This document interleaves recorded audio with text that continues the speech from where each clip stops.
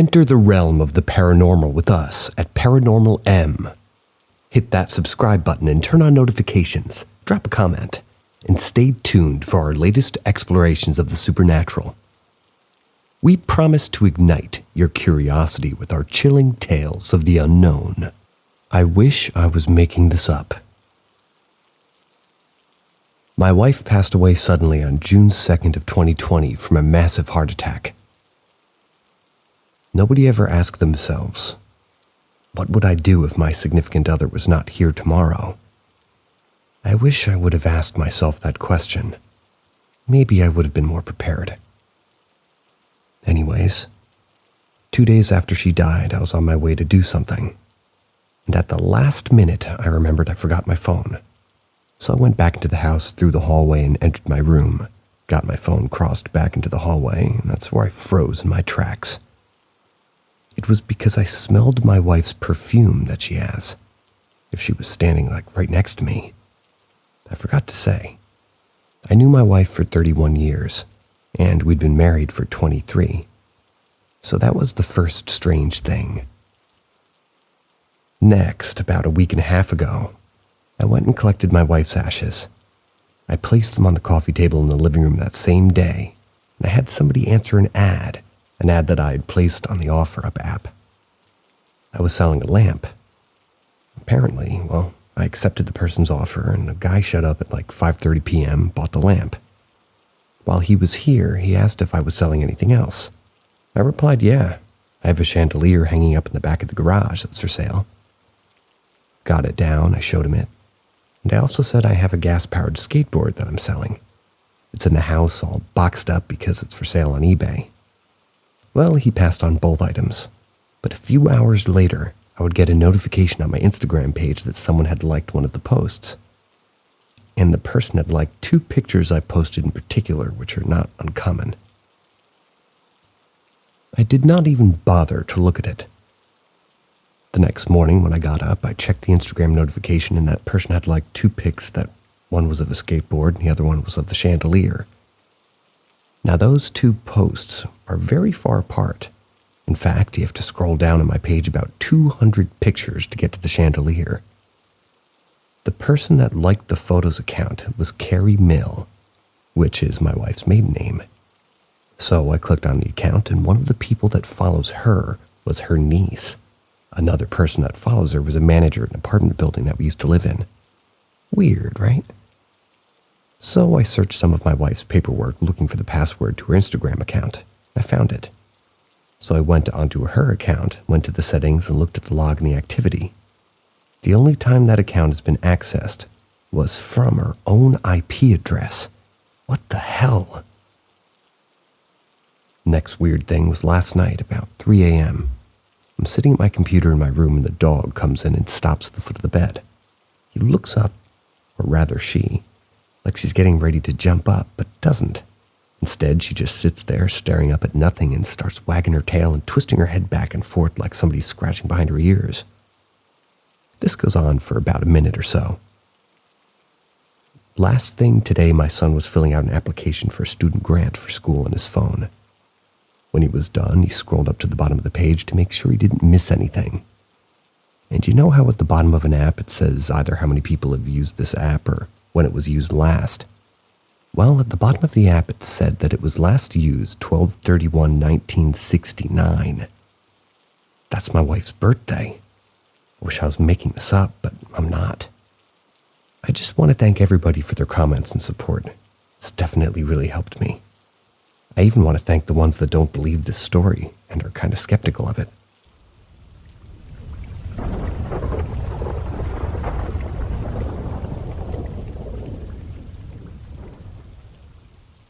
Former World War II hospital haunting. My brother and I moved into our apartment in mid-September. Our building was built in 1926 and served as a hospital until the end of the Second World War. As you can imagine, the place is filled with energy. Being empathic, I feel residual energy as well as living energy. Living energy as in people and emotions in extreme cases, physical sensations. like nausea and headaches, etc. On to the story now. September 11th. My boyfriend and I pull up to the building for the first time to get the keys. While waiting for our appointment time, I was hit with real bad nausea.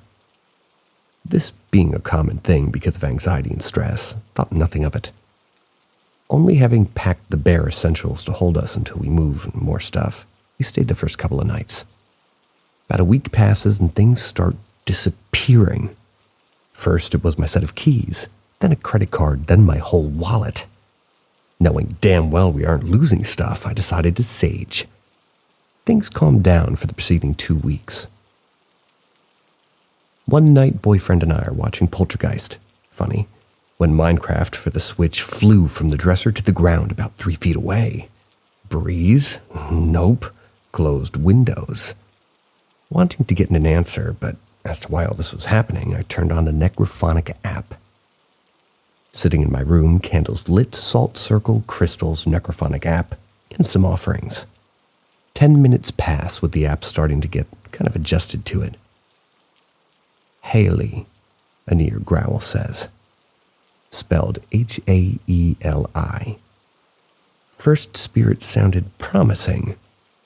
Yes, I reply. A soft voice chimes in and says, we wanted to stay. Nothing further happens. A couple of days pass and I'm greeted with things moving, scratching on the walls, windows and doors opening and closing, shower turning on, toilet flushing, lights turning on. As you've already guessed, the sage pissed them off. In an attempt to reconcile with the dead, I restart the seance and ask for forgiveness. Only one out of the many forgave us. Every once in a while, he would help us out. For example, yesterday we were up until 4 a.m. My boyfriend had to get up at 2 p.m. for work. The time is 1:58 p.m. Both of us wake up to a very loud "wake up" in our ears. In my attempts to make friends with the former guests, I have learned a few of their personalities. This one is the most impressive, though. And here we are to the present, currently sitting in the shower typing at 7 a.m. after sleeping 2 hours, waking up to a spatula in the bathroom sink and the usual nausea, which I didn't mention beforehand because I'm not sure where exactly I could fit it in.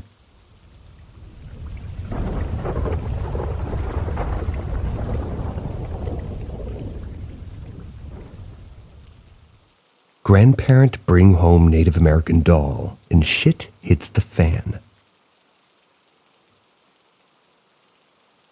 My boyfriend's grandfather's an antique collector.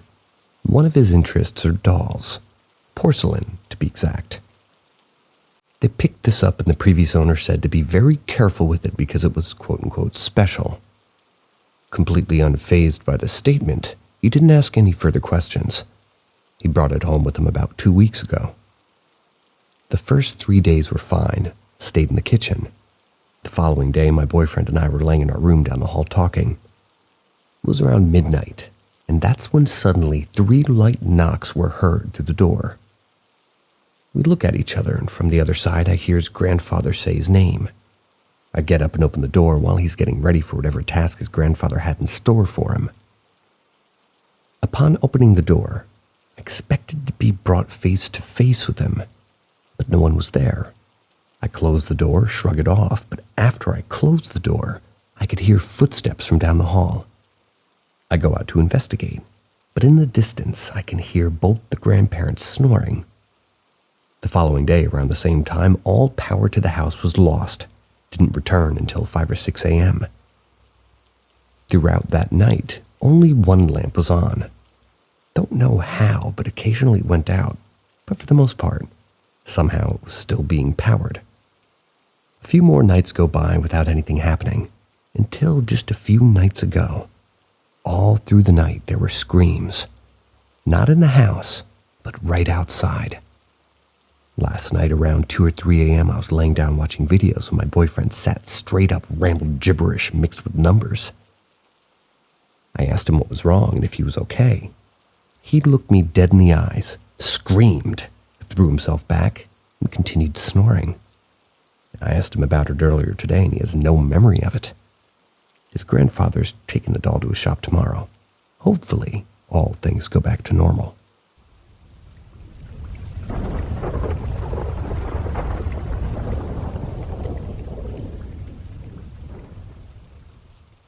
My dad communicated with us. My father passed away recently due to illness. Since then, me, my mother, and my brother have had a few odd experiences around the house. All of us have heard footsteps between the hours of 4 a.m. and 7 a.m., a time he used to get up and watch TV when he couldn't sleep. Last Thursday, we heard the front door open, but when we checked, we saw it was still closed. The day and time lined up with the time he first returned from the hospital. He used a CPAP machine for assisted breathing. This will not work unless you're wearing the mask and making use of it. Not only that, but the final time he went into the hospital, the paramedics took it with them. A few days after he passed, my mom could hear it just very clearly coming from his bedroom downstairs. One night when I heard footsteps, I went to investigate. At the bottom of the stairs, there was a strong smell. His cologne, the smell of his cigarettes. It just smelled of him, and it was almost overpowering. Last night I got curious and I wanted answers. I received an advert for some EMF/EVP detector app. Honestly, at first, I was a complete skeptic. I've always believed in the supernatural, but I didn't believe apps like that would really work. The EMF spiked at the bottom of the stairs where I'd had a previous experience. I then took it over to his chair and left it sitting there. The EMF went off the charts, and it picked up the word angry in caps.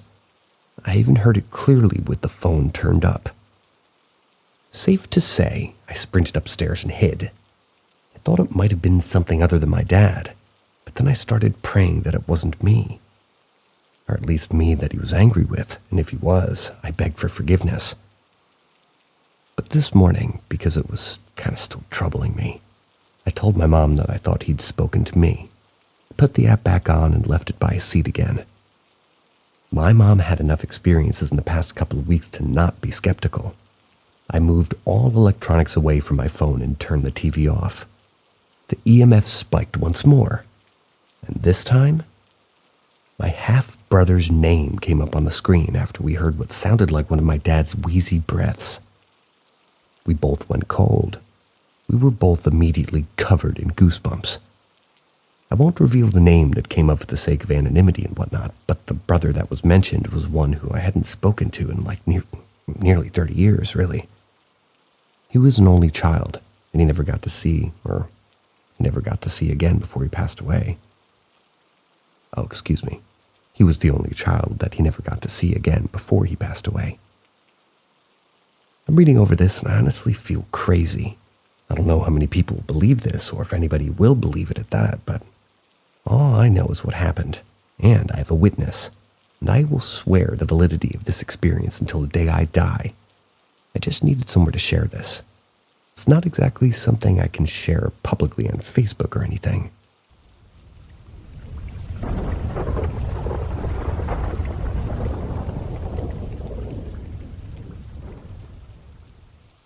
An experience I'll never forget. First, this might be a little long-winded, and I apologize in advance. I'd been experiencing the feeling of being watched, and it felt very uncomfortable in my bedroom to the point I made my mom and dad switch rooms with me and my sister, because I just couldn't sleep at night. My sister, who we initially thought she had an imaginary friend, but when we talked to her about it, she gave us some very specific details which turned out to be about a girl who had died in the area that we lived in. She also used to hide in cupboards because she was scared of something. My dad on several occasions would run up to my room because he could smell cigarette smoke in the living room when he sat by the window. My room was directly above the living room, so he thought that I was smoking in my room. Other small little things happened, like things going missing, batteries draining super fast, the feeling of being pushed and watched. So we decided to invite my friend's mom over, who was a medium.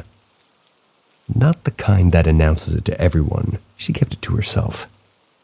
We made sure we didn't tell her or my friend any of these details because we wanted to make sure that we weren't just being told what we wanted to hear, you know? We sat down in the living room and straight away she said there were 3 spirits present in the house. It confused us because we only knew about one. She explained that there was an elderly woman who was strongest apparently in spirit. And she was present and she was protecting. We worked out that we must have been possibly her Nana, kept her ashes, so at least it made sense. She went on to explain that the other 2 spirits were related. One a little girl, and the other was what seemed to be her father. The father was a very angry spirit, and he also smoked heavily, and he didn't like us being in the house. She explained that the little girl was abused by this father figure and would hide in the cupboard. All the pieces were fitting together. She went on to explain that there were 2 portals/gateways in the house, of which the spirits would enter and leave, which one of them being the living room and the other been in my old bedroom.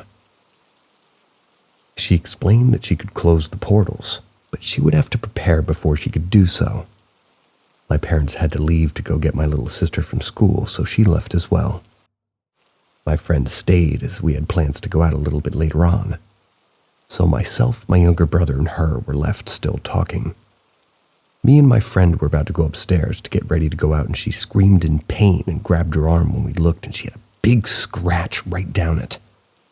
Then we heard a noise coming from upstairs as if someone was, playing with the radiator. At which point there was the loudest bang that actually scared the living daylights out of us. I was the one who voted to go upstairs to check it out. I searched my room to see if anything happened. Then my brother's, and there was nothing, so I walked into my mom and dad's room and found every cupboard door, every drawer open wide. That was as soon as I saw it all open and everything slammed shut. I ran out of the room so fast. We all left the house, waited outside in the garden till my parents arrived. We clearly had agitated something, and we didn't want to stay there anymore. A couple of days later, my friend's mom comes over and does her thing. My sister stopped talking to her friend, and the odd things in the house stopped happening. But I'll never forget about that day.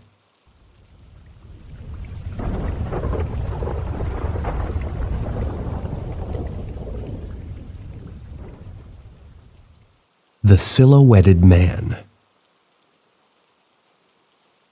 Due to a roommate bailing out on our lease, I was forced to shack up with a buddy of mine and his wife. It was a small 2-bedroom apartment, but he welcomed me with open arms. They had a toddler in the second room, but they said that she never goes in there and sleeps with them every night, so it was no problem to take the room for my own. A couple of weeks went by with no incident. However, I did notice the room was a good 10 degrees cooler than the rest of the house at all times. No problem, I'll just wrap myself up in the blankets. I've always been a heavy sleeper, so it takes me some time to wake up in the morning as I zombie around for a good hour first. One particular night, I woke out of my sleep, lifted my head up to adjust the pillow. As soon as I did, I noticed something in the far corner of the room. The entire room was lit with moonlight except for one dark silhouette of a human form standing in the corner staring at me. This figure had no features besides the dark outlining of a broad-shouldered man standing and watching. It may have been my grogginess, but he was very tall, and his head was almost touching the ceiling. Due to being 90% still asleep, I didn't acknowledge what I had seen and fell back asleep on my newly adjusted pillow. The next morning as I awoke to a much brighter sunlit room, I remembered what I saw last night and the form standing in my room. After a quick glance at the same corner, I shrugged it off as just a dream and went on with my life. A couple more months went by with no more shadowy figures staring at me, or at least that I was consciously aware of. I was going to be moving to my new place with my then girlfriend. We were just waiting for the lease to start. One night during that wait, I encountered the silhouetted man one more time. The details of this encounter were exactly the same. I awoke adjusted my pillow, saw the giant shadow staring at me, thought nothing of it, drifted off to sleep. Once again, I repeat my encounter to the letter. I woke the next morning remembering what I saw and quickly darted my eyes to the corner. Okay, there has to be something to this. Moving day arrived and I decided to tell my buddy, who was a gracious enough person to let me stay. I had 2 encounters with a silhouette, but his reaction surprised me. Yeah, our daughter doesn't go in there and just points to the room saying, scary man, scary man. That's at least when she gets close to it. That's what he told me, as if it was no big deal. After letting out a sarcastic, now you tell me, we continued with the move. I've never had a ghost experience before or after that, and it's kind of my one little talking point to others who are interested in the same paranormal stories as I am. His presence is always stuck in my mind. I even put it in one of my short horror stories when I first started writing. And of course, that story was fictional. This one is not.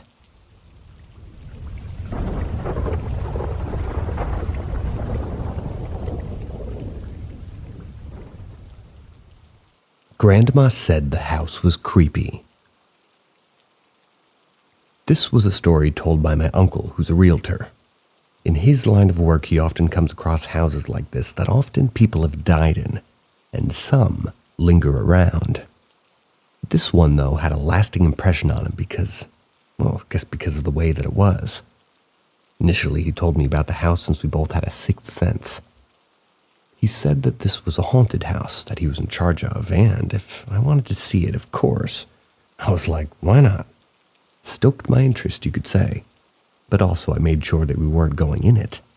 I'm very superstitious, and I've been attacked before, so I take care not to intrude with the other side. Even though I do get interested, I don't want to cross lines. I didn't want anything to attach to me, frankly. And when he showed me, at least this house, I saw it. I understood why the grandma felt the way she did. If you have a sixth sense, you'll understand when you see certain locations or places with bad history. You'll feel an off feeling, a darkness even.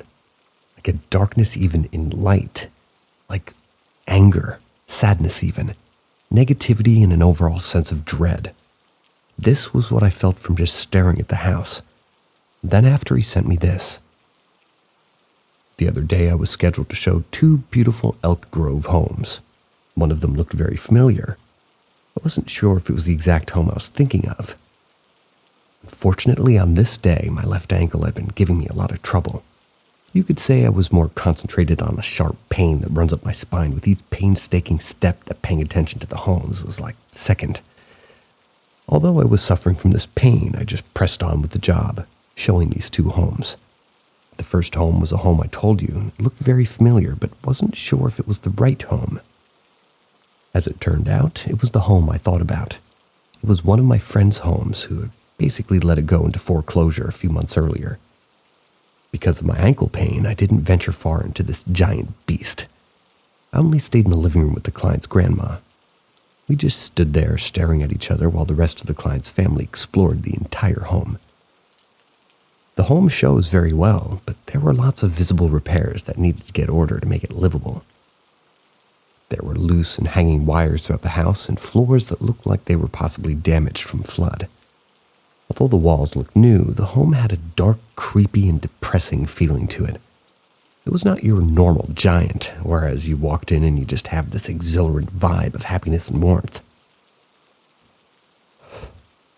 The grandma turned and looked at me, with an expressionless and stern face too, and she said, "This home needs a lot of repairs." That was all she said. My client's family couldn't agree more. It wasn't until the next home did the grandma finally open up to me. The grandma slowly said in a low tone, "I like this home more than the first one. That first home gives me the creeps." I couldn't agree more. But to lay this creepy feeling to rest, I tried to justify the reason to the grandma for why it felt creepy.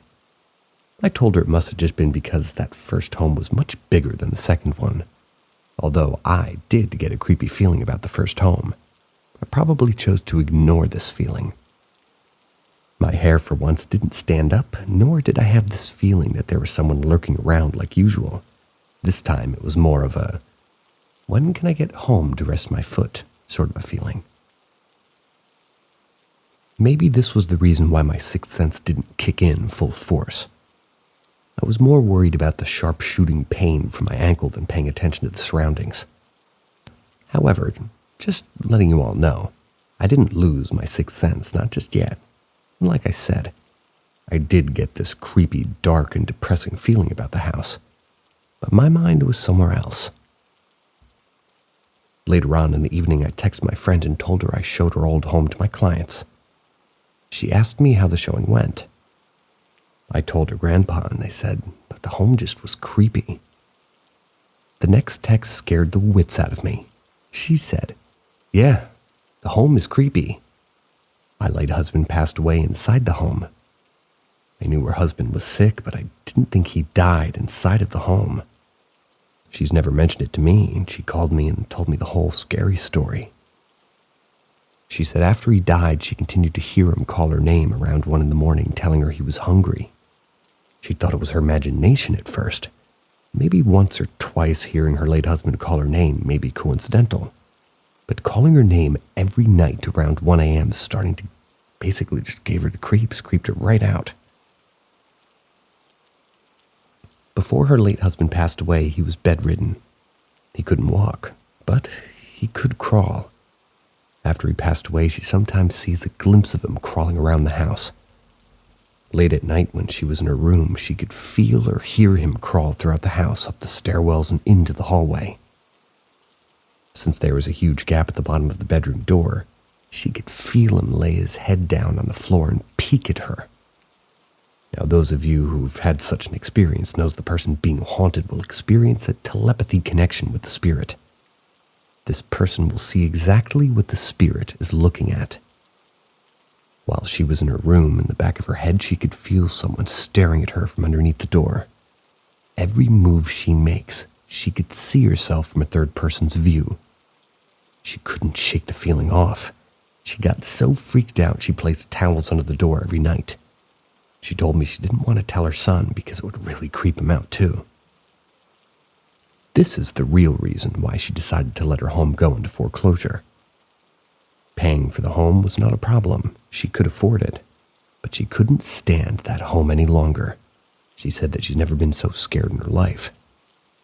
One of the cons of buying a foreclosed property is that the bank is exempt from disclosing deaths on the property. This is left up to the buyer to do their own due diligence about finding the history of such home. Although foreclosed homes may be sold for under market value, sometimes it's better buying a home from a seller. Sellers are required to disclose deaths on the property within 3 years. However, it is unfortunate. Unexplained phenomenons or hauntings are not part of the disclosure package. This is where you may have to rely on your sixth sense. Buyers, beware.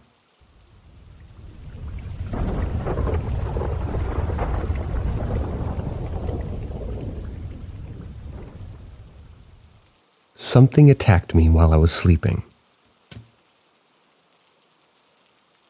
This happened around 5 years ago, but I just found out about Reddit and this thingy, so I thought maybe it would be a good place to share this, since the people I know in real life would just call me crazy for even thinking of this sort of thing happening.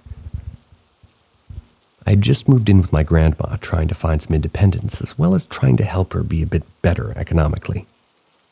Her house is actually divided in 3 small buildings, so I had one of these just for me, while she and my grandpa used another one, but all the 3 buildings are surrounded by a big sort of chain link fence. So like it's secured, but you can actually look into the backyard and such. It was my 3rd night there, and my grandparents were out on vacation. I didn't feel secure or comfortable, but I just brushed it off as the experience of being independent. To calm myself down a bit, I turned on the light in the bathroom and let the door open before turning off the lights to my bedroom. This way I'd still have plenty of light, but it wouldn't bother my eyes. I managed to sleep for a few minutes before waking up a bit alarmed. I looked at the window and thought I saw someone standing there, but as soon as I blinked, they were gone. I laid down again, tried sleeping, but I woke up again, When I looked at the window, I saw someone looking inside. But as soon as I got to turn on the lights, which were right over my bed, they were gone again. I got a bit scared, so I got out of my room and let the dogs in. Since I knew that if somebody tried to get inside, they would certainly make a lot of noise as they're trying to do so, right? I also made sure all of the doors were locked and checked all the windows. But I felt a bit relieved, so I went back to my room. Since I didn't have an actual door in my bedroom, it was like a cloth thing. I had this little baby door that I used to keep my dogs out of my room with, so I put it in place and went back to bed, checking the windows again, turning off all the lights except for the bathroom one. I fell asleep, but suddenly woke up again. This time I couldn't move, so I thought it was sleep paralysis. I looked around me and I saw something staring at me from the opening in the bathroom door. I was, to say the least, scared to death. I could not move, nor could I make any sound, so I was just getting more desperate each second. I closed my eyes and repeated to myself that this was sleep paralysis over and over to try to calm myself down. When I opened my eyes, it was no longer there. I left out the air in my lungs, and I wasn't really even aware I was holding it. I realized that I could move at that moment, so I turned around, which was the worst decision I could ever make, because as soon as I did, I saw this thing looking directly at me. Or, well, I felt it was looking at me, because it had no eyes, only holes. Its face was inches from me, its mouth open, just tons of black and gooey spikes inside of it. I tried to turn around, but it grabbed my neck and pulled me. I screamed and it yelled back, the thing running outside my door and out. I passed out a few seconds later somehow. In the morning, I woke up and thought it was all just a bad dream. That was until I saw the baby door on the floor.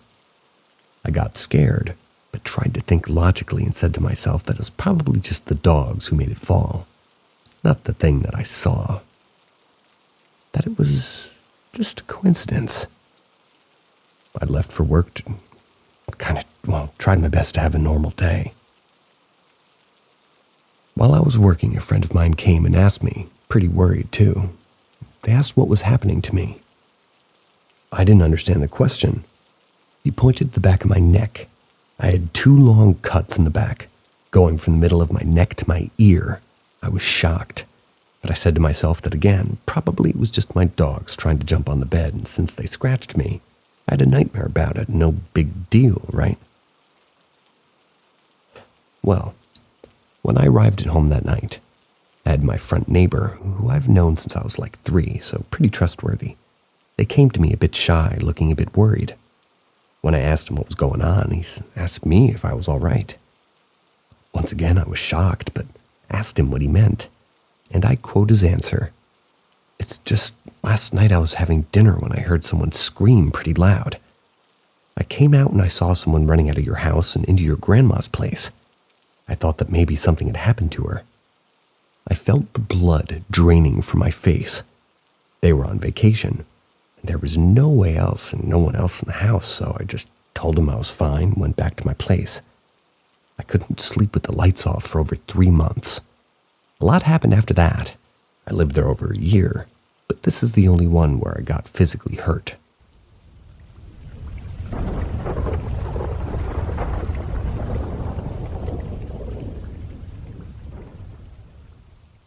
Dark entity every night and day in the hallway.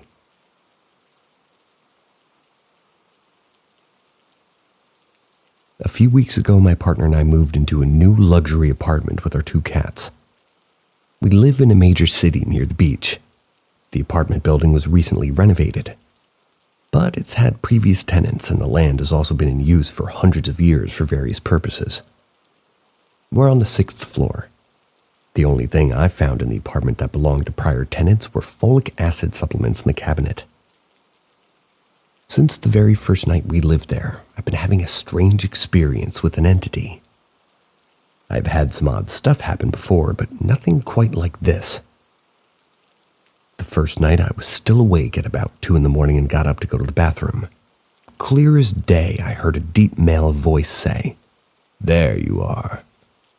At first I thought our home was being invaded, That's how human-like and clear the voice was. But then I saw a shadowy entity in the hallway. It was very tall, vaguely humanoid and dark, sort of like Shadow, but staticky almost. Pixelated, you could say. It seemed to be walking on the ground. I retreated back to the bedroom and got in bed. I saw the entity briefly enter the bedroom. Without opening the door, it just went through the wall, and then it went back to the hallway. Thought I might be having a waking dream or something. I told my partner about it the next morning, but we both shrugged it off. What's weird is we were working from home that next day, and I saw it again. It was standing in the hallway, still appearing shadowy, but this time in broad daylight. One of my cats who was next to me sat up and looked directly at it, which is what made me turn around to see it. Another cat walked around it the same way it would walk around a human person. Around 2 or 3 a.m. every night, the entity walks the same pathway down the hallway into the bedroom, then back through the hallway. During midday, it just sits in the hallway for 15 minutes or so before disappearing again. It doesn't appear every day, but it does appear every night. Sometimes it speaks. It once asked, "Where are you going?" when I turned around to go back to bed. It will otherwise not really interact with me. It's never approached me or left the hallway or bedroom entry. My partner can't see it. The cats continue to interact with it and look at it and meow at it.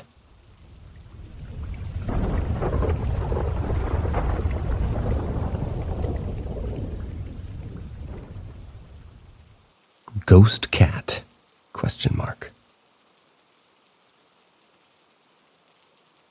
I was in 5th grade sitting at my desktop computer home alone after school.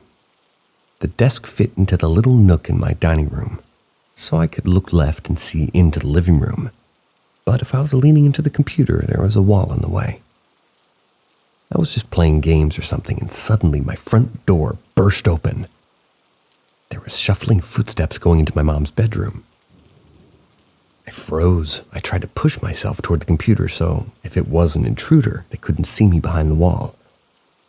After a few seconds of silence, the feeling of a cat rubbed against my leg dangling off the chair, and a loud cat meow surrounded me. Not like a normal meow, but like the sound of an angry cat, and it was super duper loud. I had a cat at my dad's house, so I know what normal cats sound like, but this noise surrounded and echoed in the room rather than just coming from the foot off the ground. But I pulled my foot up, looked down, there was nothing there.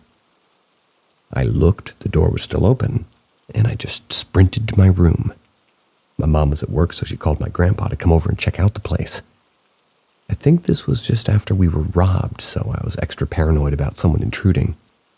They said the door probably opened from the wind, but there was an enclosed porch on the other side of the door and a second door that opened out rather than in. But since we were robbed, we made sure the doors were locked, so I kind of felt like it was unlikely that the front door was unlocked and somehow just flew open without a breeze. The cat, I never got an explanation for it. We moved into that house not long after the woman who lived there before died. She had 2 cats, I believe. There was a little cat house in the backyard that we never touched. I'm not sure if she died in the house or not, but other weird things have happened. One time I was sleeping and the karaoke machine in my room randomly turned on to full volume. Other nights, I would hear pots and pans banging around in the kitchen, which was attached to my room. There was a plaque in the kitchen that said Jean's room, and it never got taken down. Jean was the old lady that lived there before. And according to the narrator, it seems that Jean likes to rock and eat. Sounds okay to me.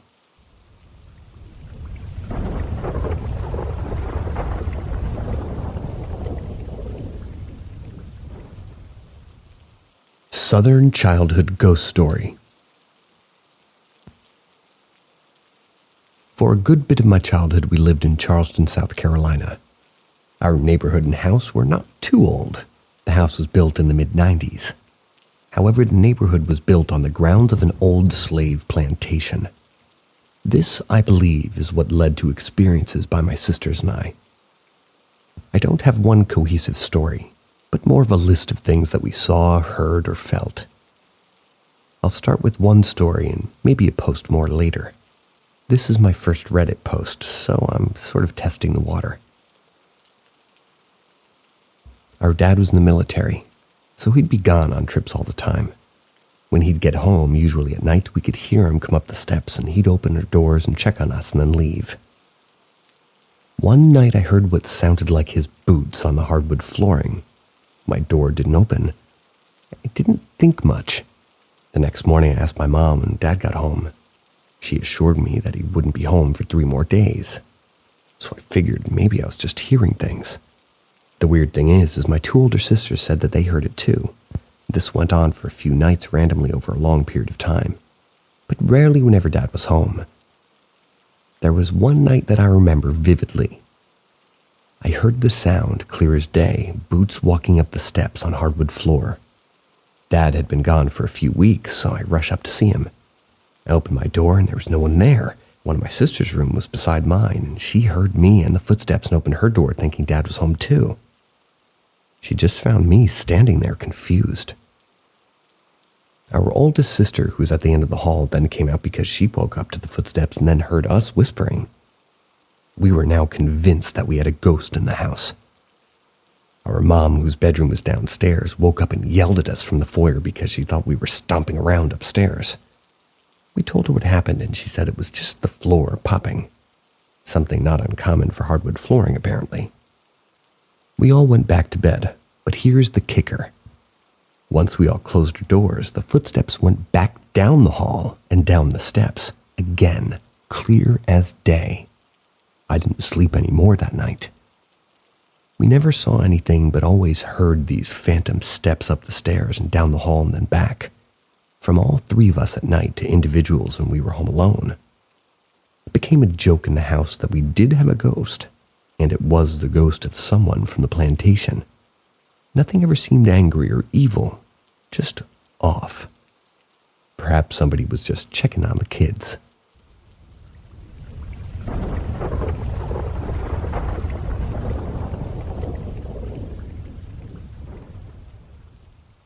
Childhood Ghost Story 2. I had a toy double-barrel shotgun. It was modeled after the old side-by-side type. 2 hammers, 2 triggers. When the triggers were pulled, it'd make a shooting sound. If held down, the shooting would go on. One night while sleeping, I hear this shooting sound, but muffled. It was coming from my closet. I opened my toy chest where the gun was, take it out. As soon as I touched it, it stopped. I figured something had shifted and was putting the trigger, putting weight on it in the chest. So I laid it on top and went back to bed. A few minutes later, it started again. Now I was getting scared. I took it out and removed the batteries, thinking maybe there was something wrong with the wiring. Left it, went back to bed. Now I woke up again to the sound of clicking from the closet. I looked in, the 2 hammers were clicking back and forth, firing repeatedly. This was my nope moment, and I threw the gun away. After telling my dad, he simply said it must have been broken. For this one, I'd like to add that these take place in early 2000s. So the show A Haunting was big at that time. One of my sisters and I were in my parents' room watching said show on old TV. In the show, women were talking about how she was in her bed watching TV before going to sleep. Her lamp then flickered 3 times and the TV cut out to a blue screen. As if on cue, my parents' bedroom's lights flickered once and the TV cut to blue and then static, then back to normal. My sister and I ran out yelling. Our mom didn't believe us, but we have assured each other it did happen. Took that as the ghost trying to communicate, maybe. Those were the 2 big ones involving me. We had other experiences as well. My oldest sister had a weird door that could lock from the outside. She had problems where her door was always locking when she'd be trapped in her room. Our mother typed very hard on an old mechanical keyboard on the computer upstairs. You could hear it downstairs because it was that loud. Scary thing is we'd hear this sound while she was at work with nobody upstairs. We had a radio in the living room that liked to turn on at the most random of times. Turn it on, and you'd have to hit the power button on it. No remote. Lastly, the access to one of the attics was a door in my bathroom. We stored some of my toys in there. I always hated opening it up because I would always have the feeling of being watched and just dread. Weird sensation for a kid. That sums up my experiences I can remember, or that my sisters have shared. We believed that there were two different ghosts as we heard the footsteps that we're never really scared for some reason of. It's made me a firm believer in ghosts, and it wasn't until recently that our mom has said that she believed the house to be haunted also. Our dad always denies it. I've got one more story to share that I'll write up in the comments involving my oldest sister and when we lived in Georgia.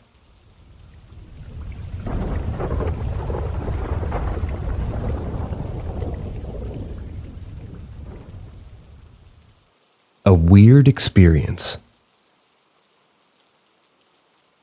So I was having an argument with my significant other. I started yelling at him. When I got angry, I shouted that I was going to leave him. The first time I did this, my door slammed shut in the bedroom, and I thought it must have been a draft or something. We laughed, thinking it was a dramatic effect.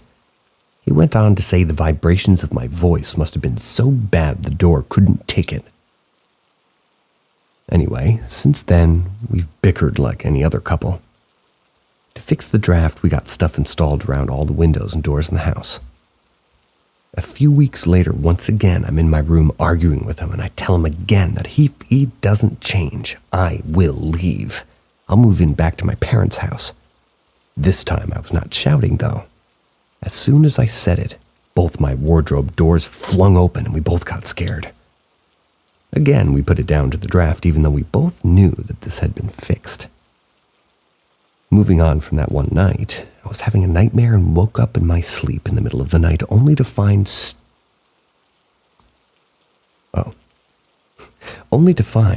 straight after I woke, my significant other was also having a nightmare, and he accidentally scratched me while he grunted and grit his teeth, arching his back backwards and trying to breathe. I thought he was having a seizure, so I turned on the light only to see once again the doors were open in the room, both the door and the wardrobe. My significant other woke immediately after, and the only thing he said in slurred speech was that it went out the window. The odd thing is, he doesn't remember any of it. He only remembers that he had a nightmare and can't remember what about. He only remembers me looking at him terrified in the middle of the night.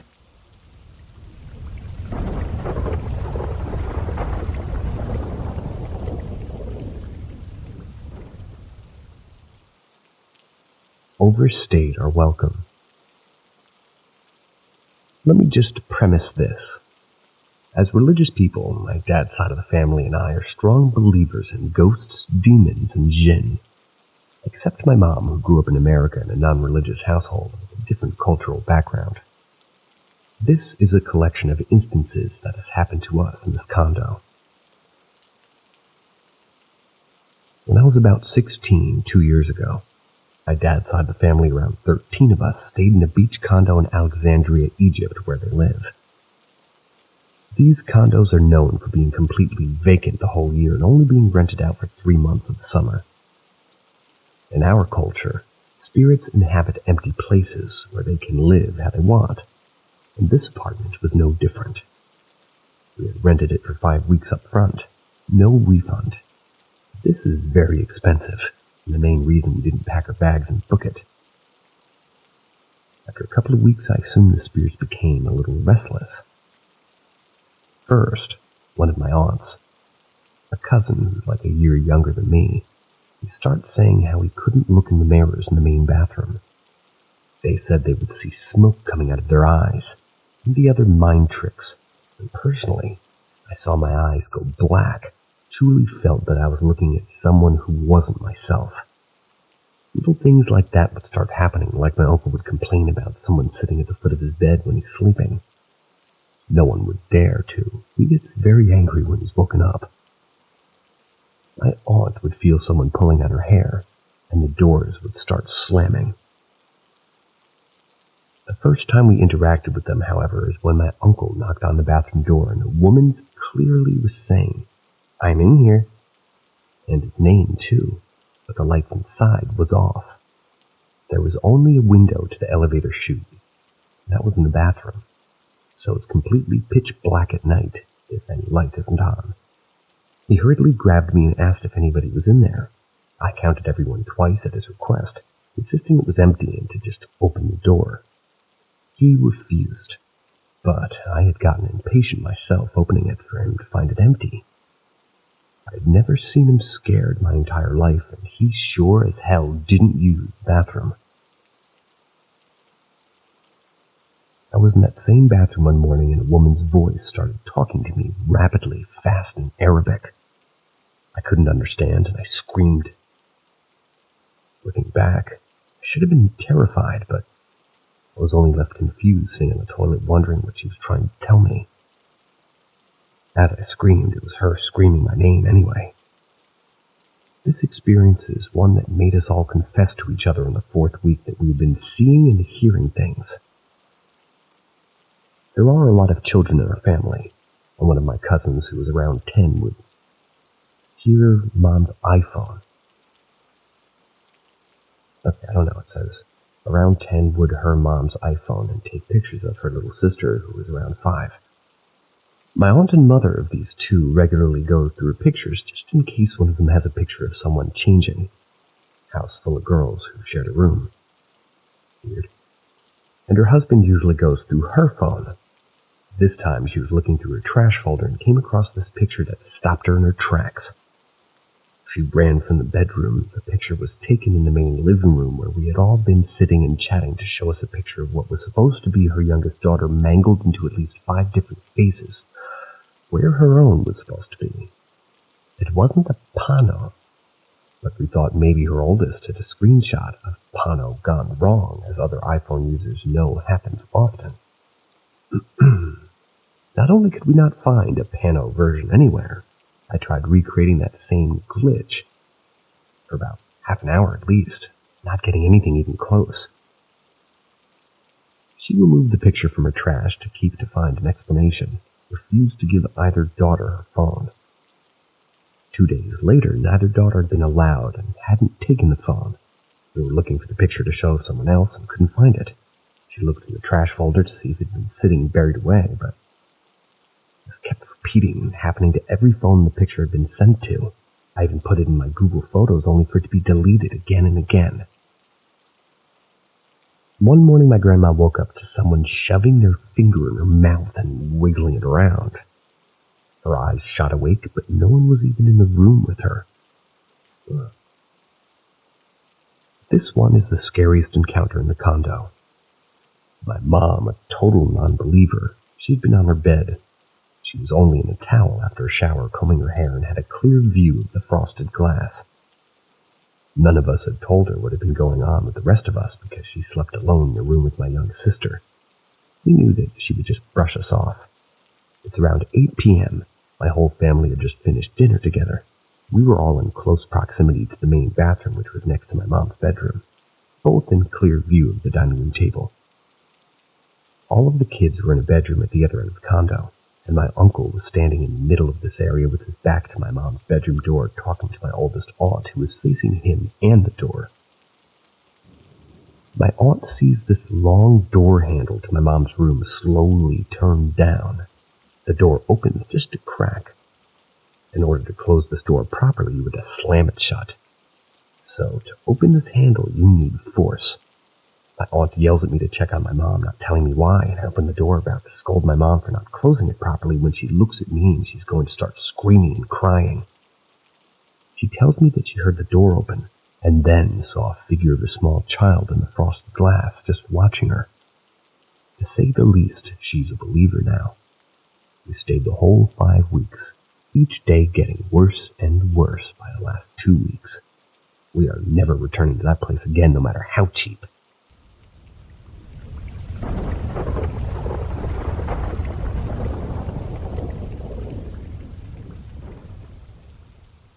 Oilfield Ghost Story, The Watcher on the Platform. For context, I work in the offshore oil and gas industry, or oil field, and I work and live in Asia somewhere. Here where I'm at, oil and gas extraction quite often is done out at sea, often many miles away from shore, hence offshore, get it? Often this is done by building large steel structures that we call platforms. They have legs that sit on the seabed, and working platforms and decks above sea level. These decks house machinery, the wellheads, and sometimes crew quarters. Typically, we'll have a large mother platform with living quarters for upwards of 100 people. It also has small unmanned satellite platforms nearby that link back to the mother platform by undersea pipeline. Usually nobody stays at the unmanned satellites. They day trip from the mother platform instead. So most of the time the unmanned satellites are truly bereft of human presence. It's on one of these unmanned satellite platforms that our story takes place. I was part of a crew that sent a satellite platform to perform some well servicing work maybe 10 years ago. Our crew consisted of 20 guys, 10 days, 10 nights. There were 3 other guys from the mother platform, we'll call them the production crew. They were staying on the satellite with us. Since there wasn't any real accommodations at the satellite, my crew were all staying on board a nearby supply boat. The production guys would day and night trip over from the nearby mother platform about an hour boat ride away. Oh, and this platform was maybe close to 30 years old and showing its age. By the time I got on location, the project was already a month in progress. We'd had numerous problems so far. Equipment failures, breakdowns, stuff not going according to plan. Which was rather more than the usual too. Our mechanic and electrician were both pissed off. Stuff that they'd fixed with brand new spare parts were breaking again. Things that shouldn't break down broke down. The job itself was going rather poorly as well. All in, and I guess you could say an unusual streak of very, very bad luck. We didn't really think much of it at first. We were so busy with the work when one morning the supervisor was apologizing to one of the production guys. They're the client, by the way. They were apologizing about the latest breakdown when the guy laughed and said that it was normal for this problem. Every contractor, every crew who had ever worked on this particular platform always had massive streaks of bad luck there. Weird, huh? Anyway, that's just the mild stuff. What really takes things up several notches happened at night. I was on the night shift crew. There was a smoking area at the lowest deck of the platform just above C, which is considered the C deck next to the toilet. There was an older guy, and let's call him Uncle Jack. He usually took his smoke breaks alone. The rest of us would go down in 2s or 3s, but Uncle Jack was the quiet type who liked his little me-time breaks. One day he stops his solitary smoke breaks, always insisting for someone to accompany him. He wouldn't go down there alone. He's a heavy smoker, so him being able to hold it sometimes for an entire night was unusual. Only much later he told us why. One night he was on his solo break, leaning back against the railing with a cigarette in one hand, and he felt a tug at his elbow.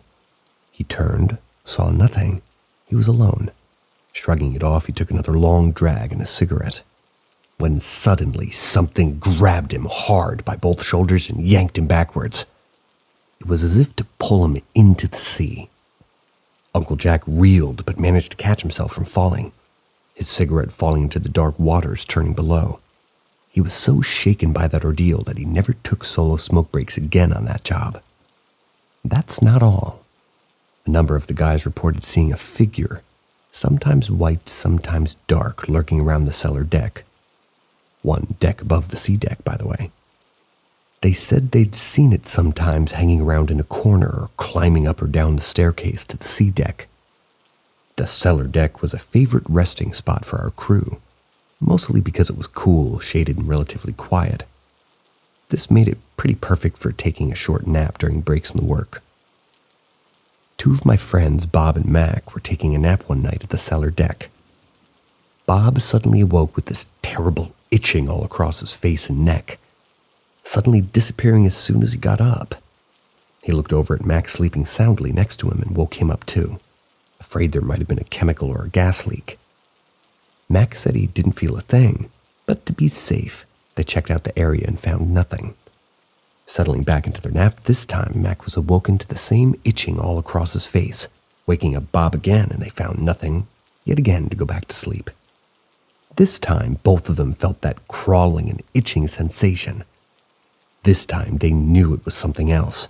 When they told me the story later, I laughed and mentioned the figure that the others had seen in that area, saying maybe what they felt was just the figure's long hair dragging across their faces. The look in their eyes as the color drained from their faces said it all. It was exactly the feeling of long hair tickling their faces. We have a belief here in places with little to no human presence that other entities tend to make their homes there, and we humans become trespassers on their territory. That theory was soon proven to us. At the time, I was on that platform. The rainy season had just begun. Heavy torrential downpours that would happen every evening without fail, sometimes up to several times a day. Thunderstorms at sea are a thing to marvel at. An approaching solid wall of rain and darkness, which soon envelops you on all sides until you cannot see anything beyond a couple 100 meters. When the storm hit our tiny platform, you couldn't see even the gigantic plume of flame from the mother platform's flare stack, which normally lights up the sky for a mile or so around.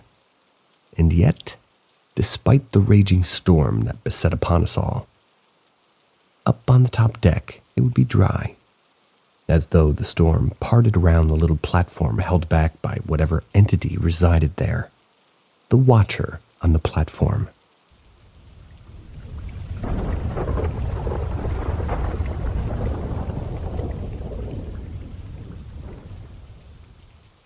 Oilfield Ghost Story, The Wellhead. A wellhead, otherwise known as a Christmas tree, is a set of valves and manifolds sitting atop an oil or gas well. It serves to cap the well and provide a way to control the flow of oil or gas out of the well, in a nutshell. One time I was on a 3-week-long job on a large mother platform. This is where we set up our equipment on a small adjacent satellite platform connected to the mother platform via a bridge. I was on the night shift with one other guy. Part of the job involved recording the readings every hour from a pressure gauge on the wellhead of the well that we were working on. Well number 12. This was one deck below the top deck, in what we'd call the wellhead bay, where the wellheads are clustered very tightly. You have to squeeze through the various pipes, manifolds, and instruments, etc. to reach number 12. All went well at first, nothing out of the ordinary, except it was a bitch to take the gauge reading since it was a tight squeeze. Me being smaller than the other guy, it was a natural choice for the task. Only thing is, during the night at least, it was kind of weird in the wellhead bay. There were maybe only a total of 5 people on duty that night, including 3 platform guys sitting in the control room of the mother platform. There's hardly anybody around at all. 99% of the time, I would be the only guy down there. However, I would always get a weird feeling like there was someone nearby. It's hard to explain, really. Plus, I'd get goosebumps whenever I stood in front of the pressure gauge at wellhead number 12. A couple of times I thought I heard someone calling my name. There was never anybody ever around. One of the day guys gave me a cryptic warning one evening during shift handover. Don't go down to the wellhead bay alone at night. He wouldn't say any more than that. But come on, what could I do?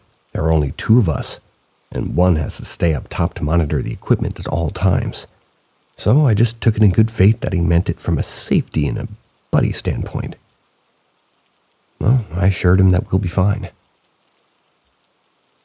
Didn't think much of it at the time, and the job went on fairly well. A week later, back at base, was chatting with a couple of colleagues, and the topic of fatal work accidents was brought up. One of them said that he was on a job where a young greenhorn got himself killed installing a pressure gauge on a wellhead. He had forgotten to check for pressure in the wellhead before loosening a bolt. When the bolt was loosened, it shot out and hit him square in the forehead, killing him instantly. Ever since then, many people have reported feeling uneasy at the spot where the young guy died. I asked, "Where'd this happen?" "On that platform, right in front of the pressure gauge of wellhead number 12.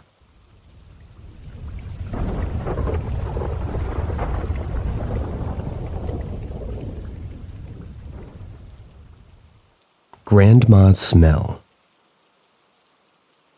My maternal grandma, whom I was really close to, passed away in 2003.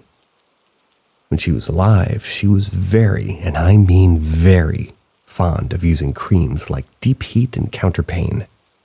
So she always had this lingering scent of menthol wherever she went. She regularly stayed at our home, other times staying with one of my other numerous uncles or aunts' homes. After she passed away, we kind of gave away her old clothes, cleared out her old medicines and creams, since nobody else in our house used them.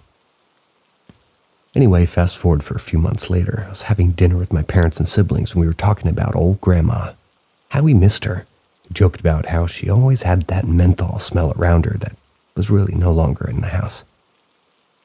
Then suddenly my mom went quiet. My dad went quiet. Then the rest of us went silent. Finally, my mom asked, "Who's been using Deep Heat cream?" We all looked at each other and we all knew that none of us had used it or even had it in the house. And in that instant, we all knew that all of us had caught a whiff, that familiar old comforting menthol scent. After a few minutes, though, it was gone. It was as though Grandma had popped by and let us know that she missed us, too. She was still with us. None of us felt any fear in that moment either, just an odd sense of comfort. A few times after that, we would sometimes catch a whiff of the familiar menthol scent, and we'd know Grandma had maybe popped by just to check in on how we were all doing.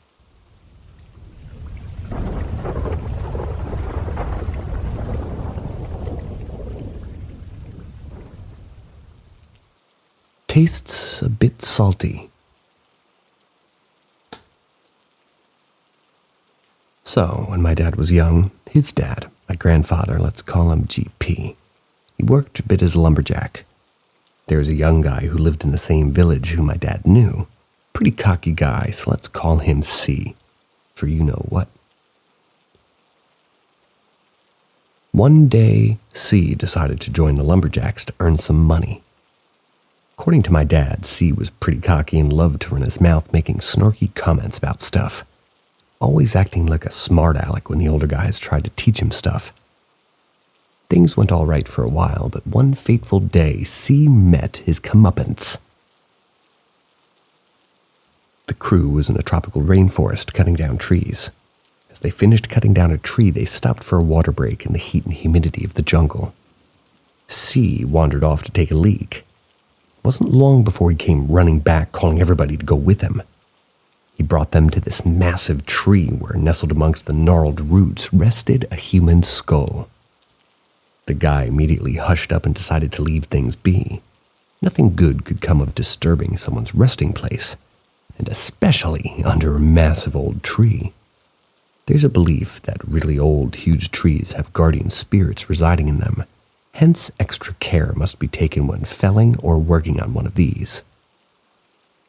C, the smart aleck as always, laughed it off and called everyone else superstitious old fools, saying if they cut this tree down, they'd get good money for it. The guys were having none of it. GP told C to cut it out and come back to work. They still had logs to cut and prepare for hauling after all. Seeing nobody pay him any attention, C decided he needed to pull a stunt to prove his manliness. Whipping out his trouser snake, he called out to the guys, "Watch this!" Took a piss at the foot of the tree, aiming carefully to make sure he got the skull full blast. "How's that? How's the taste of my piss?" C asked smugly, looking at the skull. "Tastes a bit salty," came the reply. Whirling around, C laughed, who said, "Who's that?" Only to see the rest of the crew disgusted at his antics, already trudging back to work. Thinking nothing of it, he shrugged and went back to join the guys. The fun really started the next time C took a piss. "Tastes a bit salty," the voice would boom in his ear.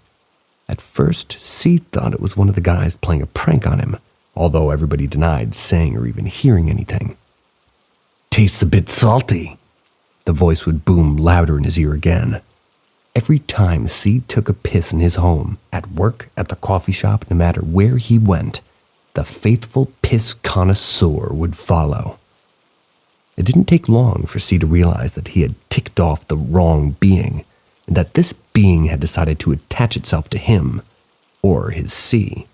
So, C ranted and screamed at everyone around him, desperately trying to prove that it was somebody playing a mean prank on him, but the voice was for his ears only. Eventually, though, C went mad. The whole village had heard of his exploit and chastised him for it, even going so far as to use C as an example to teach their kids to respect nature and the supernatural. C desperately tried to fix the problem, seeking out temples, spirit, mediums, and all the like, only for them to either tell him that they couldn't do anything about C's new friend, or simply refusing to help, and that he deserved it. C eventually took his own life, a bit salty to the end. Tastes a bit salty, won't you agree?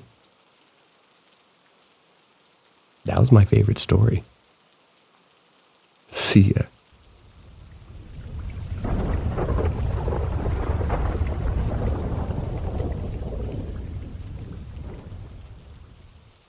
Greetings, fellow seekers of mysterious. Welcome to Paranormal M, the channel that dives deep into the uncharted territories of the supernatural. Subscribe, hit the notification bell, and drop a comment, and embark on a journey into the enigma with our latest mind-boggling stories. We hope you're ready for an otherworldly experience. Oil Field True Story, The Haunted Ship. I work in the offshore oil and gas industry, oil field for short. The work that my crew and I do often has us working with our equipment set up on board ships called offshore supply vessels and boats. They're owned by another company. Also, I live and work in Asia. I'm having deja vu. We normally have a crew of 15 to 20 packs on the job site, and that's at any given time. We don't have specific shifts, like day or night. We just work whenever the requirement arises or the client requests. In most cases, this means we'll be working 24 to 36 hours straight. The story. This one time, the client engaged our company to charter a supply boat and set up our equipment on board to do a job at an offshore drilling rig. Our equipment is huge. 800 horsepower, 20-foot by 8-foot large diesel-driven units each, and pretty much occupied the whole deck of the boat. Things started up normally. We set up the equipment, took a week of hard work, sailed out of the port, got to the drilling rig on schedule. There was some other operational stuff going on, so we waited on standby near the rig for a couple of weeks, floating about and killing time. This is where the quote-unquote fun starts. I mentioned earlier that we had about 15 guys on my crew, and there were another 20 guys who made up the boat's crew. Plus, the boat isn't that huge, so there's always another human being probably within shouting distance. It started the night we got on location. At breakfast, a couple of my guys were sitting all zombified and exhausted. They said that they had a bad bout of sleep paralysis. Now, this can happen occasionally, especially, or should I say, as a result of really hard physical exertion for prolonged periods. So the moment you collapse and have a good deep rest, your body can in fact experience what seems to be sleep paralysis. No biggie, since we just spent a whole week and day and night rigging up heavy equipment and piping. We shrugged it off. Went back to sitting around shooting the breeze. After all, we had a couple of weeks of nothing to do on standby, so with plenty of rest it wouldn't happen again. We were wrong. The next night, a few other guys got it. Then the following night, a few other guys experienced it too. And every single night, random guys experienced it. There was no pattern. There was no exception. Eventually, everybody had experienced it. Some reported being able to open their eyes and see a dark figure pressing down on them in their bunk beds. A couple more religious ones tried reciting prayers during the episodes, only to have the choking feeling just intensify. Morale was taking a beating. Isolated cases in the past we could laugh off since there was a reasonable explanation and correlation to the physical work that we did. This time, something was very wrong. The whole crew was getting it, and we literally had zero physical work at all. Still, we gave each other what moral support that we could to get through the days and nights. In the mornings, we knew. Tired, drawn expressions, the sunken eyes, the dark circles. We knew who it had come for the previous night. And that's not all. If you've worked offshore, you'll know sometimes standby time is the hardest because we quickly run out of ideas to pass the time. So we got busy and found things to do. Started running through the preventative maintenance and startup checks on our equipment, running the units, so that the moment we got the green light from the crew or the client, we'd be ready to go at full throttle. It came at us there too. Strange sounds on deck amongst the equipment. I was on deck one evening after dinner with 5 other guys working on one of the diesel engines.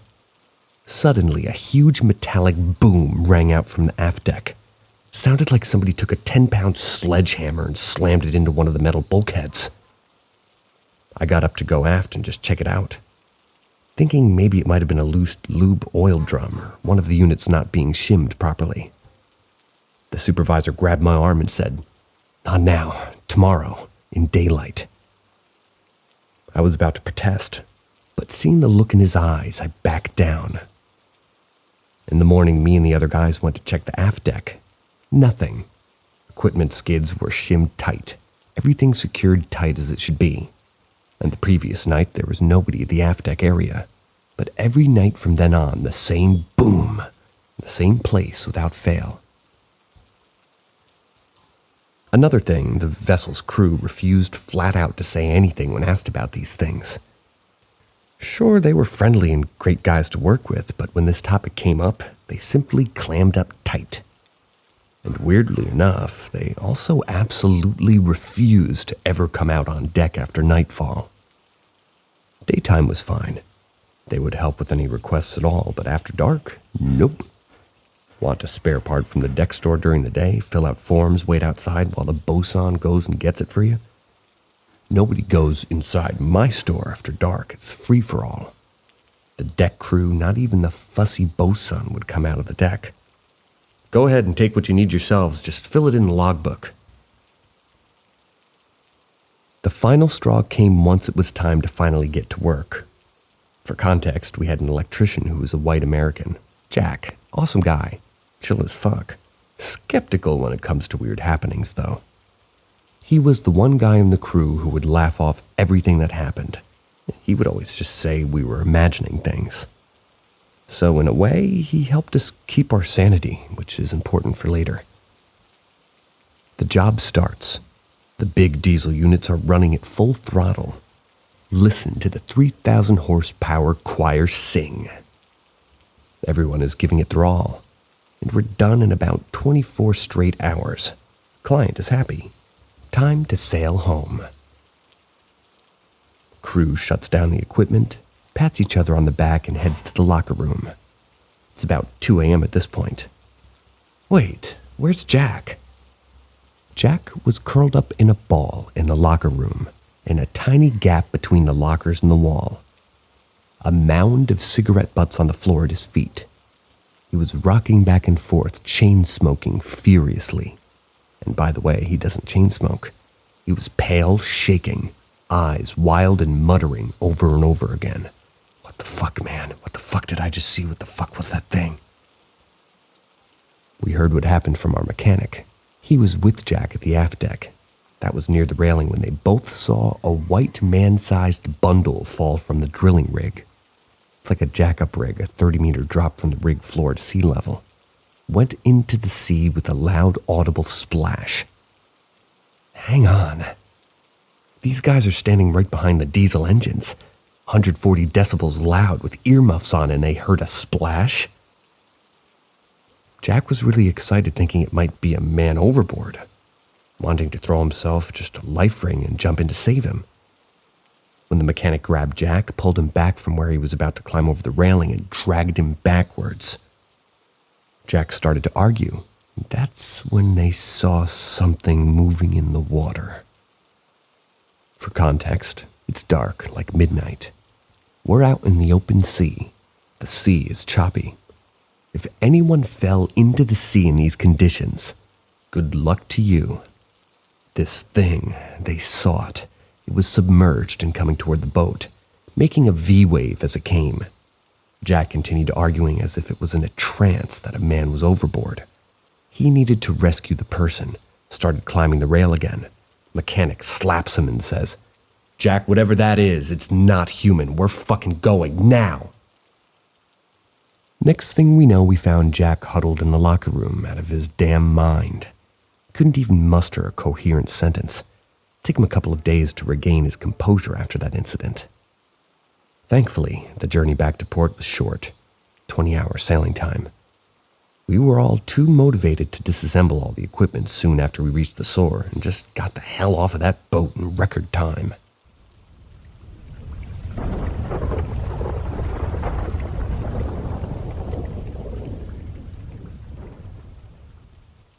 A ghost walked into my bedroom. When I was a child in elementary school, I saw a ghost. I lived in an old farmhouse in the cornfields of Ohio with my mother, father, brother, and various animals.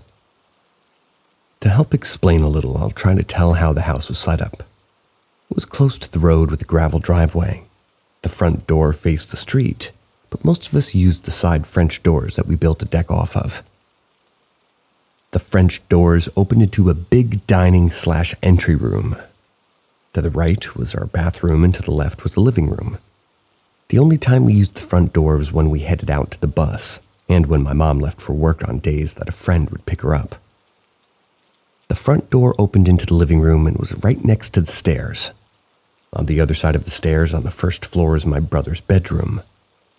You go up the closed stairs, and on either side of the top were other 2 bedrooms, and on the left was mine, and on the right was my parents'. I cannot remember how I got woken up. I'm a light sleeper and would usually wake up to the sound of my mom getting ready for work. She had to get up around 4:30 every morning because she worked at a factory over an hour away. So that's how I knew when all this happened. I do remember my stomach being upset, so I went across the small hall and told my dad. He said to just lay in bed with him, try to relax and get some sleep. After a while of doing that and hearing my mom get ready downstairs, I was starting to fall asleep. I remember hearing a car pull up out front, my mom slamming the front door shut, because she locked the door handle and that's how you had to shut it, so I knew the door was locked.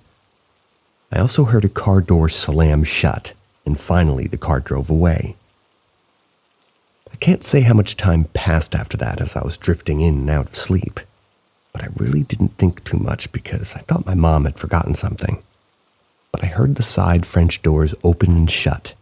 Still thinking this was my mom, I figured I'd hear some hurried motions, perhaps her rushing out of the door again.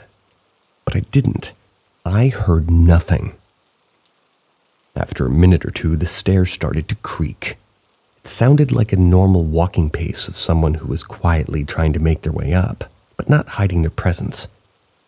All the while, my dad was fast asleep still. I feel like you know the house you grew up very well. I knew those stairs and the sounds that they made. There was one stair in particular that was like halfway up. It made a louder creaking sound than the others. So, when I heard that, I knew they were almost at the top of the stairs. Then the part that made me think I was in a dream state. I heard what sounded like they stepped on a piece of paper on the stairs. Almost like a loosely balled up piece of paper being stepped on. You know that sound? Weird, I know, but I'll always remember that part and thinking about how odd it was. I was laying on my side facing the window the entire time, the window that overlooked my driveway. So I would have seen or heard my mom going down the driveway if she came in through the side doors. Finally, putting the pieces together that this wasn't my mom, I turned over, looked across the room at the door. I saw someone walk in. There was a nightlight by the door. They stood in front of it. I heard their feet shuffle on the carpet. They were tall, and I saw a glint of glasses. There were no features or colors, just a shadow. It had a square-looking head. I didn't see legs, but it appeared to be wearing a nightgown, so it was just a blob of shadow. I propped myself up on my elbows, terrified, and saw the nightlight shining through it. It just stared at me. I was so scared I couldn't move or speak. I have no idea how much time had passed, us just staring at each other the whole time. Eventually, it just walked out. Didn't go back down the stairs either, didn't open or shut any doors, just left down the hall. I finally collapsed onto the bed and tried to wake my dad and was quickly dismissed. My only thought was that they must have gone into my room. When it was time for all of us to wake up and get ourselves ready for the day, I told my dad and brother what had happened, and my brother said he used to see the square-headed man as well. He'd be at the bottom of his bed when his bedroom was in mine. My mom later told me that it was her grandpa because she used to see glimpses of someone walking from her room to mine when he passed. He wore glasses, had a fishing cap, made his head look square. Now we just think that he was only checking in on us, but I never slept in that room again all the way until we moved when I was 12. That was the last time I saw him, but I can't say for the same about my dad. He saw him years later, and in another house we all moved to. I was freshly out of high school when we had a bad ice storm. Had no power for a week. My mom and dad fell asleep in the living room, dad in his chair and mom across from him on the couch. As he woke up, he saw a man standing over her, watching her. He didn't see a face, but he knew by the shape of it that it was an old man. He disappeared as soon as he knew my dad was looking at him. That's just one of many times I've experienced a ghost sighting.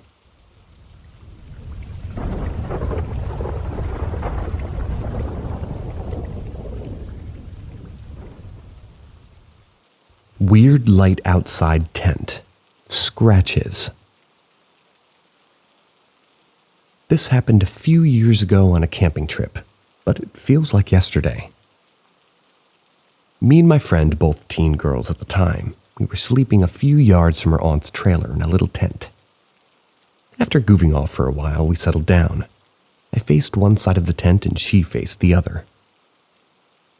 I was just starting to fall asleep when I could tell a bright light was illuminating the tent.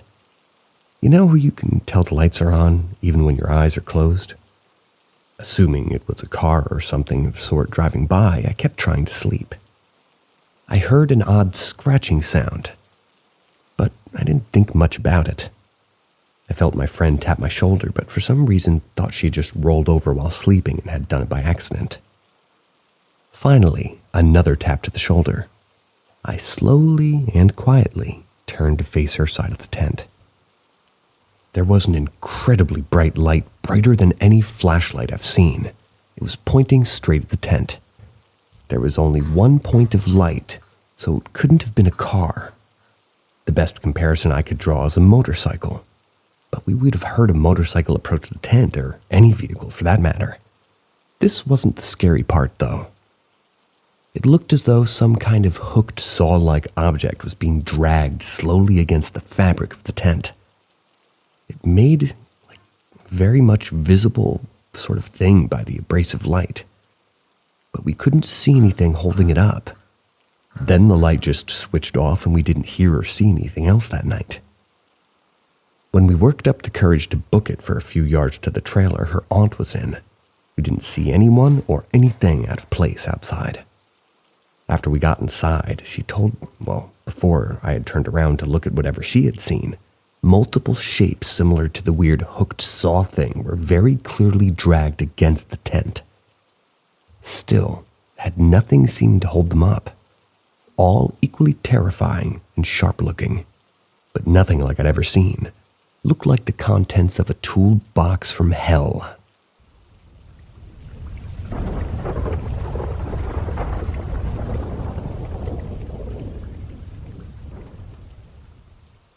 Something else in the house. Over the last year, I've had a handful of recognizable brushes with something that just doesn't like me. And the feeling is mutual. A year ago, my girlfriend invited me to move in with her full time. I'd stayed over before for a weekend. Nothing seemed off about the place or the living arrangement itself, but I didn't get goose pimples or a sense of dread when I roamed around the place. Shortly after her invitation, I chose to move in with her. She was rather insistent that I moved in immediately. I decided just to pull up stakes and find a job in the area after I moved in. This meant I spent most of the day alone in the house. It took a lot longer than I thought it would to get an entry-level job in the area. After a while, I sort of took to laying in bed for an hour or two out of the day. That's when I started to notice strange noises. They sounded like radio commercials and music, though I could never quite make out what was said. The voices had the tones of males and females, but all I could hear was garbled nonsense. Just recall radio commercials for local businesses, interspersed with a semi-discordant music. You'd probably be close to the mark if you imagined that. A little while after that, I started having vivid, jarring dreams. In one, I was holding an infant that had a seizure. Or rather, I had the seizure. I started squeezing this baby. I couldn't let go, and it had a horrified look on its face, and that woke me up. Once I could go back to sleep, I was hit with another. The next one came as soon as I went back to sleep. I was standing in a backyard, then I heard young children's panicked screaming.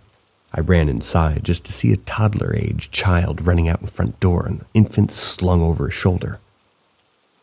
I got to the toddler and infant in the driveway where the toddler dropped the baby. The baby started vomiting a large amount of green fluid. I woke up just as I had picked up the infant and went to call for medics. Immediately upon waking, I clearly heard, "Every smart homeowner knows," and it faded away. We didn't have a radio or television on, and it seemed like the same kind of commercial mimicry, but with more clarity. On another night, I woke up to a hard slap on the side of my head.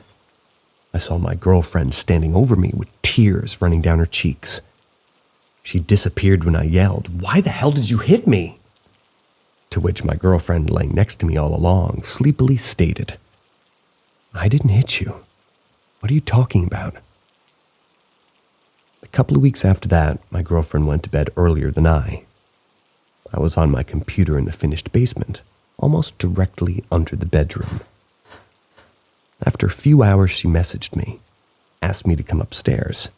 She said it sounded like there was a block party outside and she heard people talking outside the window. If there had been anything like that, I would have heard it as well. I heard nothing of the sort, whilst in pretty much the same side of the house. The neighborhood had been quiet all night for me at least, and we resolved to move the bed, just in case we were picking up radio broadcasts or some other odd signal. She had heard the same things as well before I moved in. The adjustment seemed to significantly cut down on the odd commercial noises, though I noticed them for a couple of seconds, especially when tensions between her and I were elevated. Over the coming months, there were a host of other small, odd occurrences. After the basement became unnaturally cold, I began to feel like I wasn't alone. I would catch brief glimpses of a naked man facing away from me in the basement. I had a general feeling that I wasn't welcome. The worst instance happened when I was in the middle of remodeling the basement half bath. I went from sweating to practically freezing in an instant. I felt like something was standing just behind and off to the side with about as much directed menace I'd ever felt. I'm not religious, but I started naming as many saints as I could remember while finished my process. Then I got the hell out of there, decided I would stream some games from the basement PC to the upstairs television while my girlfriend slept in. I started having all kinds of bandwidth problems. Then somehow I was signed out of my account. To my knowledge, that needs to be done manually. Shortly after that, she woke up from a bad dream. She was with her mother. They came back to her mother's house to find the door ajar. They found her cats had been messily slaughtered, fed to dogs with various anti-Semitic spray paint on them. All throughout this time, our relationship deteriorated. I kept waking up in the middle of the night, flailing. I felt under attack. And one night I bashed my hand on the nightstand. Another night I woke up outside, fully clothed. She said I was acting like a lunatic. It all became too much for me. I moved out. I worry about her, so we still keep in contact. Yet another strange thing happened, and this was last night. We were talking on the phone, but I eventually became too tired. I fell asleep. She stayed on the line because listening to me sleep helps calm her. When I woke up, we were disconnected and I checked my messages. She wanted me to call her back. I blearily called her back and started to go back to sleep myself. I heard a faint voice on the line, which I brushed off as some podcast on her tablet, until she started responding to me. I perked up a bit and I heard a voice that sounded like mine, though I couldn't make out what was being said. I asked her who she was talking to, which confused her. She thought she was talking to me. I asked her what the voice had said to her. She said it sounded like me asking if she was doing okay, if she had found a job. I told her I had said nothing, though I had heard something that sounded like me. Naturally, this unsettled her, as we both know something is wrong in the house. I don't know if there's something in the house itself or if it can be tied to a certain relic that she has. It's a chakwe, a tribe from Angola mask, which sort of symbolizes mother being separated from her child as he enters manhood. I've urged her to donate it to some curator, as there's several in the area. The tribe itself is known to use their crafts as commodities, so I can't be certain about that angle, but though I know something in that house is disruptive and loves to do it.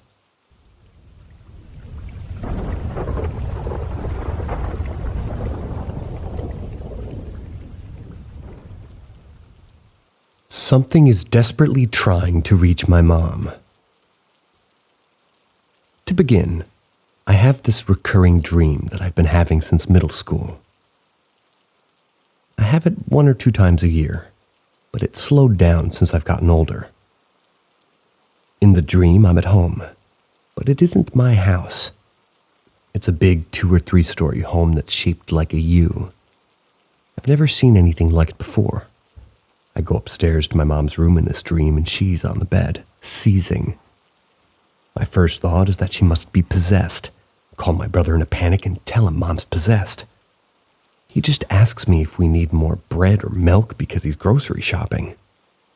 We fight back and forth. He refuses to listen, and I eventually hang up and try to help my mom myself.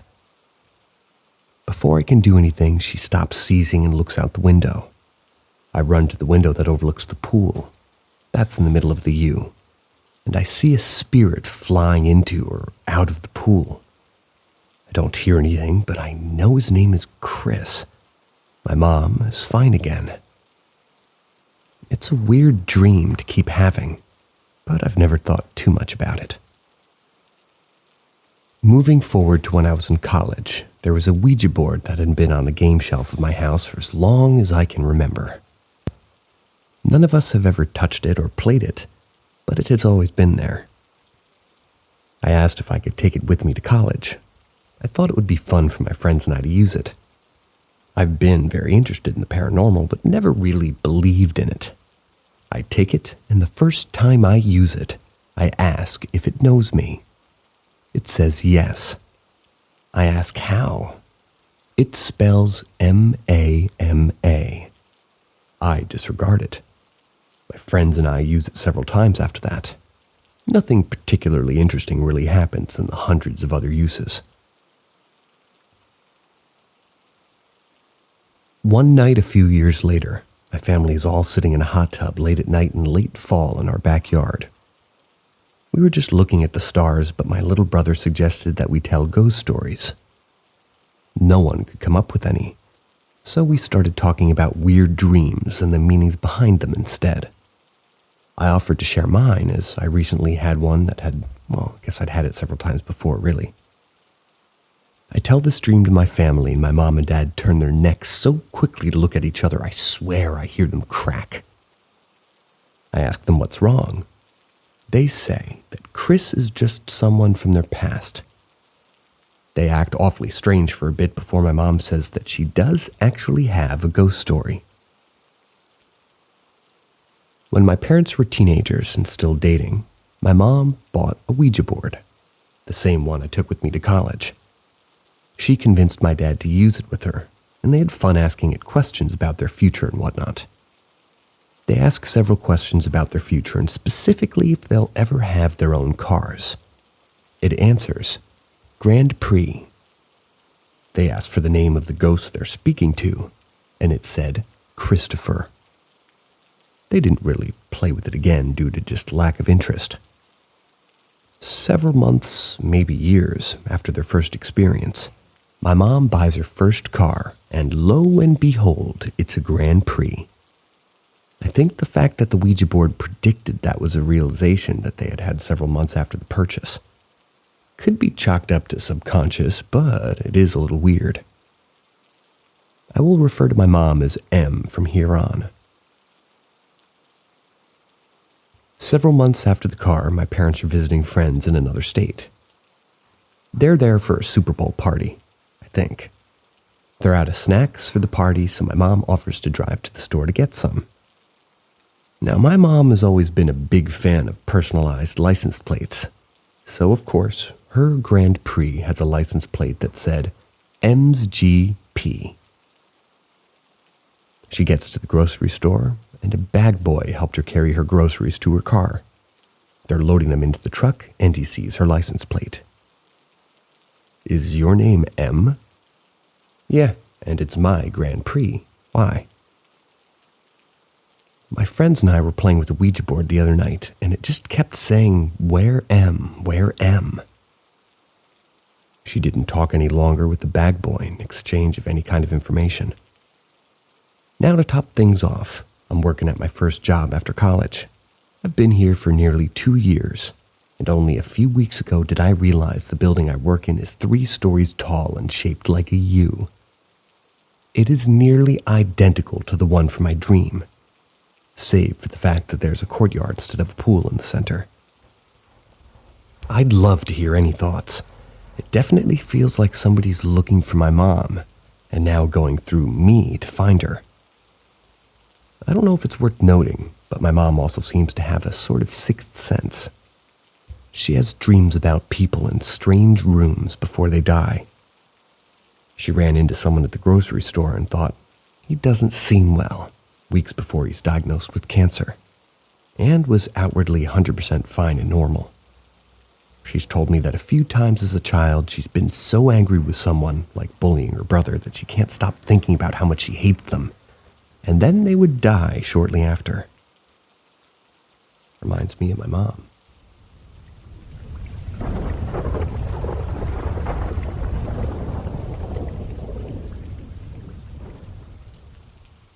My tall hat man, not sleep paralysis. As a kid, I always see shadow figures. No matter the time of day, I still see them too. That's till this day, but nothing as much as I did back then. But being older now and with the greatness of sharing on social media, one thing out of the many other shadows I used to always see was what I called the Hat Man. Funny enough, that's actually what he's called by others, but mine looked a bit tad different to the pictures online or what others have drawn. Besides being a shadow figure that everyone else sees, he was a tall 8 or 9 foot figure. He had a tall hat as well. sort of like Abraham Lincoln's. He would have to bend his body in order to fit into my room, and sometimes in very disfigured ways. Most times I couldn't figure out if he was bending backwards or hunched forward at times. I could also slightly make out his clothing. He wore like a suit with a bow tie and a trench coat. His arms were also ridiculously long. They went slightly past his thighs. Looking it up now and reading about him out of curiosity, the only things I have found about him are sleep paralysis. But the thing is, I never was in any paralysis when seeing him. I could move perfectly. I know this because I was terrified at times and I would run to my parents and sleep with them for the night. Or other times I would turn away and hide underneath my covers, if I knew I'd get in trouble for waking them up. It was almost like every night on that sort of a basis of me seeing things and crying. Sometimes I would have trouble sleeping and look in the corner of the room and he would just suddenly appear. I've also experienced sleep paralysis plenty before when I was older, and what I experienced then, not being able to make a sound or cry, the inability to move, wasn't anything like that when I would see him. I would also see him during the day, not as much as night. He would be in dim rooms or shadowed places. A few times when I was older, like 14 or 15, he followed me around a bit, hiding behind corners and objects.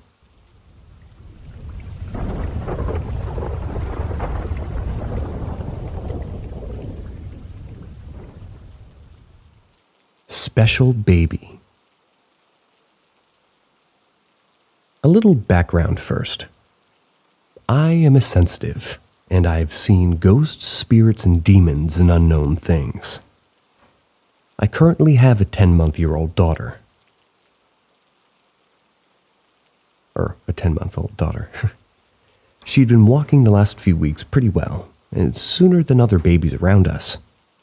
Her crib is still in our bedroom next to my side of the bed. It's a proper crib with the mattress lowered so she can't fall out and can stand up. There's a nightlight at the foot of her crib that's always on. It's the middle of the night. We are all asleep. I wake up to something brushing my face lightly, maybe like air.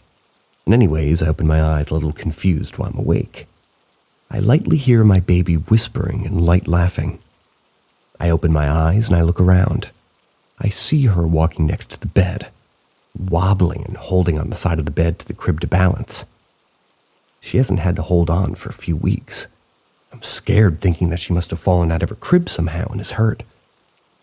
Then I think maybe I slept in.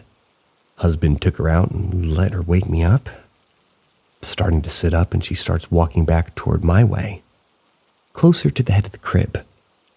She keeps looking inside the crib, excited and lightly laughing and whispering.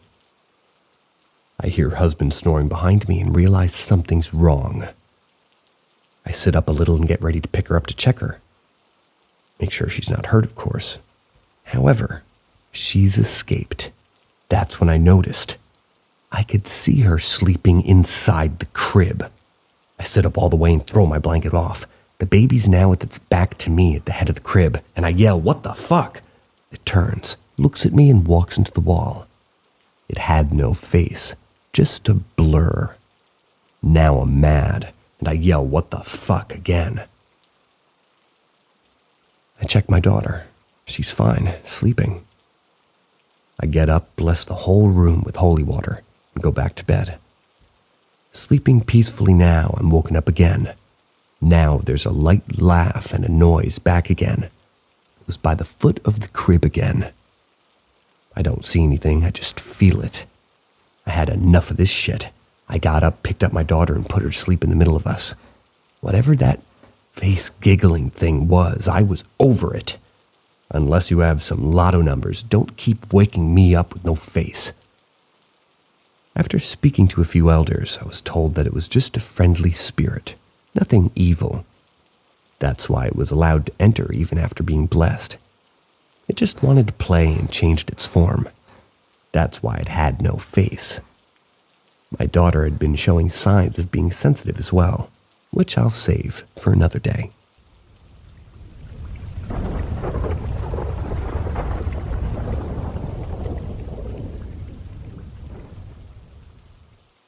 My 2 encounters with shadow people. I used to suffer from sleep paralysis a lot. It's always been terrifying, but there's just 2 instances where that happened, and it was just completely out of the normal. The first time I was like 15 maybe.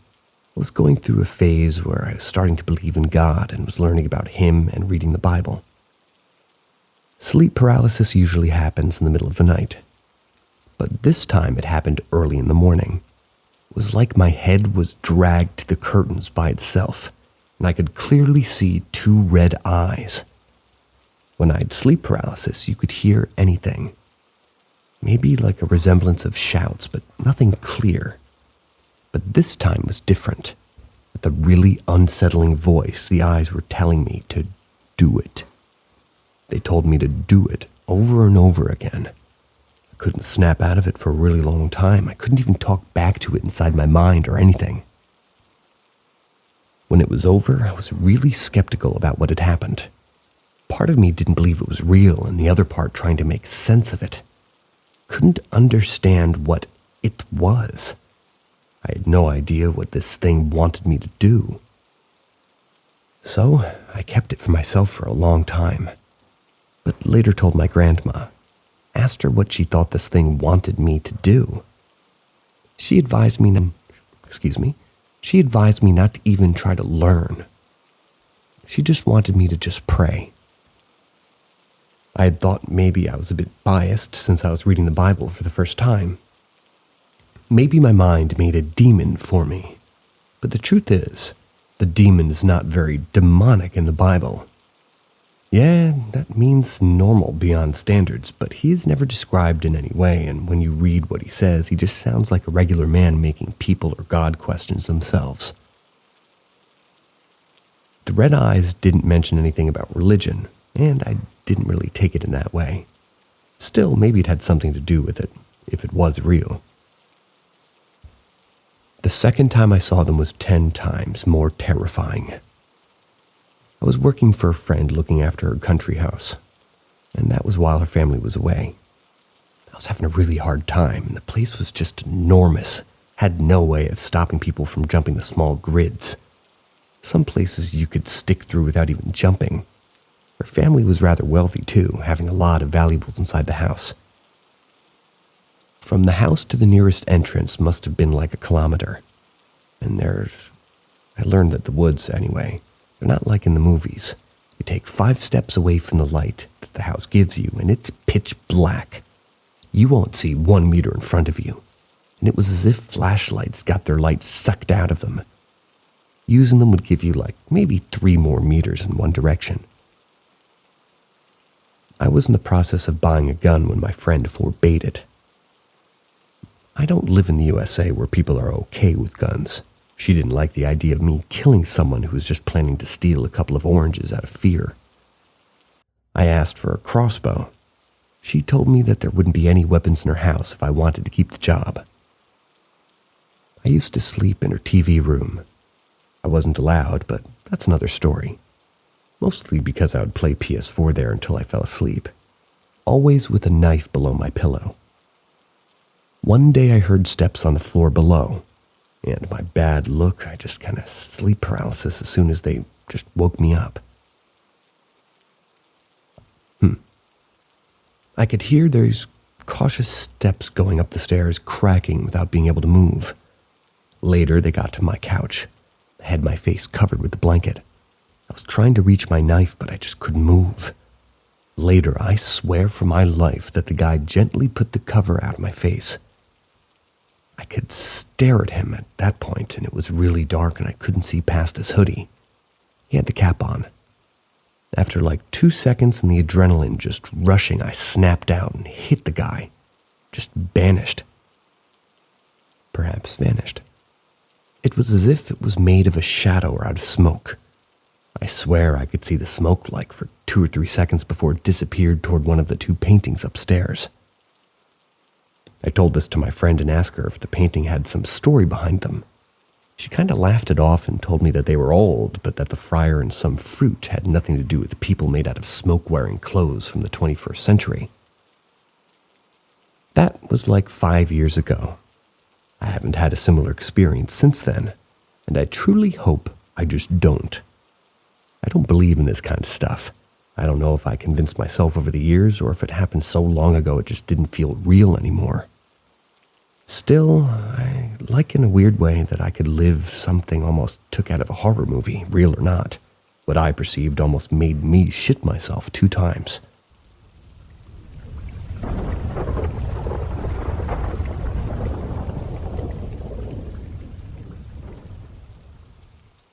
The creature I saw in our garden shed. This event happened when I was around 8 or 10 years old in the garden of the house I used to live in. I'm telling this story as I remember it without fabricating anything whatsoever. One day, I was playing in my garden. I liked to play with the ball I had or look through the chain-link fence which separated our family's property from a river. Now, to explain the situation which occurred, I need to explain the shed that we had in the garden. Now, this shed was placed directly at the back of the garden in the middle of the chain-link fence. This meant I could enter the shed from the front, go to the right side of the shed or the left, but not the back as it was placed in front of the fence. Another important note is that the right wall of the shed had a window that would grant you vision of the inside of the entire shed. One of the things I really enjoyed doing was walking over to the right side of the shed, knocking on the window 3 times, ducking down and then getting up and looking directly at the window. I remember doing this because it was fun for little me, but of course nothing would ever show itself, and I only did this as a way to roleplay. This day was very different. Although parts of my memory are hazy, I remember the main event with perfect detail. I was watching the river through the fence when I walked to the right side of the shed. I knocked on the window 3 times and ducked down. When I jumped back up and looked through the window, a pale white humanoid thing sprouted up and looked at me. I remember it looked at me in the eyes. Then it opened its mouth and started moving it. It wasn't moving it in a way as if it was talking, but it was just moving its lower jaw really fast. It's hard to describe. It was just moving its mouth really quick, and I felt maliciousness coming from this creature. After that, it had just ducked back down as quickly as it had came. The situation must have been 5 seconds long. I remember just staring at that window, dumbfounded, completely shocked at what I saw. Even though remembering the situation now makes me really creeped out and scared, 8 to 10-year-old me was more curious and perplexed than scared. So, I did what any curious child would have done, and entered the shed. After all, there was only one way in and one way out, which was the front door. The only window of the shed couldn't be open anyway, so that thing could have been inside. When I walked into the shed, I saw nothing. The shed itself is really small, so there would have been nowhere to hide. I just remember being confused more than anything, so I closed the door and continued playing outside. Looking back at the situation as an adult, I would have absolutely ran away as the thing was only human-shaped, but definitely not from our world. Also, I get scared easily as well. This situation only happened once to me and never again, even though I played the window and just... well, it's the window knocking ritual, you know? I did that dozens of times after the event occurred. I wouldn't be surprised if it was an overactive imagination, and I'm definitely open to that idea. The only problem was that the creature felt so real. I can't imagine young me conjuring such a creepy thing from my mind. I also thought that maybe it was my reflection being slightly distorted as it rose up at the similar time that I did. Only problem with that theory is that the creature ducked down while I was still standing up.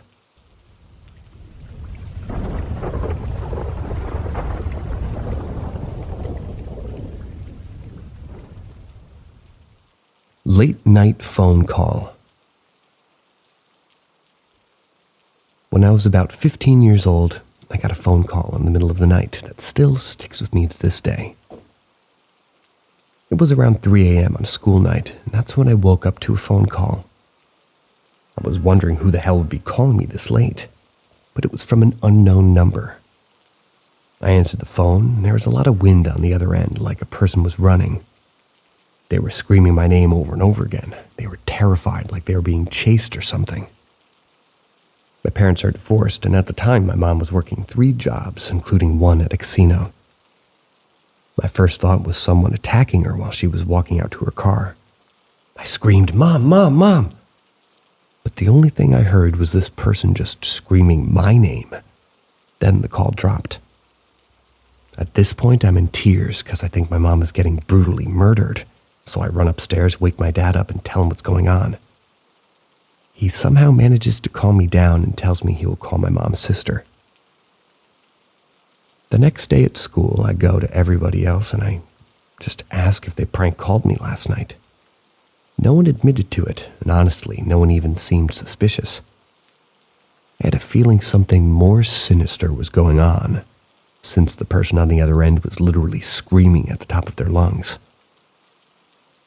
When I get home, my dad tells me that he would get a hold of my aunt, and that my mom was all right. Couldn't figure out what had happened.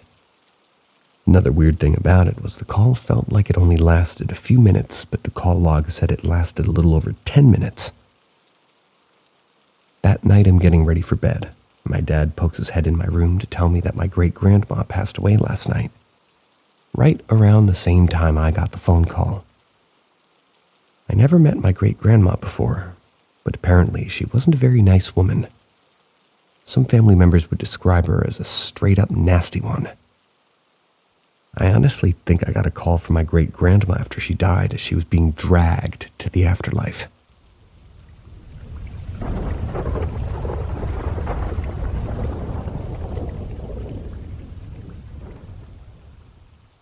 Anyone seen the movie Shadow People? Only real scary shit I ever saw. Oddly enough, I saw a shadow figure in a person myself, and sometimes still do. True story experienced in company, not alone. So 2 individuals saw the same thing together.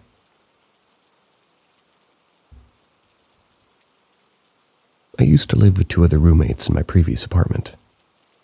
I'm in master, one dude in medium and another in a small room. So medium room dude says, "Hey fellas, I'm going out for dinner with my girl. See you boys later." We're all like, "Aight dude, catch you laters." Me and small room guy got no plans, so we decide to have dinner together. So we have some Indian food while watching Netflix in the living room. I remember we were watching Hellsing. All is good.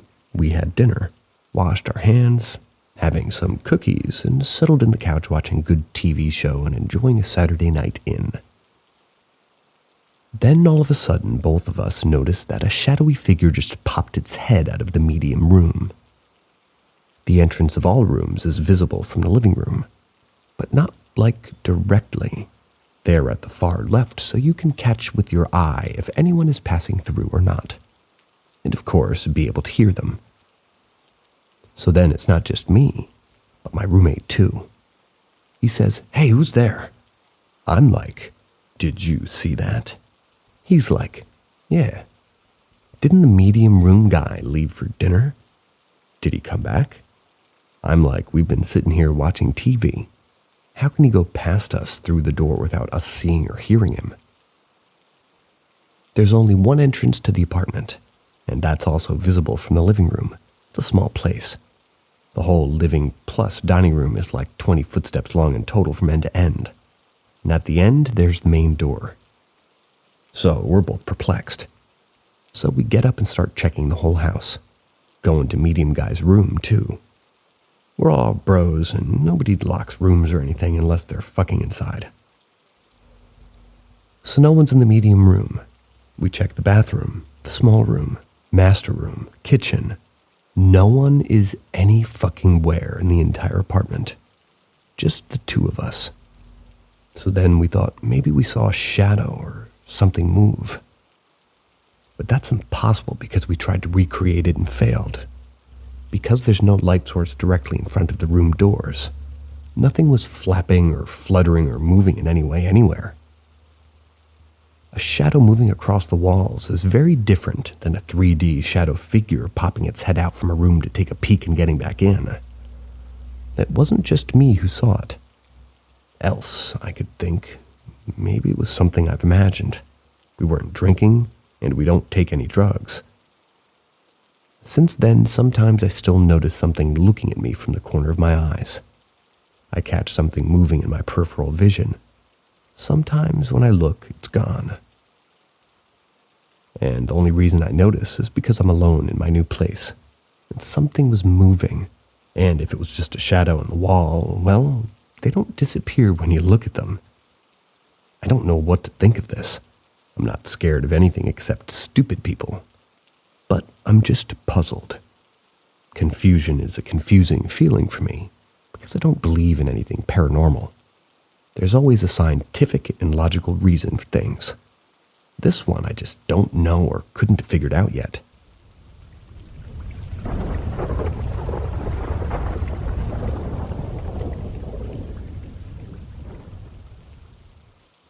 My intuition is crazy accurate 95% of the time. There are times where I'll be driving along and suddenly change my route, only to find at the exact time I'd be going through a specific intersection there'd be a crash, often deadly. This has happened so many times I've lost count. I was attending a New Year's Eve party with a large group of people, approximately 10 years ago, pre-COVID. That's when some drunk jock I didn't know showed up and instigated adult activities. Polite way to say that. This is so he could watch and listen. Which irked everyone. So they all chased him out. They then worried that he'd kill someone. He was that drunk. So I mediated for a moment, turned to my closest friend at the time and told him straight-faced, "Don't worry, I'll take care of it." Only to get a call from the dude's girlfriend, blaming us for the dude's arrest at the end of the driveway for drunk driving. I woke up before my alarm by almost 3 hours on 9/11. I had a sense of dread. I knew that it was going to be a very bad day. I couldn't shake the feeling. I arrived at school seconds after the first tower was attacked and watched the second tower get hit live. I knew the day my grandmother was going to pass away. That was 3 days beforehand. I was desperately trying to get to the nursing home that she was in, and I visited daily. I wanted to visit for one final one to say goodbye before she passed. I knew the moment she passed, too, approximately 15 minutes prior to the notification phone call. I inexplicably knew that we'd end up with our favorite Cheeto and Chief, and the second he announced that he was running for president, and that these last 4 years would be rife with death, destruction, and a depressing repeat of history. My insomnia just kicks up nearly every major disaster. This past Sunday, 5/31/2020, was no different. I took my oldest son to get an early birthday present, a new rim for his bicycle. It was close to 4:15 p.m. when I had that same dread from 9/11 wash over me and was dying to just get out of the area. We finally left just before our mayor initiated an emergency. It was a curfew for our downtown area because of the riots. I averaged maybe 3 hours of sleep a night or two prior, feeling the dread creeping up. Tonight or this morning it's almost 2 a.m., and as I type this, the dread is only getting worse instead of better. I'm not sure what fresh hell will greet us over the next few days, but it's only getting worse. Anyone else out there have this problem too? I can only sense horrible things to come, and it's incredibly frustrating.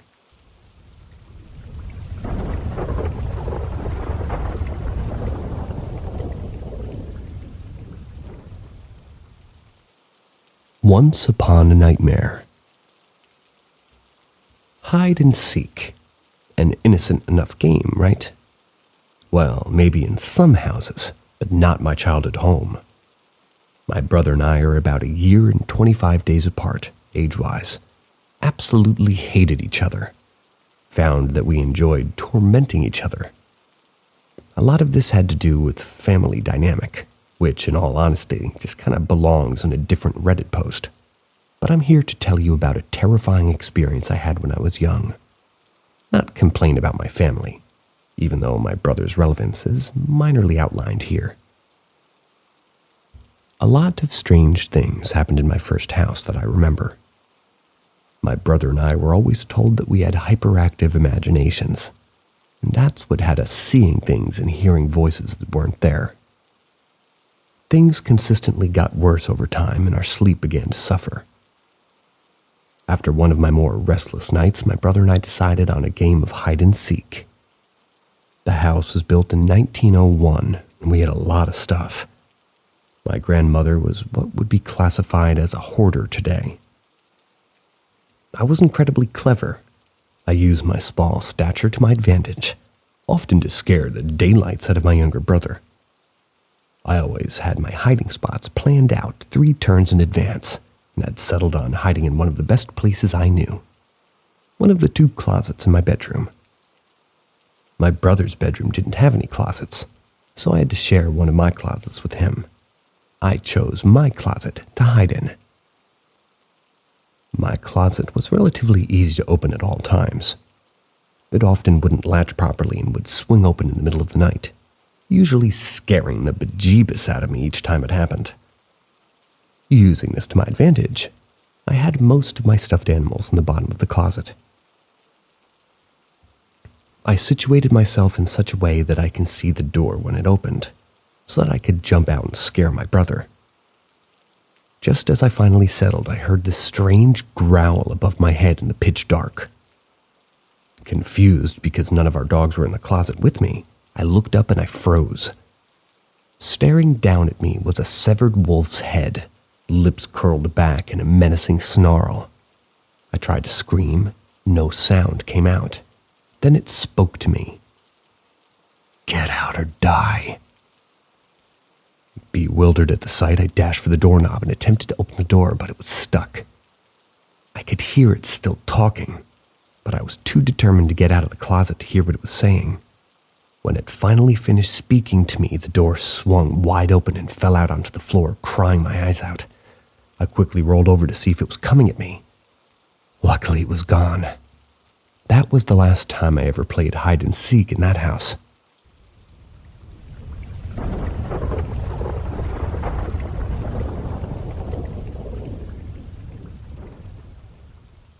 Psychic communicates with my dead brother.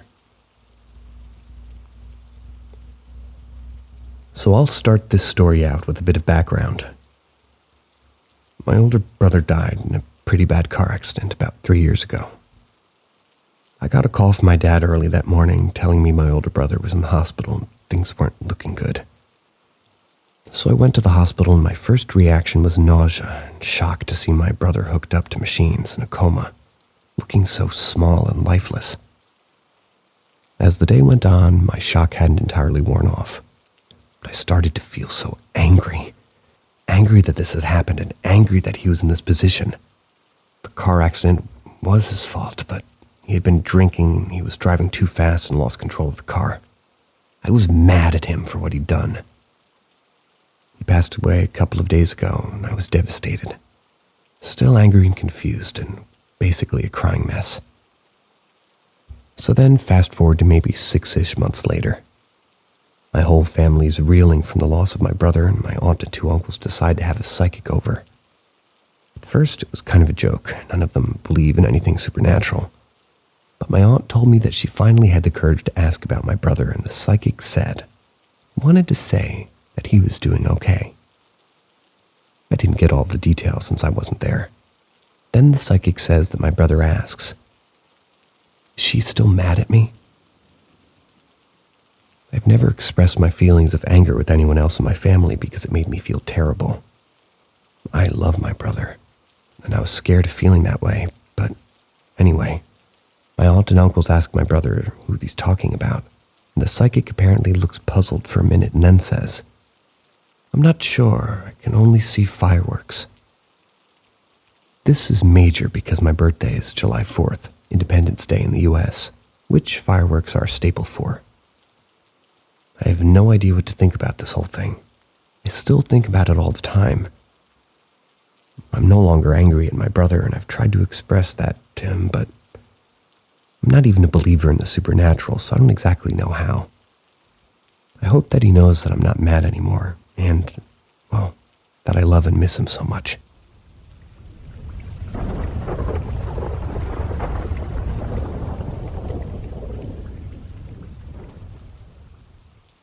Some weird shit happened when I was 4.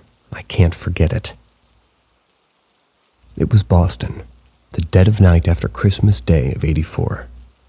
I had just turned 4. It was a good year for presents, and one thing I got was a tent bed, like a pop-up tent that you fit over your mattress.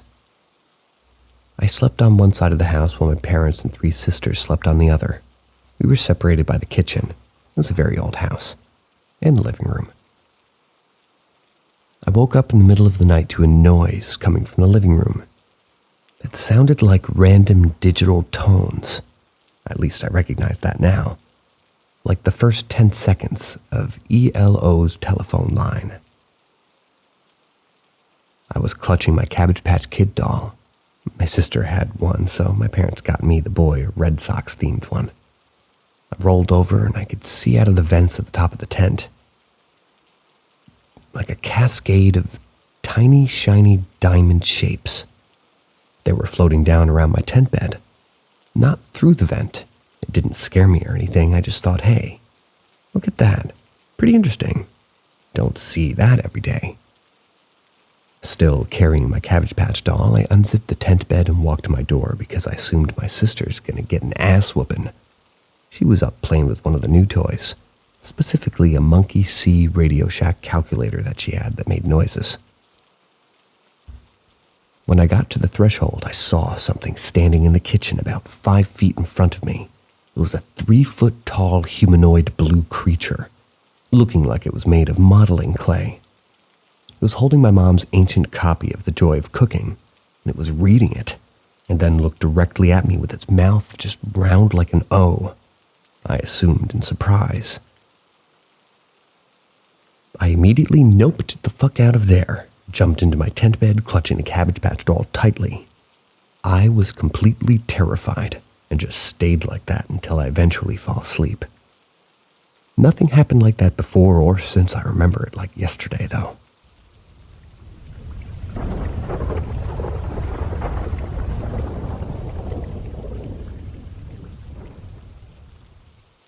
She patted me on the back to comfort me. I was very close to my nanny. She was barely 5 feet tall and big on hugging and patting her loved ones. I was living overseas, which was in 1993. That's when she was diagnosed with a return of breast cancer. I flew back to see her a month or so after her diagnosis. Took her to her radiation treatments and manicured her nails and watched her stories, soap operas. I did that every day. And after a wonderful visit, which ended with hugs and pats with her little arthritic hands and so many I love yous, I flew home, sure she was going to beat it. Then that phone call saying the treatments hadn't worked and that she couldn't survive. I couldn't afford to fly home again so soon. Nanny passed the message that she didn't want me to see her so sick. Then the dreaded call when she died. I was devastated, totally shattered. The day of her funeral, feeling a million miles from all my loved ones, I got in the shower thinking about Nanny and I started to cry. I knew nobody could hear me in the shower, so I really let go and sobbed. I was standing facing the water, with my back exposed in the rear. And in the middle of my grief, I felt a small, warm hand patting me about the shoulder blade height. I whipped around, embarrassed to have been caught howling with grief, but there was nobody there. We had glass shower doors, and I could see that nobody was in the bathroom. I know in my heart that my precious little Nanny was comforting me. She knew how much I loved her, and, well, that her death left a hole in my heart. But she didn't want me to grieve like that, and she was letting me know that she was still with me, although I couldn't see her. I've I've never seen or felt anything else since she died, but I can still remember the comfort of her little hand when I needed it most.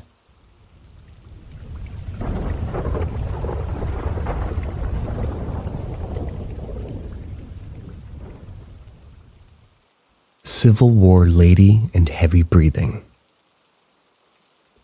When I was 11, being 1974, we moved into a house built around 1900. It was built on the site of an earlier house, and this was in rural Virginia near the Civil War battlefields. Our house had been vacated by an old man who lived there for 50 years, and his wife had died in the house years before. He left a lot of family junk behind, trunks full of clothes and letters written during World War II, old furniture. I loved exploring the house and digging through all the old belongings. My parents were slowly cleaning it all out and remodeling it. One day I went up to the attic to look through some trunks. I looked through some old photos and letters, then opened a trunk that had a collapsed hoop skirt and some old long dresses. While I was digging through the trunk, I heard someone coming up to the attic stairs. I was sure it was my little sister following me. I was kneeling next to the trunk and looking toward the stairs when I saw the head and shoulders of a young woman I didn't know coming up. She was looking down at her feet and walking normally up the stairs, making climbing noises. As she came up, I noticed that she had like a long blue dress and was holding the front of it up as she climbed the stairs. I could see ankle-high boots and short heels. When she got to the top of the stairs, my eyes were basically bugging out at this point. I could see all of her. She was wearing a Civil War-era dress with a hoop skirt, and her dark brown hair was in a snood in the back. She stopped to smooth down her dress and then took a step toward the piles of trunks and junk. I could clearly see her face and clothing. She looked like a real human, not like a see-through, ghosty one. At that point, she saw me crouched by the trunks and looked startled. Then she disappeared, but I never saw or heard her again. I was shocked, but not afraid. I kept that hoop skirt and played with it for months until it disintegrated with age. Later, my mother told me her own spooky story from that house. My dad had gone to work and my sister and I were at school. She decided to vacuum the downstairs, so she turned on the vacuum and got started. She became aware of the sound of breathing and ignored it. The breathing got louder and louder until she couldn't ignore it. So she turned off the vacuum and listened, scared of course. It occurred to her that it might have been an old man's wife who died looking for him. So she explained where Mr. X had gone to live. She explained that we loved the house and that we were going to fix it up and take good care of it. After she explained, the breathing slowly faded, quieter and quieter until it ended. Mom never heard or saw anything else unexplained in that house, but she's convinced that Mr. X has come to visit her husband and couldn't find him, so she contacted Mom by breathing to get her attention.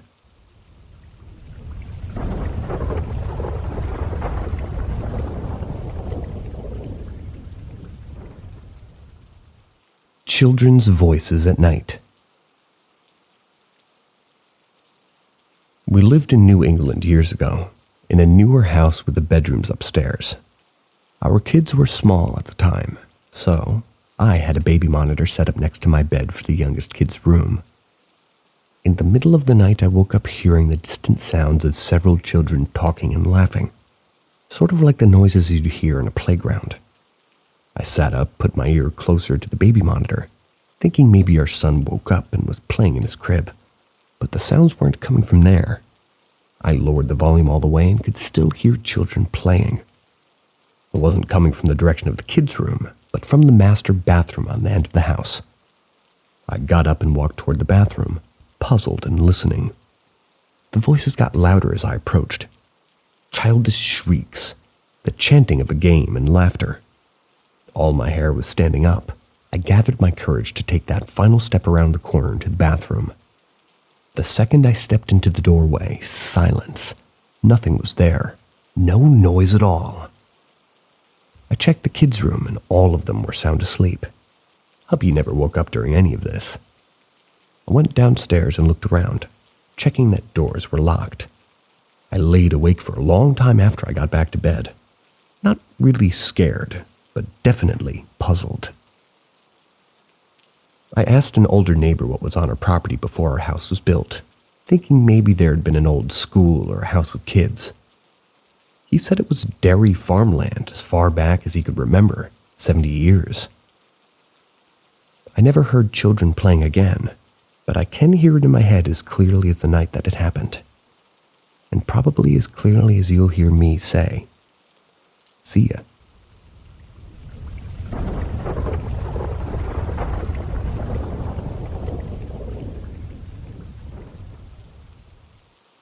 Join us on Paranormal M, your portal to the inexplicable.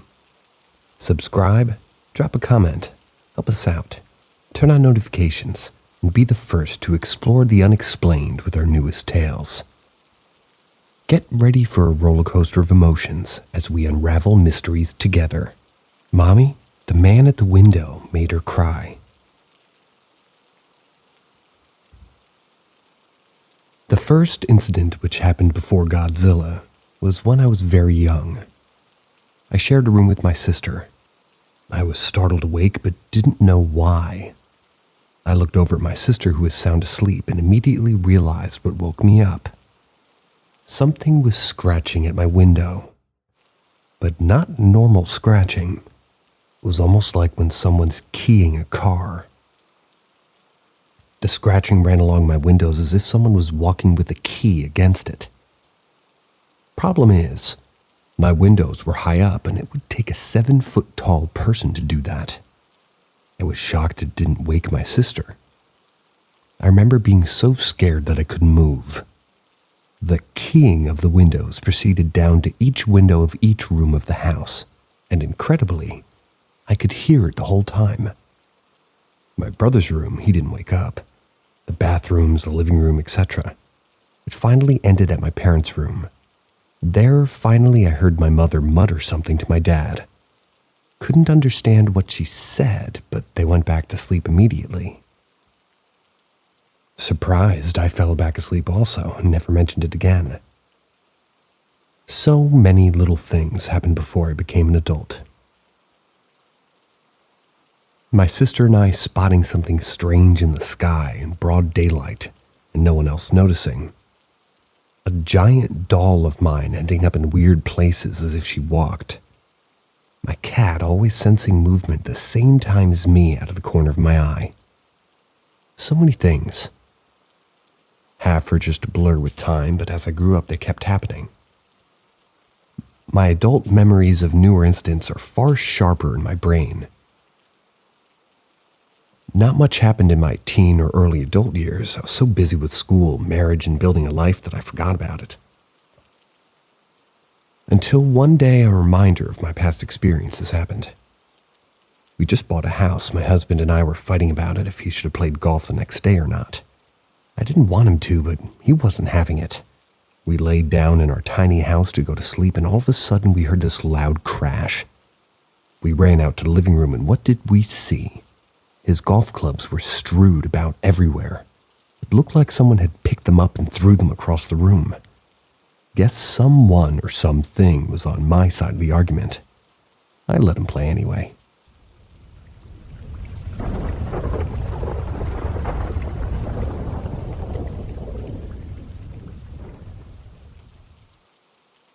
Mommy, the man at the window made her cry. Part 2. One night my husband and I were woken by a popping sound and something falling to the floor. Lots of somethings, in fact. We ran toward the noise and noticed in the kitchen that the plastic cups drying in the rack were popping out of their holding position and falling onto the floor.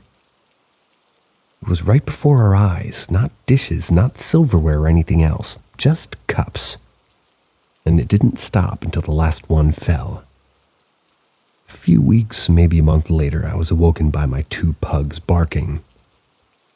I figured there was an animal outside nearby, so I got up. Hubby was still asleep, and I noticed the direction they were barking, and again it was my kitchen. This time, the loaf of bread that was sitting on the counter was floating a few inches above it. Then it dropped to the ground, and hard enough to damage it. Now all of these things, including the golf clubs, might not be that exciting, but the incidents always followed an argument about said subjects with my husband. You already know the backstory of the golf clubs, but the cups argument was my husband telling me before we went to bed that we should put the dishes away. I asked him why and what could really happen to them if we waited till morning. The bread, I yelled at him to put it in the fridge and he forgot. Was something trying to put a wedge between us? I don't know. I'm sure a few things, though. At least that I can't remember, but that happened the next year or so. But the next incident that sticks in my mind was when I was around 8 months pregnant with my firstborn. My husband wasn't home, and it was around 9 or 10 p.m. I was watching TV with my dogs in the recliner. My male dog would never leave my side when I was pregnant. All of a sudden, the male starts growling at the room where the nursery's set up. It is dark in there. He keeps growling, and now my female starts barking. I start getting a weird feeling in my stomach, a deep, weird feeling in the pit of it. Then the baby started moving more than usual. This went on for a bit, and I was so scared that I just sat there and stared at the room. As quick as it all started, it was even quicker when it stopped. I called my husband and asked him to come home. He did because he could tell by my voice that something else happened. The rest of my pregnancy was uneventful. The day comes when we bring my son home. No problems until about 2 months in. I start to notice like a pattern with my son and him waking up at exactly 3:23 a.m. every night. He had a baby monitor in his room, and I would wake to his giggles and laughter. Now you're probably thinking that's so much better than waking up to screaming and crying, but it wasn't. You see, I start to realize that the giggling and laughter sounds familiar. It sounds just like when someone he knows is peeking over his crib and making him laugh. Once I realize this, I start running to the room, and as soon as I turn on his light and run to his crib, I notice him laughing and looking in another direction. Then where I'm standing, he keeps laughing and just cooing in that direction until I startled him with my voice. Then he looks at me and smiles or cries, depending on what he wants. This went on for a while, even when I started leaving his light on. I even tried having him sleep with us, but he just wasn't comfortable with that, I guess. Well, I figured he liked whoever was visiting him and meant him no harm, I hope. It slowed down and stopped completely once he was in his first big boy bed. Once he started talking, he was able to tell me if anything was happening. I'd find him in his room with his toys, laughing and smiling at his window. I asked him why he was laughing, and he would just point to the window and say the man was funny. What man? I'd ask. The man in the window. It was scary enough that he possibly saw a man in the window. But what was scarier is that it was on the second floor of my house. There's no way a man could be there, and this happened often, but again, he seemed happy with the man in the window, until I had my daughter. Unfortunately, it was a different situation for my daughter. Once she started sleeping in the nursery, she started waking up at the same time every night, 3:23 a.m. She wouldn't laugh, though. She would cry. And with this, I put her back in our room for another year until she was ready for her own bed. Once that happened, it was uneventful for a year or so. One night when I was in the kitchen cooking, hubby wasn't home yet. I heard my daughter crying and saying, "Go away." I ran in and asked her what was wrong, and all she could do was point to the window. But her brother, who was in there too, said that the man was back, and he didn't like my daughter. Well, from then on, I told my daughter to play in the living room near me so the man would leave her alone. A few years went by. A few things happened, but not bad. We ended up selling that house and moving into a bigger one. All was well with the kids. Nothing else happened to them, and they're adults now. Although I do notice that my son has a lot of interest in paranormal stuff, but it seemed that whatever it is was not done with me. From about 2001 onward, every time someone close to me died, I would get a visit from them within a week after their death. Sometimes they would say something, sometimes not. It was always right before I fell asleep. My dad was one of them. A few days after he died, he visited me. He looked into my bedroom and smiled. I asked how he was feeling because he was in so much pain before he died. He simply waved his hands down his body and gave me the thumbs up, which I took as he was feeling good. Others visited, and I was honest with my whole family and told them what had happened. Friends, pets, and my mother-in-law. She kept turning the hall light on, which she would do when she was alive as well, but my mom didn't. About 2 months after my sister and I were cleaning out my mom's room, she asked if my mom visited me after dying. I said no. Told her that it actually bothered me. Was she mad? Did I do something? My sister told me that she probably just wasn't ready to contact me. Well, I got home that night and Mom felt it was time. My husband and I were watching TV and we started hearing music, like from a music box. It was coming from my china cabinet. I walked over and realized that my very old music box that my mother had given to me when I was a child was playing music. What's strange is that it hadn't worked for many, many years. I cherished that music box actually because it was a gift from my mom. She knew I loved it, and I really believed that that was her way of saying goodbye to me. The visitations still happen, but not often. I still see movement out of the side of my eye, but it is slowed down along with all the other paranormal activity.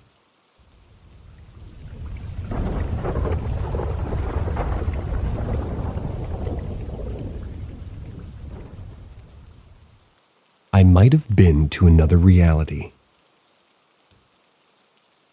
Around a week ago, I had a dream. And since it has been a week already, I cannot recall the exact events, but what I can unearth is vivid. It was set in a very different place, a place that looks dystopian, and I was running away from what seems to be a governing entity of the area. A group of men, just like how FBI agents chase fugitives. That kind of vibe. I was running with a girl. We climbed on top of several overhead railings, parkour style, until we perched on a high ledge overlooking a pair of railroad. At that point, I can feel the overwhelming dread. The girl looked at me and said, "The only way to get out of here is to jump when the train comes." I nodded, and just a few moments later, a huge train came roaring our way. I jumped, but shocked to realize that the jump was pretty much premature and I'm about to get hit by this train. I just closed my eyes as the train's front lights blinded me, and then poof, I woke up gasping for air. I went out of my room and sat on a chair, trying to make sense of that dream. The last events were too real, not to mention the timing, for it to be a dream. I'm not sure if I was supposed to die, so we can get out of here like the girl said. Or we were supposed to maybe get on top of that train to get away, quote unquote, but we failed. But then again, I have no way of knowing. I don't remember seeing the girl jump either. Fast forward to today, October 25th, 3 p.m. in the Philippines. From the Philippines. Or 3 a.m. Eastern Time. I was walking out of my room greatly bothered because I had to redo that same dream, but with a different scenario. Same dystopian setting. I know it's the same because I saw the exact same street island and the same group of men running toward me, and the fear of being caught feeling was taking over. To make the long story short, I got caught, but the people who caught me were surprisingly gentle. They didn't torture me or anything like that. They just contained me and led me into a huge room with lots of bunker beds. I was imprisoned along with other people who don't look like criminals at all. Most of them were girls, and the men were also very gentle too. And that brought me a feeling of security. Almost like it made me happy at that moment. Everyone was wearing a uniform with a light shade of brown. A warden came in and announced, or at least who I assumed would be a warden-type figure. "We have a new member. Please introduce yourself." I mentioned my name and I joked a little bit and ended with me rapping to another inmate's beatboxing. Everybody was having a good time. Then lights out. I pretended to be asleep because I was planning to escape and look for the girl in the past dream so I can get answers. I was excited for that because I might prove something here. And this is as I was fake sleeping, waiting for the right hour. Someone or something stood beside my bed, stabbed me in the chest, and poof! I woke up gasping for air. I walked out of my room and I saw my mom watching a video of the 3 o'clock prayer. I looked at the clock and it was exactly 3 p.m. I need thoughts on this. The timing and the reason of me snapping out of both dreams of being killed felt real the first time and now it happened again. I'm convinced it's not just a dream. I also have hopes of knowing if someone out there had a similar dream, hence me stating the date and time.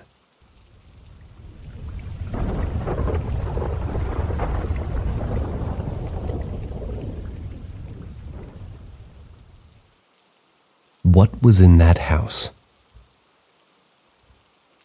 So this happened when I was in 8th or 9th grade. My friend and her family had gone on vacation, and she had enlisted me to come over daily and feed and check on her cats. The first couple of days my mom came with. Then the 3rd day my mom went by herself. I was babysitting all day. Then the 4th day I went by myself as well, and her house was 3 blocks away, so I walked. Now I had been in this house probably 100 times at this point, so I had no reason to be timid or scared. And at first I wasn't. I just went around the corner of the kitchen and switched out the water and gave the cat some fresh food. Then I came back into the living room and snuggled the nice kitty. I say that because their older cat was seriously one of the meanest cats I've ever known. Hated everyone. So I was totally fine with her hiding and not wanting attention. I was about to leave, but then remembered that my friend said I could borrow some books from her room. We were both bookworms. So I went down the narrow hallway to her room real quick. Started looking through her bookshelf. And this put my back to the doorway, by the way. I had been browsing for a few minutes when very suddenly I felt cold and terrified. I was sure someone was standing in the doorway behind me. It took me several moments, but I finally summoned the courage to turn around. As I looked at the doorway, it was as though someone or something had just darted out of sight. At this point, I decided, screw the books. Noped the hell out of there, ran out of the room, back down the narrow hallway into the living room into the front door. The whole time it felt like someone was behind me. I didn't even turn around until I was outside. And then just to lock the door, then I ran home. I didn't say anything to my mom for a few weeks, but I did make excuses for her to go with me every day after that until my friend returned. A couple of weeks later, I decided to bring it up to my mom when we were driving somewhere. I thought it could be something to laugh about, like, ha ha ha ha, I freaked out for no reason, silly me. But my mom just got really quiet, turned down the car radio and said, "Honey, the same thing happened to me the day before when I went alone. I didn't say anything to you because I didn't want you to be scared going over there. Thought it was just my imagination playing tricks on me." Needless to say, my blood ran cold, and the experience has stuck with me all these years. Things that might be relevant. The house was built in the early 50s. My friend at the time was into Ouija boards and the like, but never took it seriously. I also found out years later that her mom was emotionally abusing her. Thankfully, she ended that toxic relationship and is doing so much better. So has anyone else experienced anything like this or have theories as what happened?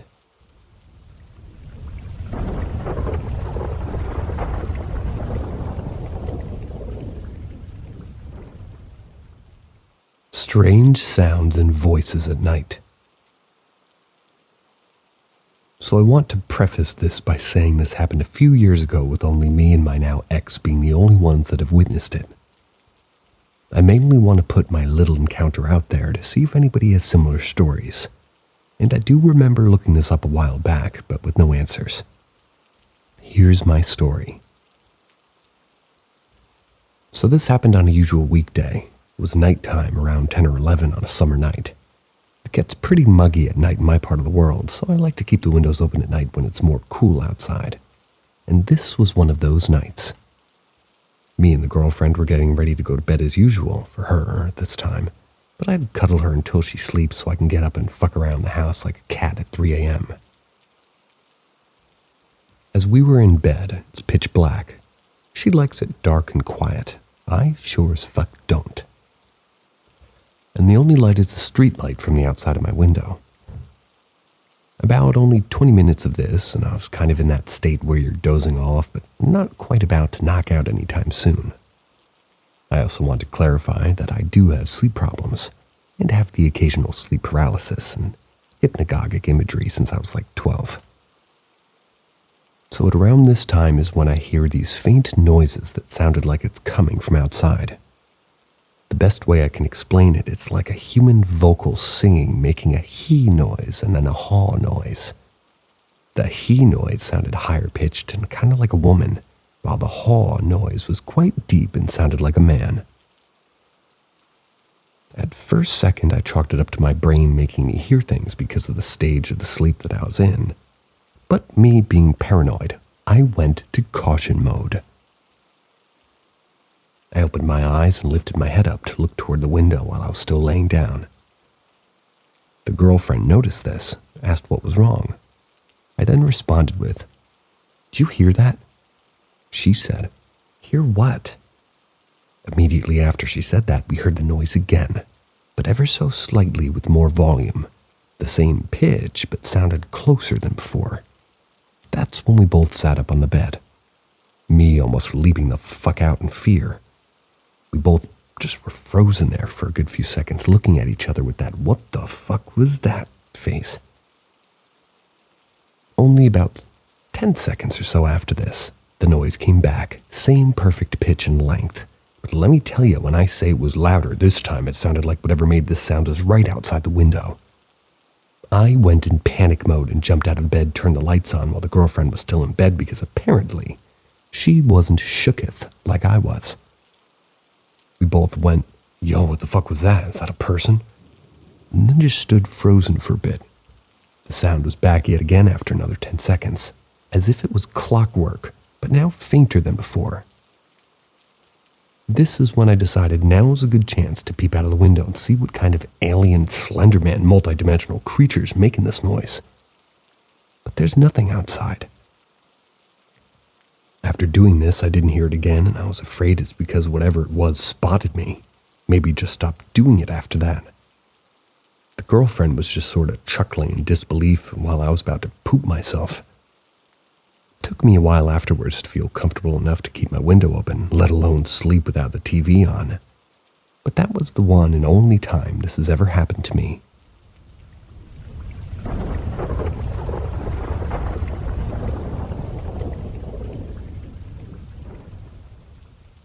Dear ghost girl that grabs my sister's ankles at night.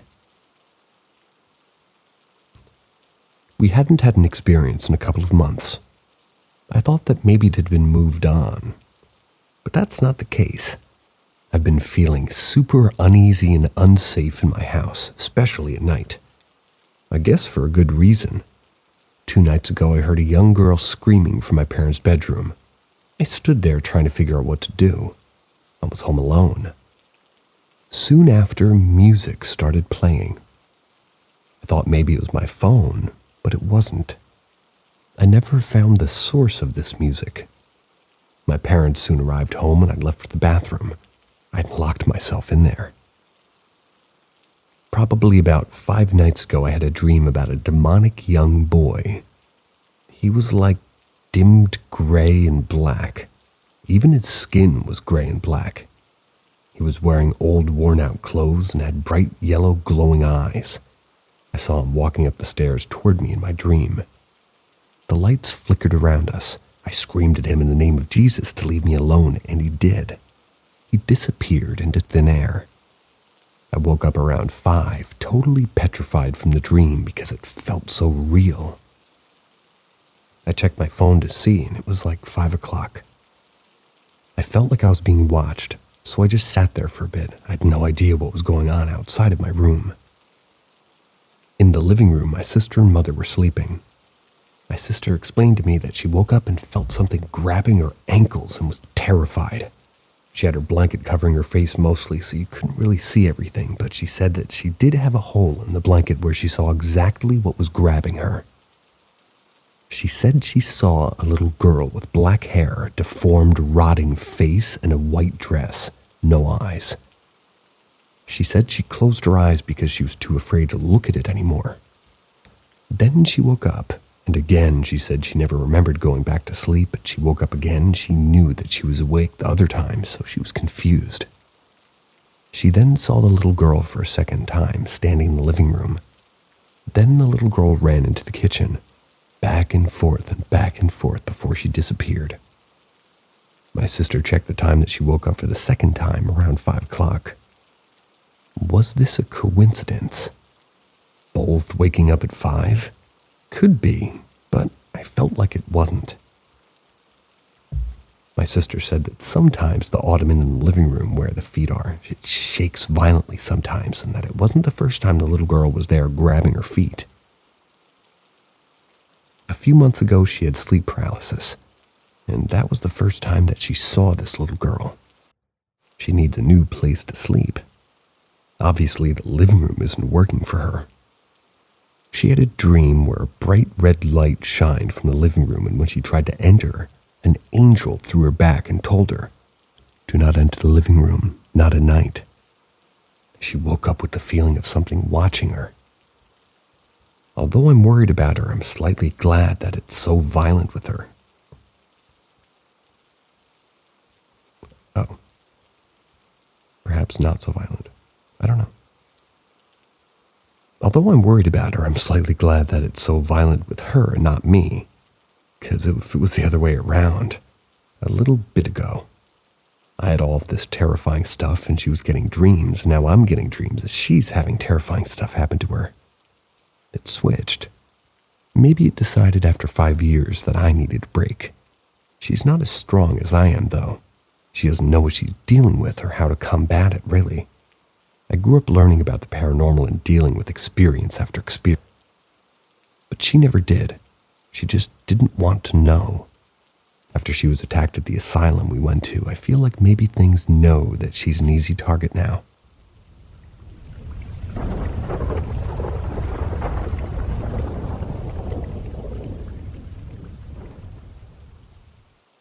Haunted asylum attacked by a demon. This happened a couple of days ago. My family and I just went to an old asylum while on vacation. They had renovated it up a bit and put a couple of stores and a restaurant inside, so my father thought it would be a nice place to visit. When we drove into the driveway, I was overcome with dizziness. I couldn't see straight and I could finish typing the message I had just been typing before I pulled in. As I got out of the car, the dizziness subsided for the most part. We all went inside. It still looked like an asylum. The doors were like metal cage doors. The floor was old and cracked. The walls were old yellowed bricks, and there were entrances that were covered over with more bricks, so no one could enter. As we began walking down the halls, I noticed something was off. The overall feeling in the place was just terrible. I started getting a headache, but it was only a minor one. I know spirits can give people headaches and stomach aches, so I wasn't that surprised. As I said, mine was minor, but I couldn't help but notice that my sister was getting worse and worse. As we continued down the hall, we stopped to look at one of the stores. There was an old-looking metal door that resembled something that would be in an animal cage. It was just a pitch-black, empty room on the other side. I'd mentioned to my mother the feeling I had about the place, and so, as a joke, she held me close to the cage and said, "Look in there. Do you see a ghost yet?" As they were all laughing, I stood there in shock, for there was someone on the other side of that gate looking back at me. I ripped away from her grasp and kept walking down the hall away from the cage-like door. My sister was giving me a look, so I knew that she wanted to tell me something. We went off to the side and she told me she had a terrible pounding headache. We kept walking as she told me about it, but I could see that she was definitely getting worse, like she didn't really know where she was going anymore. I took her outside the building for a minute to help her head and just kind of told her to pray and imagine a white light around herself. She did this and started to walk away from the building, and her headache was getting better. My father scheduled for us to eat inside the building and our table was ready, so we were forced to go back inside. She told me her headache was even worse than before and that she was about to pass out, and also that the praying in the white light now made it worse. We were texting each other and she was telling me that she felt a strong pressure on her back and head. Soon enough, I could see that she couldn't take it anymore, so I took her outside. My parents were furious, but only because they didn't understand. Once I took her outside, she started to cry and shake, so I took her away from that building. We went on a walk. We went across the street and I talked to her about how the Lord was with her. Her headache stopped and so did the pressure. Our parents texted Our parents texted us and told us that the food was there, so we're either forced to enter the building again. I held her hands and prayed with her before we entered. We ate as fast as possible and got out even before our parents did. We drove off, but she still felt uneasy, and so did I. We got out of the car at our next destination, but it was almost like we were still in the asylum. My sister started crying and shaking again, and she just asked me if I could just make her kill herself. Whoa. I asked her why, and she told me that it was giving her suicidal thoughts, that it was making her depressed and draining her energy. I took her and my mom and dad and we all prayed together over her. As I placed my hand on her head while praying, it was weird. I could feel it still there. It had followed us there. It thought she would be an easy target, and maybe she would have been if I wasn't there. Maybe that's what scares me the most. I'm not sure if it's gone or not, but when we arrived back at the hotel, I saw and heard someone following me in the hall. So I thought it was my sister, but when I turned around, no one was there. But that could have just been a different spirit. I'm pretty used to them now. Last night, my sister and I didn't sleep.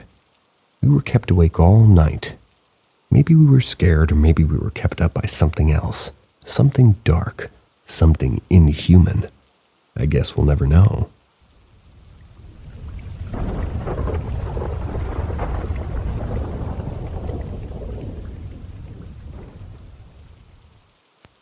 Knock, knock. It was morning, maybe 10:30 or something like that. It was fairly bright outside, but not like a lot of sun, like a nice summer day, kind of cloudy. Made the house look dark. We were late for an appointment, so my mother went out and drove the car up to the door so we could get in and go. We have a rather long driveway, so it was just my sister and I inside the house. She ran to my parents' bathroom to fix her hair. I stayed in the bathroom off the kitchen. I hadn't had many paranormal experiences for at least a week, so I was just randomly singing. And then, for no reason at all, I just started making up lyrics that weren't in the song. Kind of like, haven't seen you in a while, are you actually real? Yeah, you are, but maybe you should leave.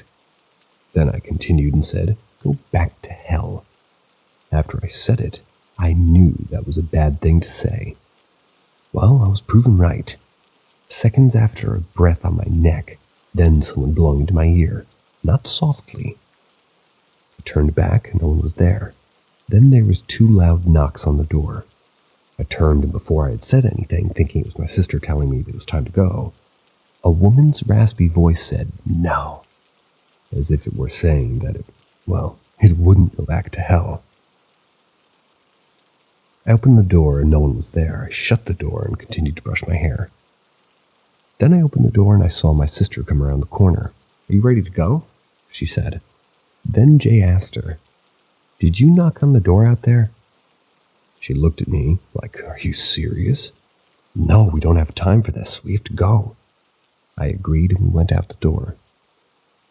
Later that night, I was in the same bathroom and my dad and sister were picking out a movie to watch. We have like 10,000 movies, so it took them a long time. I heard a knock on the door and I said, "Hold on, I'm almost out." But then I was curious, so I opened the door anyway. No one was there. So I closed it and finished it and then walked into the living room. "Did you guys knock on the door?" I asked. "No, we're trying to find a movie," they replied. "We were here the whole time." "Yeah, oh my God," they clarified. "Okay, so it wasn't them, but maybe it was my mom. She knocks on the bathroom door to annoy me sometimes, but she always fesses up if it was her."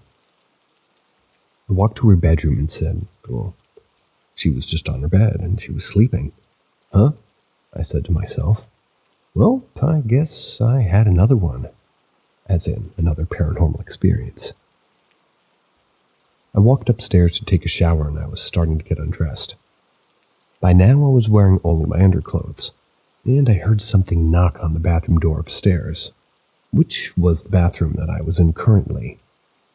I went to open the door because it likely would have been my sister, but I stopped before I touched the handle. If it were her, I would have heard her come up the stairs and open the door. I didn't hear walking on the stairs, and the door to the stairs didn't open. You have a door downstairs, and when you open it, there's stairs that go upstairs. Our house is old, so the stairs and the door both make a lot of noise. The house was built in the 1880s and just added on to over the years. Then I thought it was her, that raspy woman. I left the door closed and I said to myself, "Wait, you're so stupid, it was just your cat. Your cat knocks up on all the doors all the time." Then I stood there thinking about it, then went to text my friend. Then I heard someone jumping. It was on, I guess you could say, the top step. Then on the second top step, back and forth like they were jumping between the steps for fun.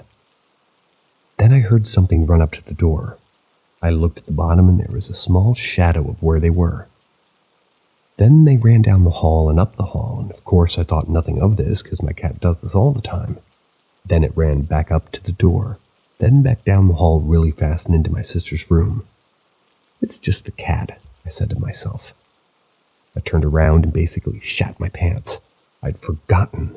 The sink was on because my cat was drinking from the faucet. And so my cat's in the bathroom with me, but it's watching the door like it heard the same things I did. I looked at it and I went, "Shit." I called my sister and I could hear the TV on in the background, which also meant it wasn't her. I said, "Come upstairs." She complained about it at first, but eventually complied. Then I took my shower. I didn't tell her what happened because she knows the house is haunted, but doesn't like me to tell her about what happens to me because it scares her. She's never had experiences to the extent that I have, except once. One time when she was home alone, she heard a woman screaming. She heard it twice. And then she hid in a corner until we got home. Same thing happened to me about a week later. I only heard it once, but the memory will never leave me. It was one of the scariest nights of my life. So she's asked me not to share my stories with her, so I have to share them on here. And then have them on Paranormal M.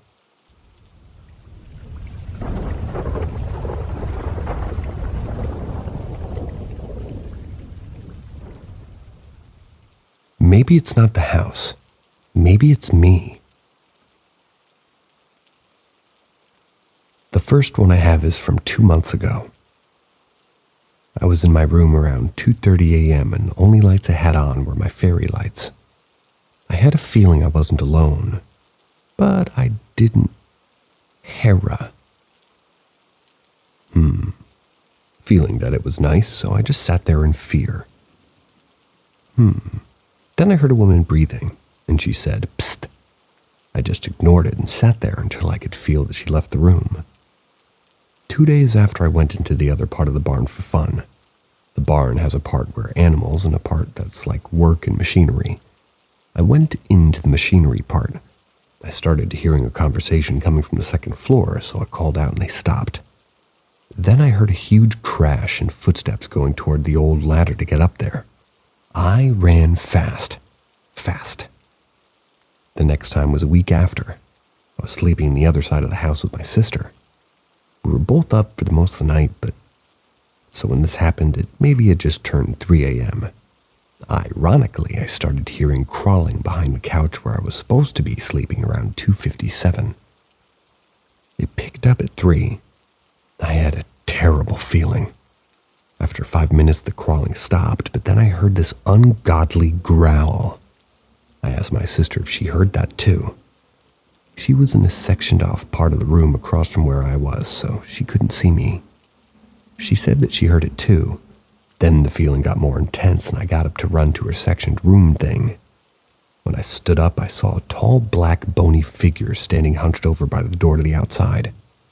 I ran to her room and closed the door, but it was still there in the room with us. We called her parents and they finally made it to the other side of the house, but by the time they came out, it was already gone.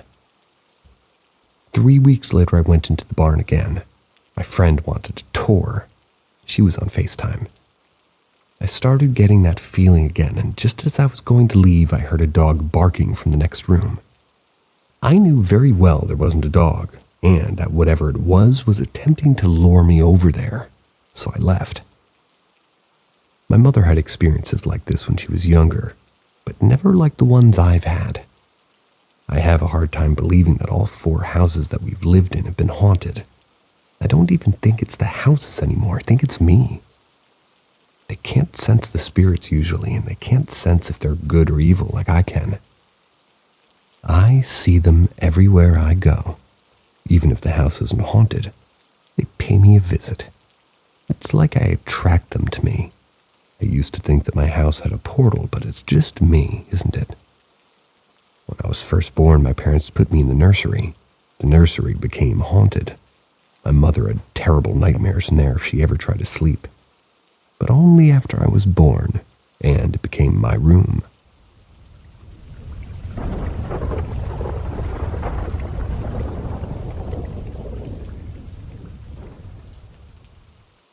She's been following me for days now. It started with her a few days ago. Obviously, I was in my room, in one of the oldest rooms in this old 1880s house. It was about 2 a.m. and I felt this sinking drop. The one I get when someone's there. I froze and waited. Then I heard clearly, "Psst."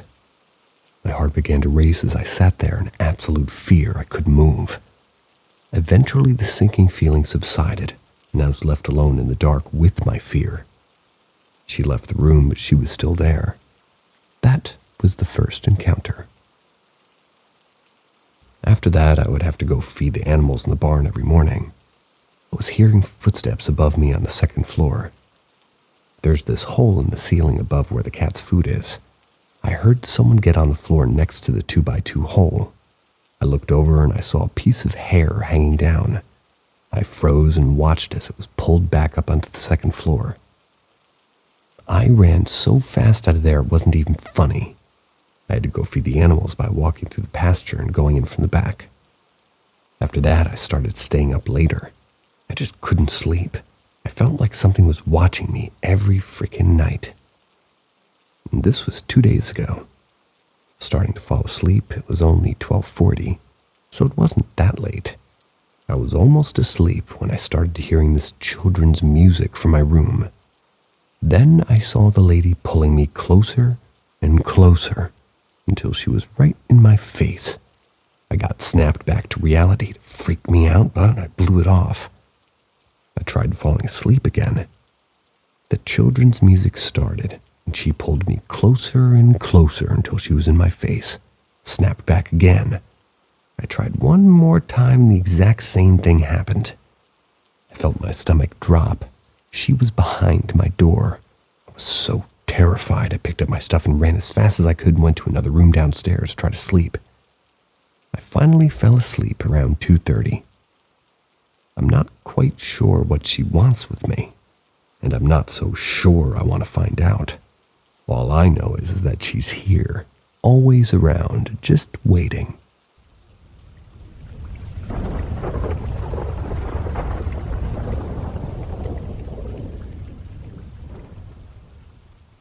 The woman in my house.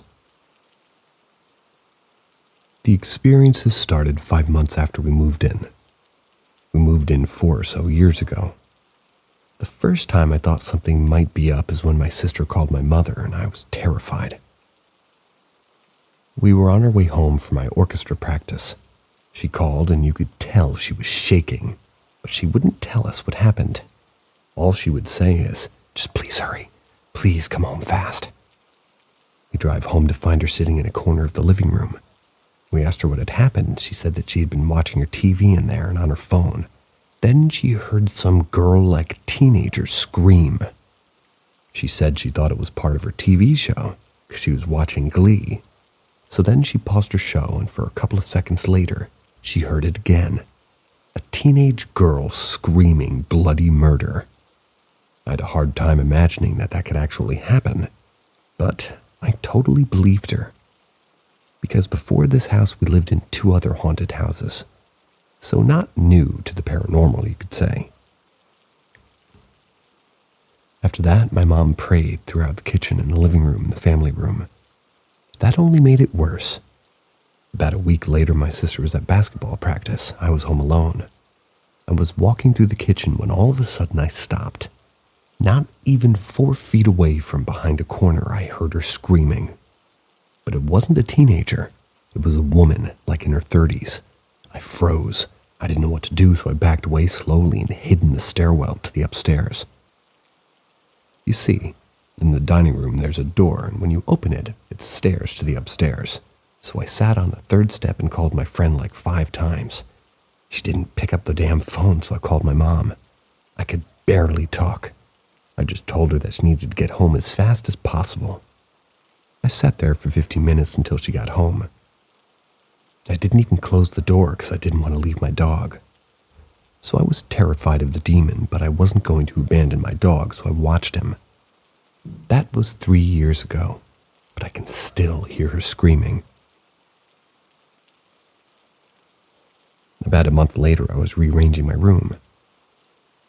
I was sort of turning, but I was turning, and I saw this little girl in the mirror. Looked at me, but her eyes and mouth were blacked out. I said that it was just because I was turning, but I didn't realize till later when I was thinking about her blonde hair and blue shirt that I wasn't wearing a blue shirt. And after I saw her, I turned to see a woman. She was there for a second, but then gone. She looked like she was burned. I knew it was just trying to scare me. She had black tufts of black hair coming out of her head and skin hanging off her face because she was so badly burned.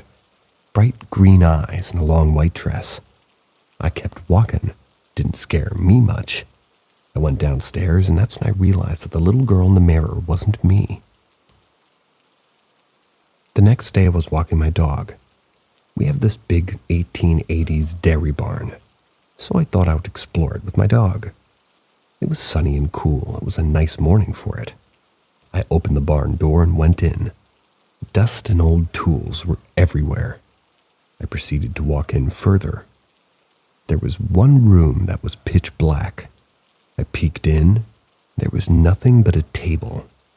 Next to this room was a very heavy door with a lock. I fidgeted with the lock until it opened. I swung open the big door and it stuck. I guess the hinges were rusty.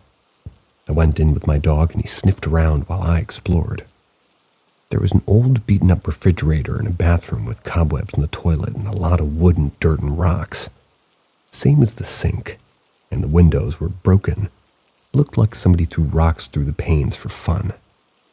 I went and stood next to a big beam in the middle of the room with my dog. Went on my phone to check my text messages. I didn't have many because it was 11 at the time. Put my phone away and I started to walk toward the door. It was closed. Huh, I thought I left this open, I said to myself. And I did. It stuck because of the hinges. I pushed and pushed, but it wouldn't open. Just then I heard big, heavy footsteps. The footsteps were coming from the 2nd floor. I looked up and so did my dog. His hairs on his back stood up and he started growling and barking. I told him to shut up, moved him to the back of the room with him. The heavy construction boots followed me wherever I went. There was a small door toward the back of the room and I pulled the white string and it opened, so me and my dog went into the next room. It was a small rock room with a hole in the wall that looked into a pitch-black room on the other side of the door. I could crawl through there with my dog to escape, I thought. But I dismissed that idea quickly because nope, just nope. There was a better option, a door to the outside pasture in the room. I went to the door and turned the handle, but it wouldn't budge. It was also jammed. The footsteps were getting closer, and there was a hole in the ceiling, so I needed to get out quick. I ran, kicked the door as hard as I could, and it flew open. I ran outside with my dog and didn't even bother to close the door. I looked up at the barn, and one of the panels fell sideways. Then I saw a black figure run across it. I know what you're thinking. It was an animal. But that's not that case. The second floor of the barn is rotted out, and there was an animal up there or a person, they would fall right through. I went around the barn until I saw the barn door close that I entered through. I was almost feeling brave, so I went back in to see why the door wouldn't open. It was locked. The padlock was locked. I then ran out of my haunted barn with my dog and went back inside my haunted house. Over time, it got more frequent. I would see shadows, people dressed in old-timey outfits. I even got a couple of Polaroid pictures of them. In one, you can see a woman screaming and starting to disappear, and in the other, you can see a little ball of white light with 2 black dots for eyes. In the last one, I can't for sure say it's paranormal, but it's definitely weird. It's a room with 13 windows in the middle of a hot summer day. I took a picture of my dog, and it's pitch black. I can only see the outline of his body and his glowing eyes and big mouth and sharp teeth. Next to him is this thick line of orange mist. Again, 13 windows, hot summer day. It was very light in there. My mom told me later that she kept checking on us that night because she heard a teenage girl screaming and she thought it was us. But when she got up there, we were never awake. Always happens around 2 or 3 in the morning. It was about 1.5 years and where I decided to tell my mom everything that I had seen. And when I did, I regretted it. We were sitting on the couch in the living room. I told her everything I'd seen and I started crying because it was a lot of emotion. I don't know why, but I felt pain and hatred. It was like I was feeling what they felt. She told me that it was okay and that she would pray, and I said, "No, don't. You made it worse last time." She said, "How could praying make it worse?" I replied, "I don't know. I just don't want to find out." She went into the office where I heard the woman screaming, and all of a sudden I get this really bad feeling. She knelt down to pray, and I told her that she shouldn't. She didn't listen. She started to pray, and I felt the woman's presence in that corner. I knew she was here, and she was mad. My mom's eyes popped open. She looked at me concerned, and she kept praying. I started crying silently and walked over to her, and she was finished. I told her she shouldn't have done that, and that the woman was mad at her now. She said that she didn't feel right, and that she thinks I'm right and something didn't like that, mostly because the hairs on the back of her neck were standing. We went back over to the couch, and I saw in the reflection of the window the burned lady. At least, well, that's what I call her. Ever since I saw her in my bedroom, that's what I call her. I saw her standing 10 feet away by the TV. I told my mom, then 2 minutes later I saw her standing in the reflection again. She was much closer now. She was like 4 feet away. I then told my mom again, and then she told me she was tired and that she needed to go to bed, so I turned off the light, and as I turned, I saw a woman in her early 30s maybe. She was wearing a navy blue old-timish dress staring at me. Her brown hair was in a bun. She was holding her hands. Then she disappeared. I didn't tell my mom about that one. I saw the same woman looking out of the window of my sister's room upstairs a few months prior. I called her Fiona because of a dream I had. Recently, in the last 5 months, something terrifying happened. I was sleeping in my room upstairs, and I heard a woman talking in my room. I was starting to wake up, and then I was fully conscious.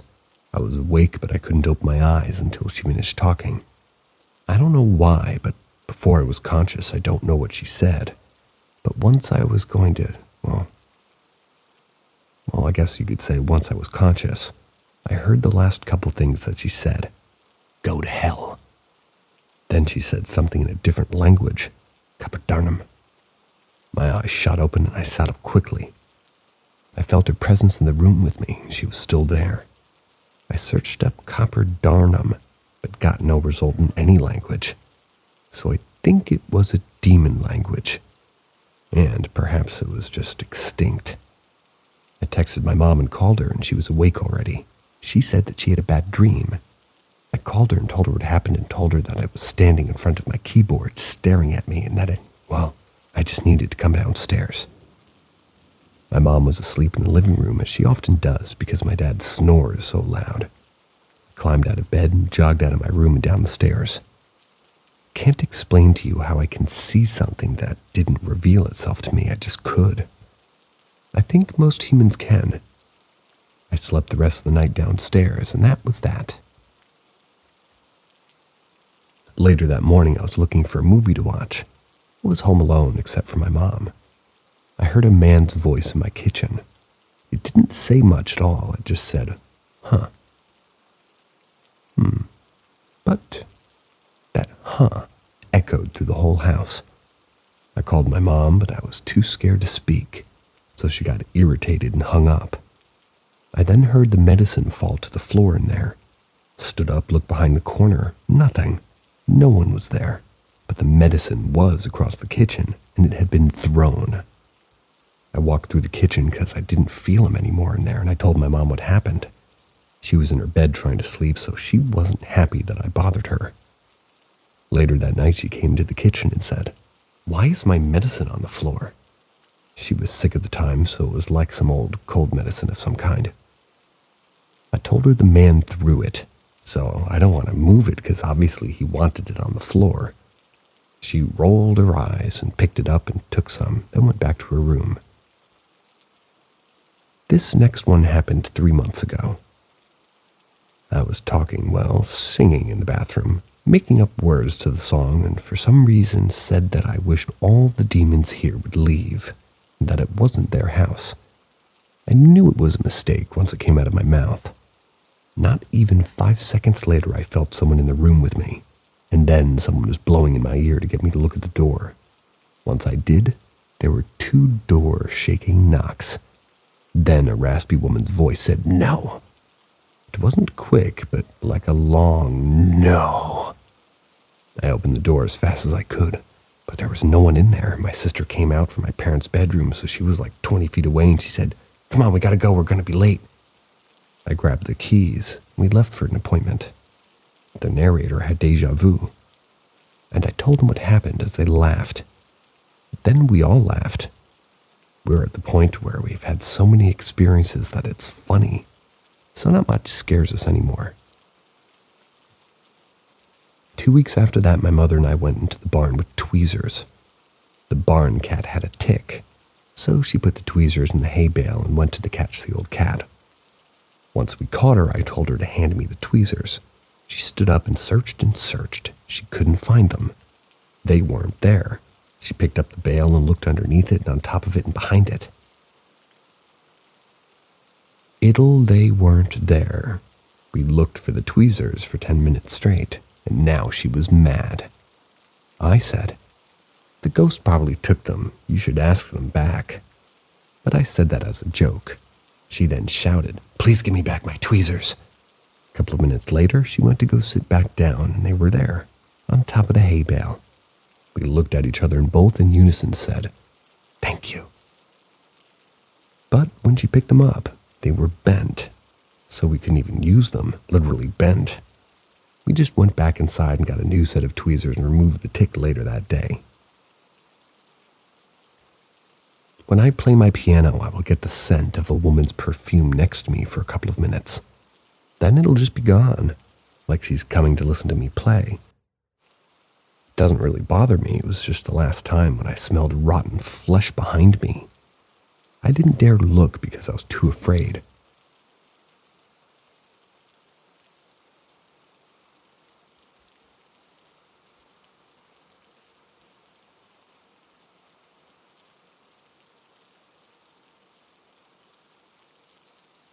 was not a ghost in my house, that must be a mouse. But I press on. But then it started tapping in my chair and I could feel it. It was crawling under my chair. I jumped up and left because nope. I still see shadows from time to time and the people still listen to me play the piano. As long as it's the woman, it's okay because I know that she really enjoys it. Also, sorry, last thing. I play very complicated piano pieces and there's definitely a mouse in my house. My dog's got a job. Okay. I play very complicated piano pieces that are scary and sad at the same time. You might think this is not weird, but I don't play the piano. I can't read the music. And the music that I play is never, ever happy.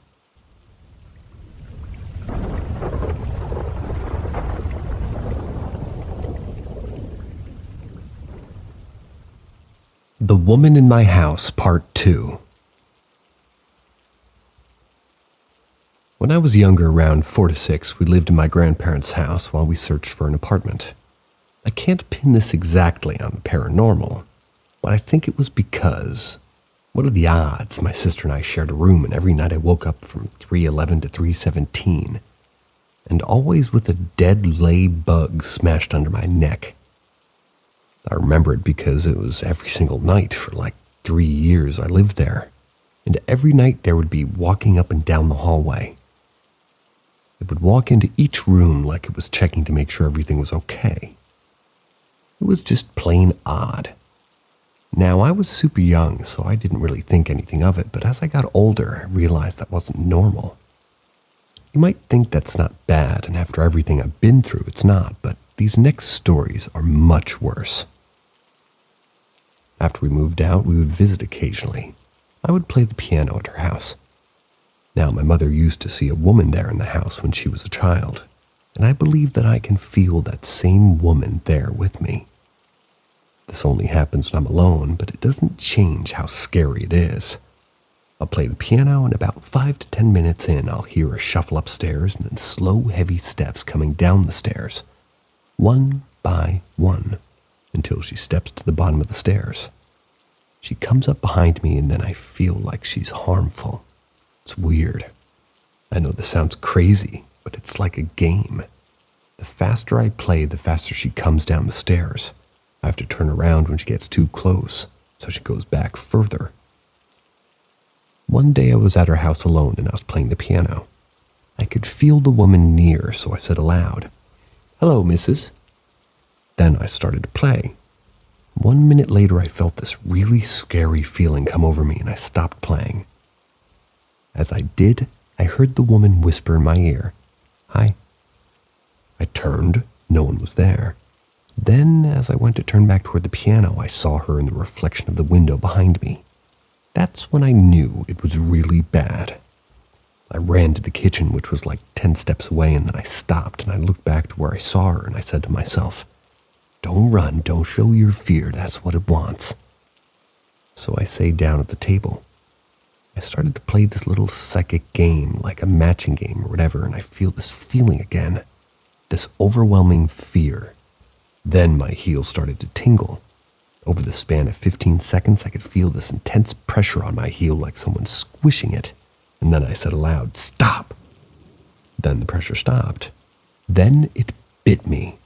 I screamed, turned, and remembered to not show fear, so I said, "Guess I'll just see you guys later, bye." Ran out of there real quick.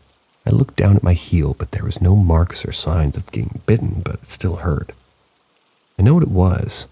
It was a pair of human teeth. So now when I play the piano, I make sure that she stays far, far away. Not today, Satan.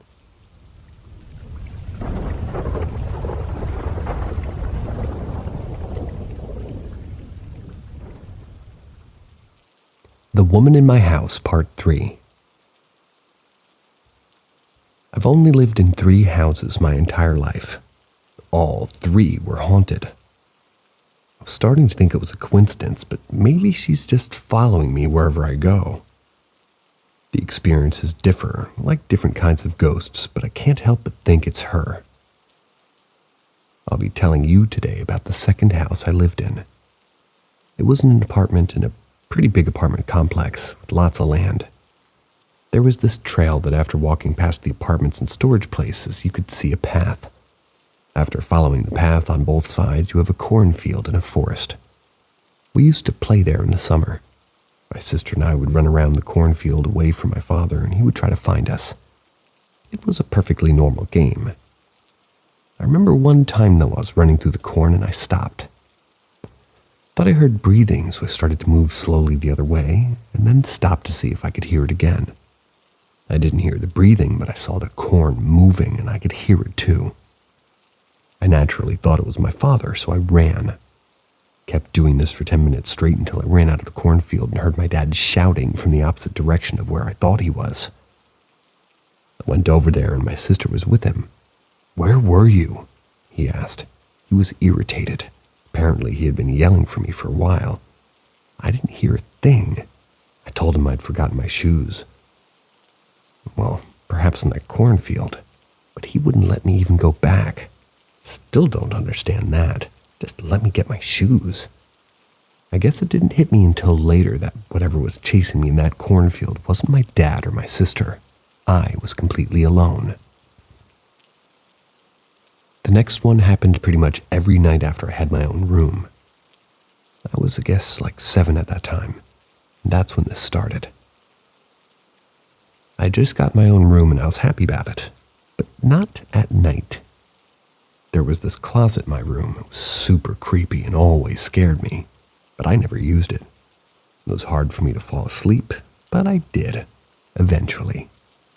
It was the morning that was scary.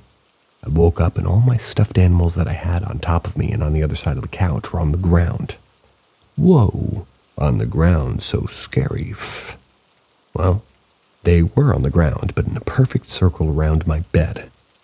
I instantly thought it was my mother that did this. I asked her and she told me that she didn't. My mother never played pranks on us because she grew up in a haunted house herself and didn't want to scare us. If she did do it, if she would have confessed. I then went to go ask my dad. He was asleep. I peeked in my sister's room and she was asleep too. So I waited for them to wake up. They both denied it. The next night, same thing happened. I woke up to the stuffed animals all staring at me, perfect circle around my bed. Same thing, I asked who did it, and no one confessed. After a week of that happening, I begged them to tell me if it was them. I knew it wasn't. No one confessed, of course, and this continued for 6 years until we moved out every morning. In that house, there were some scary things, and I knew that there was someone else there, even at my young age. I would sleepwalk, and I don't do that now. It stopped once we moved. I used to walk down the stairs and sleep on the couch in the pitch-black living room at night. I even talked to my mom when this happened sometimes. Usually she would ask if I was okay, and I would tell her that I was just fine.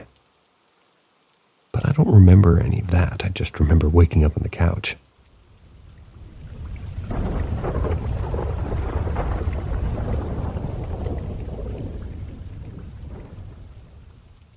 Shadow person or ghost?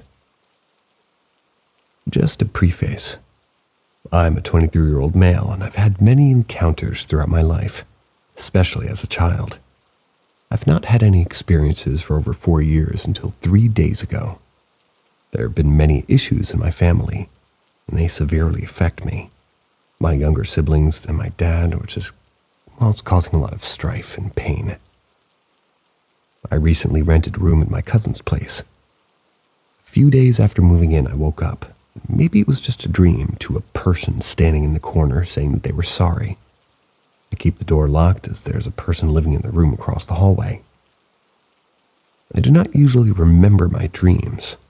I've thought to myself that I would like a nightmare every so often in order to feel something that wasn't sadness or indifference. This particular night I would wake up for a second, adjust myself, and go back to sleep. This happened 4 times. On the last time, I saw a masculine figure in the dark. It had an unnerving grin and began to whisper a certain word, which I do not remember, and it had a slight lisp. Or, well, I guess I just remember waking up soon after. I had this strange feeling and a slight tinge of fear. I sleep with my television at the foot of my bed to watch movies and play video games while laying down. The head of my bed is to the left of a window.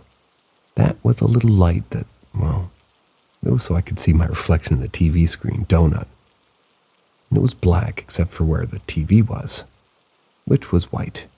I stared into my black TV screen for a few seconds, thinking about what occurred, and I saw a roundish shadowed shape like a head where the light was. I stared at the shadow thinking it was my head. I had just woken up and was taken back by a dream, so I wasn't all there. I guess whatever that shadow belonged to noticed I was staring at its reflection and just vanished. That's when I froze.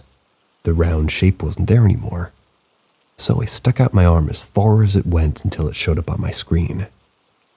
That is when I confirmed that it truly wasn't my shadow. I instantly had the urge to take a huge dump, which happens whenever I'm super nervous or afraid. I ran out of the room to use the restroom and stayed fixed on the toilet for an hour trying to take everything in. Or out. This has never happened to me before. I've seen solid apparitions before, and I've seen objects moved seemingly by themselves. The thing that's interesting is that it must have been solid, since it had a shadow and all. I also live on the second floor and the backyard is fenced off. Has anyone had a similar experience? What could it have been, other than the end of tonight's episode? See ya.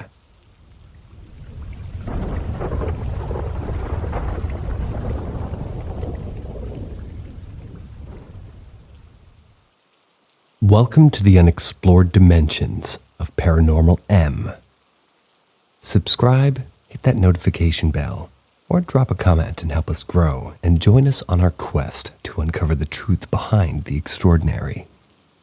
Brace yourselves for an immersive journey through the unknown with our latest captivating stories. Hope you enjoy. So I've been trying to get ET contact through meditation.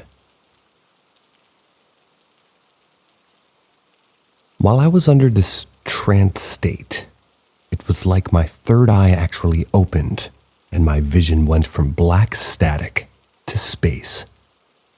A dark round planet, I think with a misty red aura stretching from the sides. The space was vast and filled with stars, and what I think may have been a star forming. I'm not really sure what it was. This didn't last long before I went back to normal.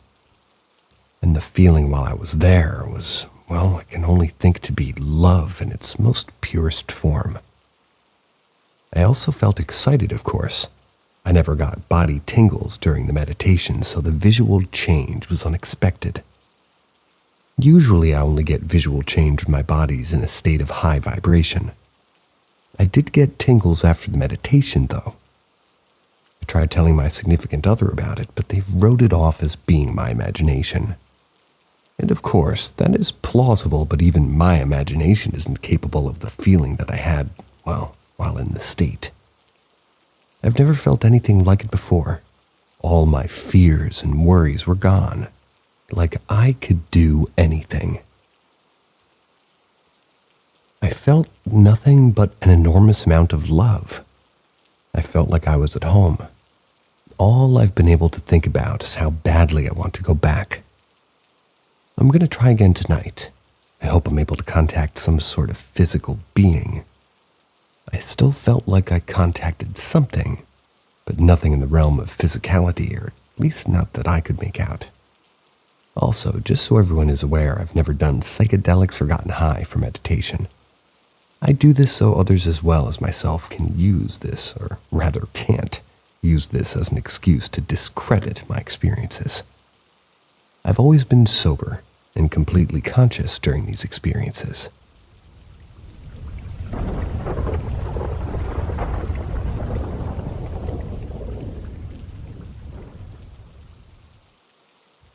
Can we travel through time while we sleep?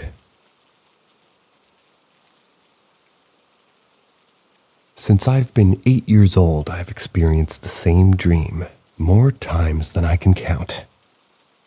I'm running through a tall forest of flowers while something cruel or malevolent pursues me.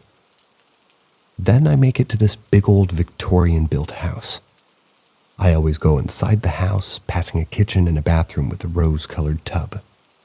Once inside, I go up a set of stairs and into a bedroom on the right. Inside the bedroom in the closet, there's a stair that leads to the attic. I go up the stairs and into the attic, and I go through the attic, and there's a small hidden door that takes me behind a false wall. Behind this false wall is where there's a little hallway hidden from view. This hallway ends in a room. Okay, you might wonder, so what of it? We all have dreams. What makes this different if this house exists? Well, the bathroom, the stairway, the hidden hallway, and the room exist, exactly as I described, too. But I've never been there. How did I discover it existed then? Good question. 2 years ago, my dad was at my farm helping my husband and I with some renovations. We got to talking one night and I asked him how this recent trip to Ontario had gone. Good, he replied, except our rental car was broken into and all our ID, cash, and documents were stolen. That's awful, I answered. What did you do? He said, sadly, our family wasn't much help, and no one really opened their homes up. However, he had these friends since he was a kid, twins. Their family lived on a plot adjoining their home. Their family home was empty, but they kept it for when they wanted to travel, as like a second home. He said his friends had opened their home to him and my stepmother and saved the trip. Honestly, that would have been the end of it, till he said. Everything was like I remembered it, right down to the secret room. I don't know why my blood stopped moving. My whole body froze up. Secret room? I forced out. Dad, don't tell me anything more. I've been having a recurring dream since I was little. Let me tell you what I've seen. Then you tell me if I'm right. So I walked him through the house, the hidden hallway into the room. I even described the pillows on the floor in detail. He was white, pretty shook up as I gave minute detail on a place I had only ever seen while asleep. The strange thing is that often in my dreams, I was not me. I mean, I was, but I was also someone else. Like, I remember a girl sometimes being in the secret room with me and other boys. In the dream, I have a crush on her, although I'm a girl. In the dreams, I think I may have been my dad, if that makes any sense. Also, the evil malevolence that would cause me to run to the house and the secret room where I felt safe. My grandfather was a very, very bad man. The kind that lines his kids up and shot at their feet when he was drunk. The kind of man that did unspeakable things to his own daughters and would drive his wife and kids down deserted roads, take their shoes and make them walk barefoot back home in the snow in the middle of winter. The tall flowers in my dream. My dad said there was an empty plot between his house and his two best friends. His dad had rented it out to his family, and they had filled it with sunflowers. For the record, my dad rarely talks about his past. I've never been to this house in real life, and we live in Alberta, 3,600 kilometers away from where he grew up. I am not young, and I've never even seen a photo of his friends or their home. Since the revelation, I've not had that dream again. I kind of miss it. My secret room that was only mine in my dreams. My dad did ask his friends if I could go and see the house if I make it down to Sturgeon Falls, Ontario. I would love to see it for real. I hope you get to.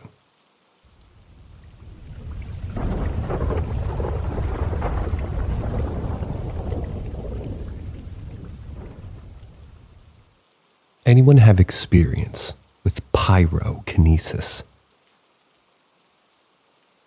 I will start off by saying I've experienced a lot of paranormal events of many different kinds throughout my life.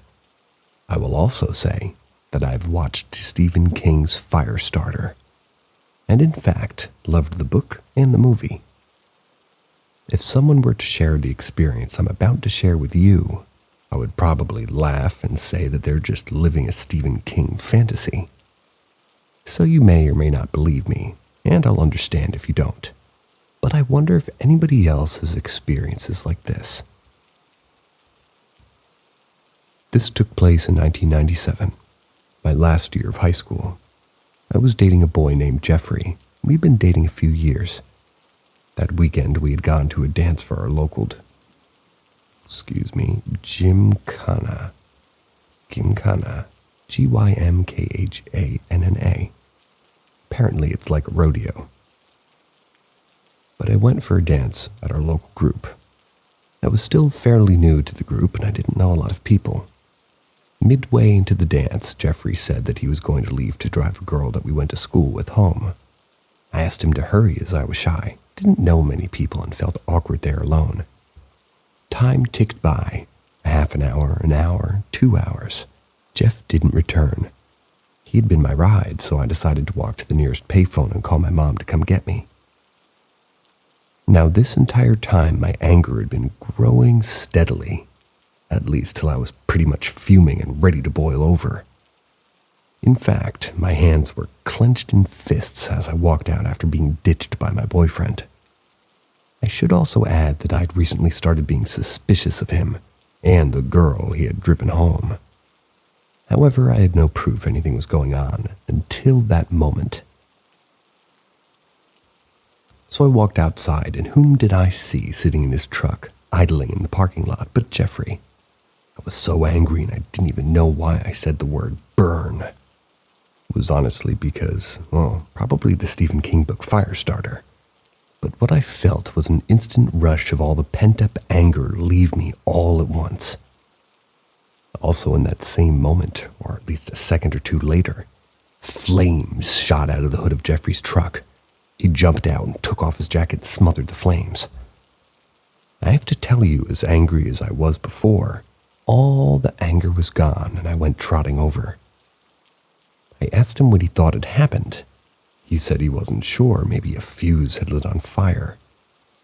I was all smiles as I told him what I had experienced and what I thought had happened. That might seem weird, but I had literally no anger left at all. In fact, I felt great. He looked really concerned and said that he thought I might be a witch. I am most definitely not. Anyway, because I never share this, I don't know if there are any other people out there with a similar experience. I did have a thought, though, about spontaneous combustion and how, or maybe why, it might kill people. I pushed all the angry energy out with a directive. If someone were filled with that much anger and didn't push it out, I think it could possibly lead to spontaneous combustion.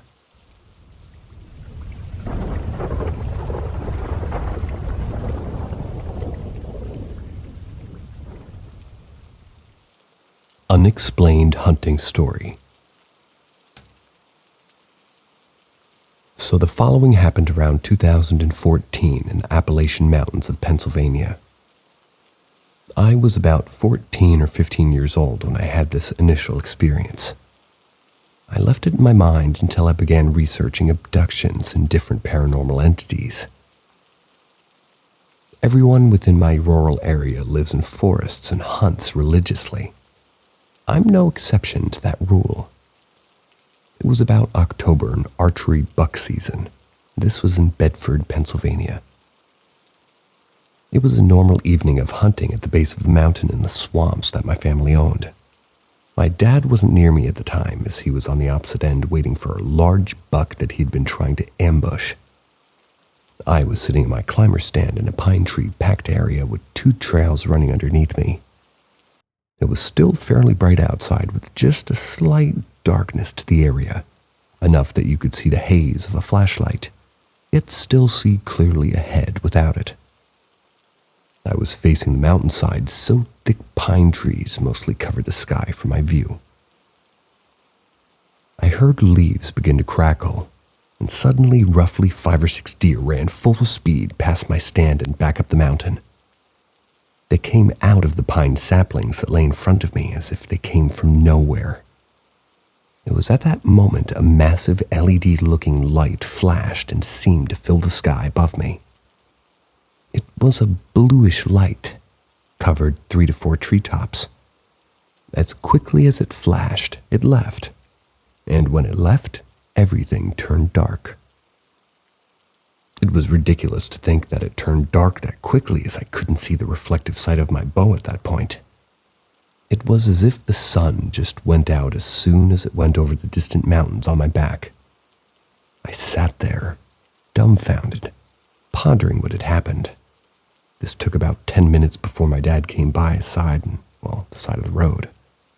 I left the stand that night weirded out by it, but I didn't think anything weird until the next day. I woke up with a cold sore on my left eye, which isn't unusual to me as it happens all the time due to sunlight or stress. I got dressed and went to school. But as the day went on, I began to get a bad headache. I made it to lunch when a lunch lady who was a personal friend just looked at me bewildered. I hadn't noticed, but the right side of my head was swollen severely. It was sticking out a good half-inch almost. It seemed like it was giving me a lopsided appearance. She told me to go to the nurse's office quickly. I went to the nurse's suite, and she promptly called my mom to take me to the doctor's, as she thought I may have contracted shingles from a teacher who had an outbreak that month. We went to the doctor, and he looked at me and sent me home after explaining it was probably a poison of some kind while in the tree. I know my area, and there isn't poison oak locally. I don't get affected by poison ivy, though. After I got home, I forgot about it, and I moved on. My head got better, and I didn't give it much thought until this summer when I had my first sleep paralysis situation. After I had it, I began to look into different paranormal stuff again. And for the first time, I looked into abduction stories and Mothman sightings. The conjunctivitis and different after effects made me think back to my experience in that tree stand. The reasons I'm bringing this story up is because of the lost time that went by, the sudden flash and the deer appearing from nowhere without any prior sound, and the after effects of the experience which happened the day after. I don't remember seeing anything or having nightmares directly after the incident, but it makes me wonder what I saw that night.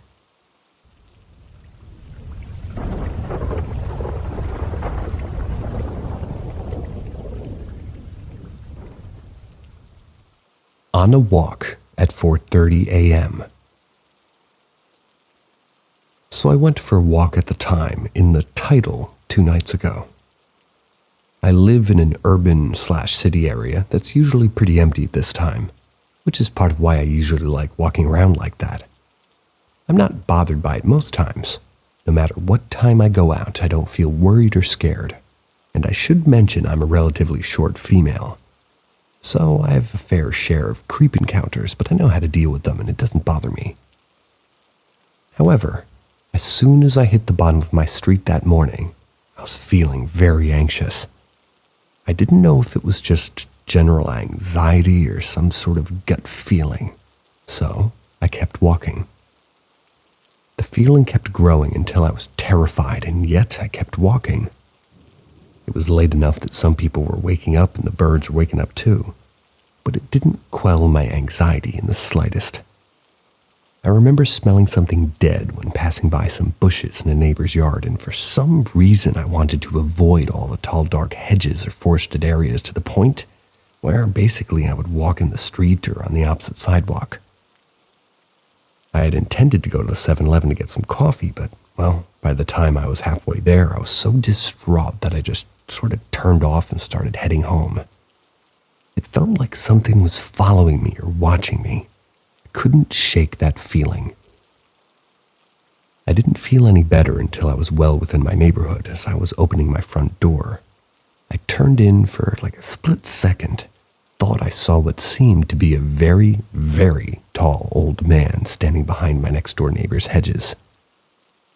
I'm not even sure I saw it correctly. As I said, it was just a second. But it made me jump as I opened the door since I felt discomfort that night. But I'm not sure if it's just anxiety from the experience or if it's something else. I've had a lot of paranormal experiences, but nothing has ever made me feel so terrified as that walk. I still don't know what it was, whether it was some kind of warning or something was in fact following me, but I don't plan on going out at night again anytime soon. However, I was wondering if any of you might have any, basically any idea. I know it's not extremely detailed, but there was nothing really happening to make me feel as terrified as I did, except what I've described. It was like alarm bells were ringing in my head the entire time I was walking, and even the wind felt ominous. Usually I enjoy the breeze very much, but every time it blew while I was out, I wanted to stop. It's odd, because I felt compelled almost to go on that walk because I figured it would be calming and help me sleep. The wind looked like it would feel nice. But if you have any ideas as to what you might think is going on, I'd very much appreciate it.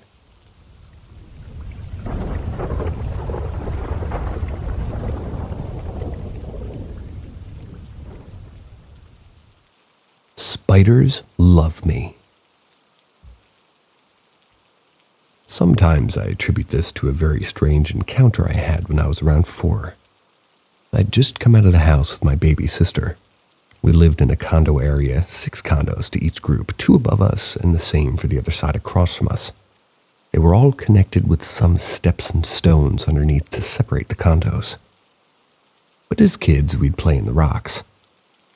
One morning, me and my sister walk outside, and from out of the rocks under the steps, a weird blue spider-esque thing arises.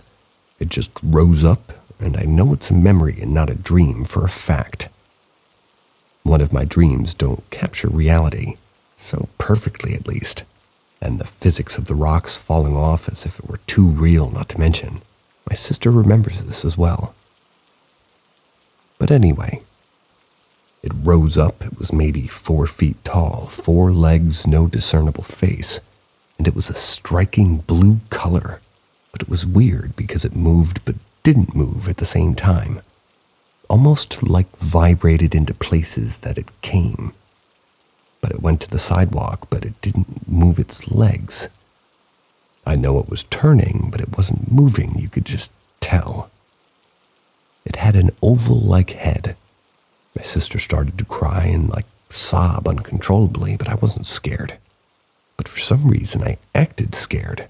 I don't know why. Also, it was broad daylight when this happened. I took her inside fast, shut and locked the door, and went on with daily life. I didn't think much of it, and I never saw it again, nor did I mention it for years. I saw and went through a lot of things growing up, but never anything like that again.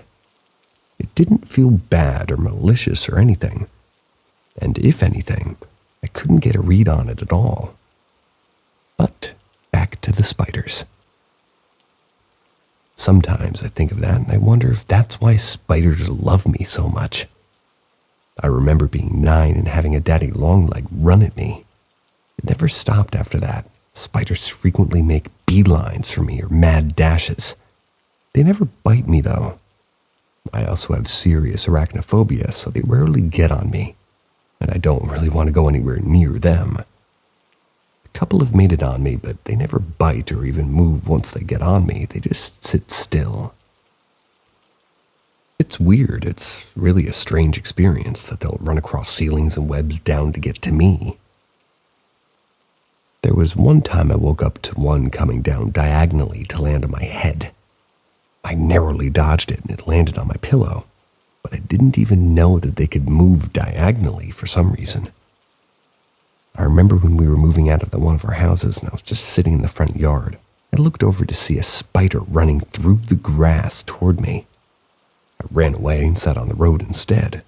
Sitting at a rec center parking lot waiting for my boyfriend there was a spider that sort of crested the curb to come at me. I fled from that one too. They're just all over the place, all the time, all at me. There have been 2 that have gotten on me while I was awake, and I'm 99.9% sure that they somehow materialized because, well, my spidey senses are on point.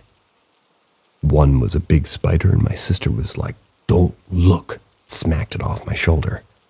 Another one was a little black spider. One time I passed out drunk in the woods with my fiancé. Classy, I know. But he walked back to find a lot of spiders on me. A variety, too. Some of which we had never seen, just congregating around me and on me. And that one was pretty recent. I don't know what it is with me and spiders. I know this is very long. There are many more times that, they'll run toward me or people who don't believe me, but they've sort of been coming to believe me sincerely because of how spiders interact with me. I know people probably won't read all of this. I am. Or maybe won't even understand. Sort of.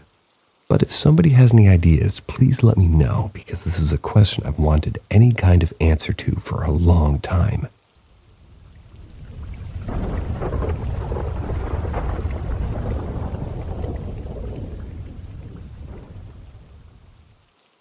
Hallway kids laugh and giggle. Activity. We ended up staying at a Marriott suite in New Hampshire for a 2-month stay at the beginning stages of the COVID-19 pandemic. My wife, newborn, and I. Everything going as normal. I'm heading to the elevator to go outside and have a smoke. Lobby's semi-full, bars closed, but you can buy your bottles and take them up. Now I was all alone in my room expecting my wife. My sister-in-law was perhaps going to be there too, and my 3 nephews. I turned on my PS4 to run a little Rainbow Six when I heard children's voices laughing and giggling and sounded like they're running from the elevator toward my end of the hallway. So I naturally get up from my chair. I go to unlock the door. To my surprise, there's no one in the hallway. I walk toward the corner elevator and no one in sight. I was like, what the fuck was that? Am I hearing things? 2 days after we're heading back to the hotel from an outing, the wife is downstairs chatting with the front desk manager, who's a longtime friend of ours. I put my doggy bag in the microwave and started to hear a flock of kids running and laughing and giggling and chatting away. I look through the peephole. I see no one in sight yet again. I called downstairs, asked the manager, Nisha. I was just telling him that I keep hearing these kids running up and down the hallway. She said we're the only ones booked on the 3rd floor. Security don't see anyone on the cameras either. I was like, well, I heard them right outside my door. Now this was going on just about every day, to every other day perhaps, and like a clown I open the door and see no one each time. One night I'm all alone. My wife's out with the girls, and this time I swear I heard a kid's voice in my bathroom. So I go to check. No one there. I'm watching TV. I think it was the Travel Channel or something, maybe Paranormal. It was displaying a cigar company that had child labor going on in the 1800s. And at one point, there was a fire accident that burned the cigar warehouse down. There was over 80 deaths. Many were women and children, and when they exposed the building and the whereabouts that it was the very building we were staying in. Well, it was brought out not too long ago of our stay, and it was renovated by the Marriott Suites. Damn. I immediately got the goosebumps and looked at the door, and I opened it up and stared down the hallway looking for signs.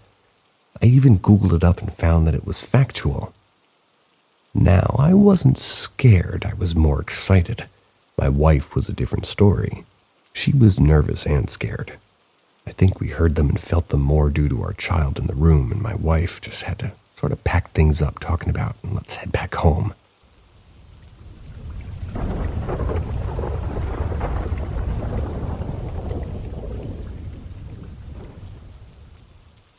Bathroom or the attic? Last year, my now fiancé and I moved into my parents' house. My parents had sort of built onto my grandparents' home when they got married, so I now live in what used to be my grandparents' home. This is just to clarify that we have our own undisturbed living area. I have a bathroom attached to my bedroom, which also attaches on the other side to my brother's old room. This night my brother was home and asked if I wanted to go to the pub with him. I declined and went to bed around 10 p.m. My fiancé was working late, so I was alone in my room. Around 2 a.m. I was woken by some banging and scratching on the wall in the bathroom. It sounded to me like somebody had a 2x4 piece of timber and was hitting it against the wall and then dragging it down. This happened repeatedly for a few minutes. I sat up in bed and listened for a while. I didn't feel frightened, and to be honest, I thought that my brother had come home drunk and was just being bizarre. It struck me as odd, though, because I could see the light was not on in the bathroom. After a few minutes, maybe 5, the light did come on, and I heard my brother enter the bathroom. The noise immediately stopped. I didn't think too much more about it because I still thought it was him, maybe fumbling around for a light switch or something. I went back to sleep and forgot about it. The next morning when I was making coffee, my brother asked me the eerie question. "Was that you making noise last night?" A few weeks later, I heard the noise again, but again with no explanation. Finally, another few weeks later, I finished having a shower one morning and had just returned to my bedroom. I heard the noise again, directly on the other side of the door. I was pleased that I could finally discover the source, so I gleefully pulled it open, and, you guessed it, nothing. There was nobody there, no apparent source of the noise, which, by the way, had stopped. I then looked up and remembered that the entrance to the attic is in that room.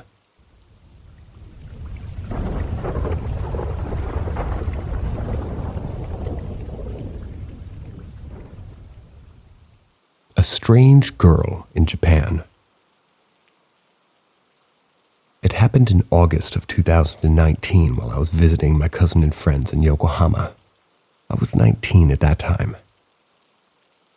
I was on my way back from my friend's apartment to my cousin's place where I was staying. It was close enough, so I decided to walk, despite it already being dark and late. I was close to Yokohama Harbor. I was walking on the pathway right next to water.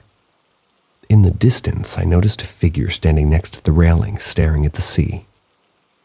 There was no one else around, and I got this strange feeling from them, but I had to pass them. The figure didn't move when I got close. For some reason, I stopped to look at them when I was right behind them. The person was wearing a black trench coat reaching past their knees. They had their hands tucked in its pockets. I was staring at them and they turned around to look at me. The street lamps provided a good light, and I was standing close enough to make out their features. It was a girl, clearly foreign, and the first thing I noticed was how absolutely beautiful she was. Rather tall, maybe like 5'8", dressed in modern, entirely black clothes. Very dark, weavy hair reaching her shoulders. She was young, couldn't be older than 18, maybe younger. My gaze lingered on her eyes, and a chill went down my spine. They were light, but completely empty. It was like looking into a void. She stared at me. Her expression was blank. It didn't change since she turned to me, and I had a feeling she was waiting for me to do or say something. I tried, but I couldn't find words. I was frozen in place. We stared at each other for a while until at one moment I blinked and she disappeared.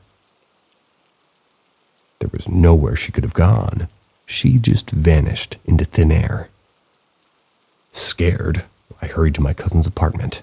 When he saw me, he pointed out that I looked as white as a sheet. But hearing my story, he just laughed that I hallucinated a quote-unquote hot girl. I researched Japanese urban legends out of curiosity, but I couldn't find anything about a young girl wearing a trench coat. She didn't even look like a ghost. It was like looking at a normal human being. A few days later, while my cousin and I were on our way back to his apartment, something on the other side of the street caught my eye.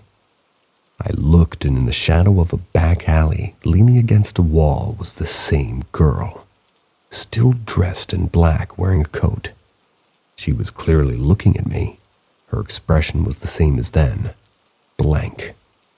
Maybe even a little bored. I shook my cousin's shoulder and told him to look, but when we did, she was already gone. Just vanished again. For the rest of my stay, I had a feeling someone was watching me whenever I went outside, and sometimes I could see the black coat in the crowd. It could have just been my paranoia, but I was seriously afraid. When I came back home, the feeling stopped and nothing weird happened again.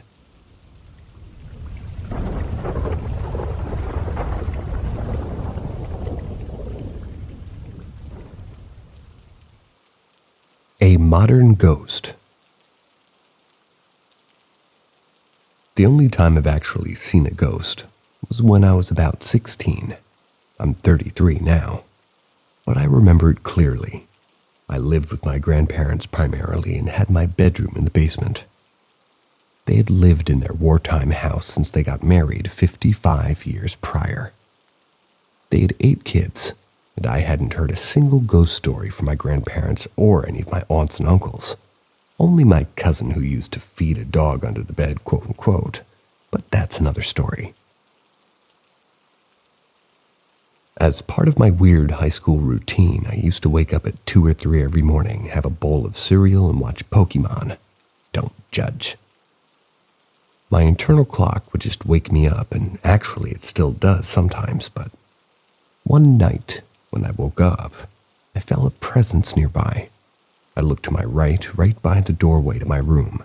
Even though my room was pitch black, I clearly saw the figure of a man. I thought for sure somebody had broken in and I was going to be raped or murdered because this figure just didn't seem ghost-like. The figure seemed like a young man, probably in his early 20s. He was overweight, had blonde hair and glasses, and was wearing a red t-shirt and jeans. This wasn't some ominous shadow or an old-timey Renaissance ghost. He looked like a standard early 2000s guy. I had no idea who this person was and had never seen him before, but I remember him well to this day. I stared at him for what felt like 10 minutes, but it was probably 10 seconds, and I waited for him to make the first move. Well, I guess the first move towards murdering me, but I didn't get any evil vibes. Although I was super freaked out, this was not the image I'd conjure up when I'd think about ghosts. I finally turned my bedside lamp on, and when I did, he disappeared. At this point, I was wide awake and couldn't stop obsessing over what just happened. Again, I was scared, but he seemed harmless enough, and, well, I didn't feel the need to wake up my grandparents.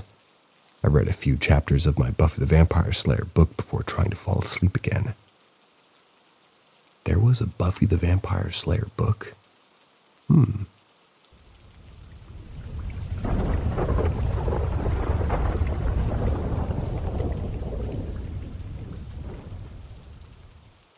I met my daughter from a miscarriage 3 years ago. This is a little bit difficult to talk about. It happened last Thursday night, and I'm still very emotional. A little backstory. I've always been in touch with the other side. They use me a lot. Typically, I have no emotional connection with any spirit that I come in contact with. This was different. An important piece of information is that I have a 6-year-old daughter. When I go outside, oftentimes she'll be directly on the other side of the front door and be asking when I'll be back in. In the early afternoon, my wife and I had stepped outside for a few minutes. As usual, I heard a little girl on the other side of the door. Not so unusual, this little girl said, "Mama." My daughter always calls me Mommy or Mom. I answered, "Yes, dear," just as I always would, but there was no response from the other side of the door. I realized that my daughter was playing in her room the whole time. Later that night, my wife and I were laying in bed scrolling Reddit, and my 6-year-old had only just fallen asleep. I heard what sounded like 6-year-old getting out of bed. I waited for her to come to her door, but she never showed. I got up to check on her, and she was still very much asleep. I crawled back into bed, and after a few moments I heard it again. We have cats, so hearing noises at night isn't out of the ordinary. I thought nothing of it. Whenever a 6-year-old is standing in my doorway, I can feel it, awake or asleep. I feel it. Well, I had that same feeling after hearing the noise again. I turned around expecting to see my dark-haired, green-eyed daughter, only the child I saw was so blonde her hair was almost white. Her eyes were like a golden brown. I looked away for a split second at my wife and the child was gone. About 30 seconds later, I heard that same voice say "Mama," just a few hours earlier. My wife didn't see her nor hear her, but she very clearly heard it the first time. The age of this child is what mine would have been had I not miscarried. The father is blonde with golden eyes. She had my curls and his chubby cheeks. I could just feel that she was my baby. She came to me because I needed something to keep me going.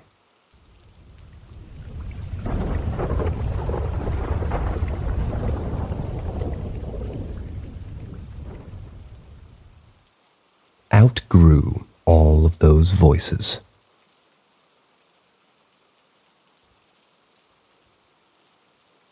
Okay, when I was a little girl, from really my youngest memories until I was probably around 12 years old, I heard voices. Not like somebody with schizophrenia hears voices. They may tell that person something specific. It was like I could overhear other conversations. However, maybe not actually understanding the exact word that they may have said. For example, I remember it happened all the time when I was in my bedroom. I'd be playing with my Barbies by myself. Although I was using my imagination and playing with the dolls like normal, I would start to hear people, always adult-sounding. They would be talking to each other. It didn't sound like it was scary, nor did it sound muffled, but it really didn't make out any specific words that were being spoken. I was really used to this happening all the time. I didn't let it interrupt my playing.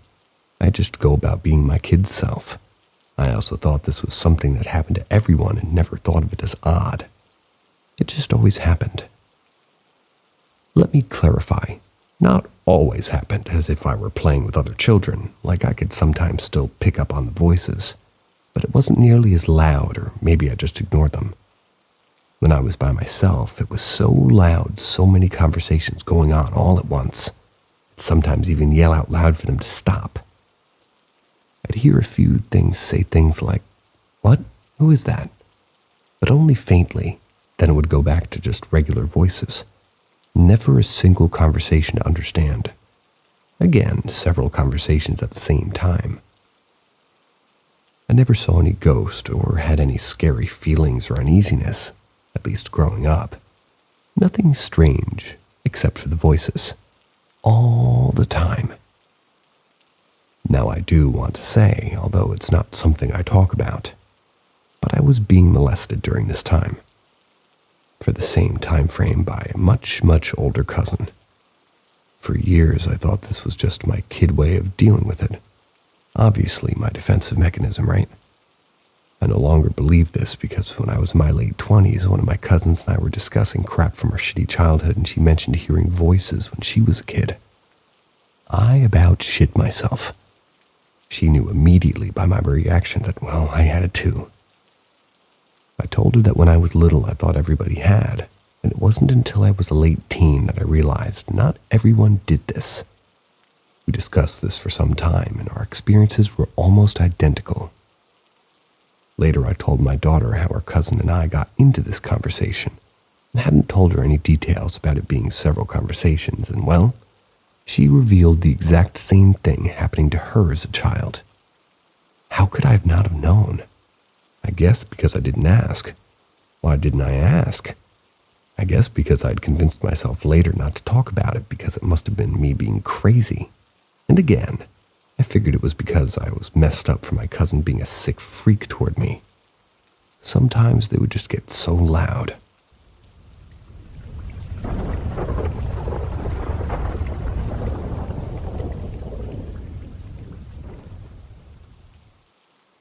Woken up by screaming. A A few years ago, I lived with my ex. We had a lot of paranormal experiences together. I've come to realize he had a way of attracting that kind of energy. Since leaving him, I've only had a few minor experiences. At one point, we lived in a house where the previous owner may have died inside. We couldn't confirm it 100%, but we were pretty sure. The house had been remodeled, so it was believed that she had passed in what was now the master bathroom. It was attached to the bedroom where I slept. She was an older lady who was sick and passed away due to natural causes. Nothing too dramatic. We had a few different experiences in this home, in this room. One night when I was asleep, I was awoken by a loud woman's scream. It startled me awake and I sat straight up. It was dark and I couldn't see anything. The scream only woke me up and not my dogs or my boyfriend. I brushed it off as a bad dream and went back to sleep. I told my boyfriend about it the next day. Another night we were both woken up by a loud scream, and this time it sounded almost animal. It sounded like it was coming from near the foot of our bed too. One of my dogs did make noise when he slept, so I thought it might be him. But again, it was dark and I couldn't see. I felt around the foot of the bed, but the dogs were all up between us. There were no dogs at the foot of the bed where it sounded like the sound came from. It's also worth noting that my dogs are Chihuahuas. They wouldn't really be capable of a noise like that, but I was trying to look at it logically to see how it could be explained away. One night I was woken by my ex grabbing my arm suddenly. I looked over at him and he looked scared. He was a big guy, 6 feet and about 275 pounds. He said he woke up suddenly when he felt something grab his leg and try to pull him off the bed. It scared him, so he reached out for me and it stopped. Once he saw a shadow head peep out from behind the shower curtain to look into our room. It was a clear view if the door was open, and it often was. There were always smaller noises and creaks in that house too. I did wake up to a big shadow dog by my side of the bed once as well, but I've posted about that elsewhere before. It is worth mentioning that we had roommates right down the hall who never experienced anything. They never heard the screams either, apparently. Once we moved, we were never woken up by screams again. I feel like it's also worth mentioning that while many of these experiences were startling, and I was scared at the time, I never felt threatened or unsafe in the home. I actually really liked the place. We only moved because the landlord was selling the home.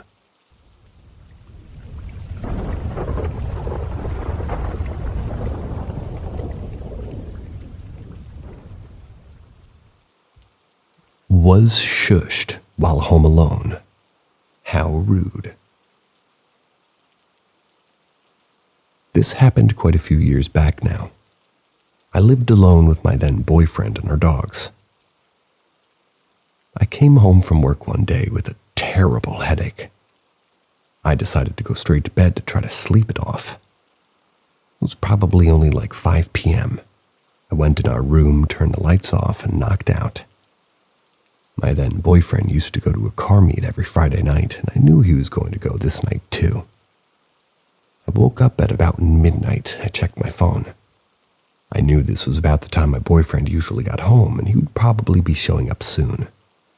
I stretched out in bed for my very long nap, which alerted my dogs, 3 Chihuahuas, just for reference. I was finally awake. They started jumping on me as they were excited. I had finally woken up. I was grumpy since I had just woken up and was still tired, so I kind of snapped at them and told them, "Stop!" Then I heard a very loud shh. I was in our bedroom, which was pretty dark since I had turned the lights off before I went to sleep. The lights were on in the living room, and that was right beside our bedroom. The shh was so loud I thought it was my boyfriend messing with me, so I even grunted in response. Since the lights were on in the living room, I thought maybe he was home a little early. Maybe he was watching some Netflix. It was quiet after the shh, though. So I waited thinking he was between episodes, but it stayed quiet. I'm afraid of the dark, even as an adult, so it made well, made sense that my boyfriend at the time would leave the light on for me. I was absolutely terrified. My automatic response in these spooky situations is to act completely unafraid. So I kind of got super nonchalant, like everything was dandy. Slowly and as calmly as possible, walked over to turn on the light.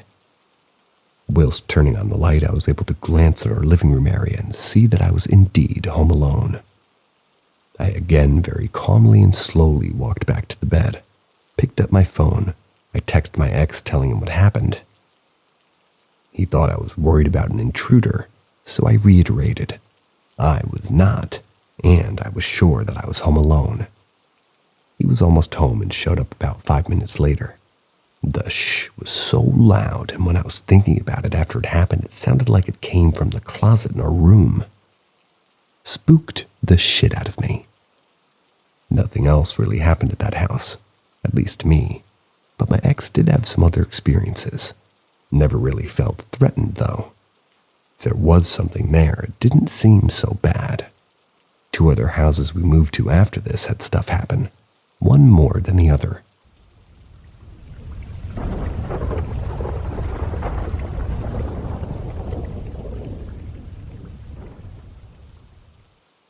My boyfriend's mother saw something or someone that didn't exist. Question. Hi.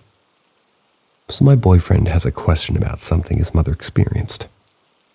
A few months ago, we're certain that him and his mother caught COVID. While he got through it okay, she kept getting worse and worse. We were eventually concerned enough to feel the need to call an ambulance. Well, when she had to go, she died twice. She said she saw nothing when she died, it was just dark. She's a very religious person, so she's a little concerned about it. But anyways, she stated that she saw a big man with grayish-blue satin suit on, kind of a black round sunglass who was apparently her doctor. The first time she saw him, he explained the situation on pulling the ventilator out of her throat. Once it was out, he said that she was having a hard time breathing. They needed to work on it, or the ventilator would have to be put back in. She begged him not to put it back in. He said they would have to, or she would die. The second time he came in and asked her how she was doing. She told him she was doing better and stopped mesmerizing and telling him, "You're the doctor that saved my life." And he agreed. He told her that he needed samples from her and left the room. A nurse came in and his mom asked who the doctor was. The nurse was confused and said that she never saw a doctor that matches that description. And after his mom explained what he looked like. That happened a few times, same exact way. But the third time he came in, she asked the quote-unquote doctor if he could go up to the nurse's station to let them know that he was a real person. He agreed that he would as a nurse walked in. And my boyfriend's mom said to the nurse, "This is the doctor. This is the doctor that saved my life." The nurse looked at him. He told the nurse that he needed samples. Then he left the room, and his mom asked the nurse what his name was. She said she's never seen him before. That was the last time that she's seen him. She's seen him not only at the main hospital, but also at the rehab facility that she had to go to.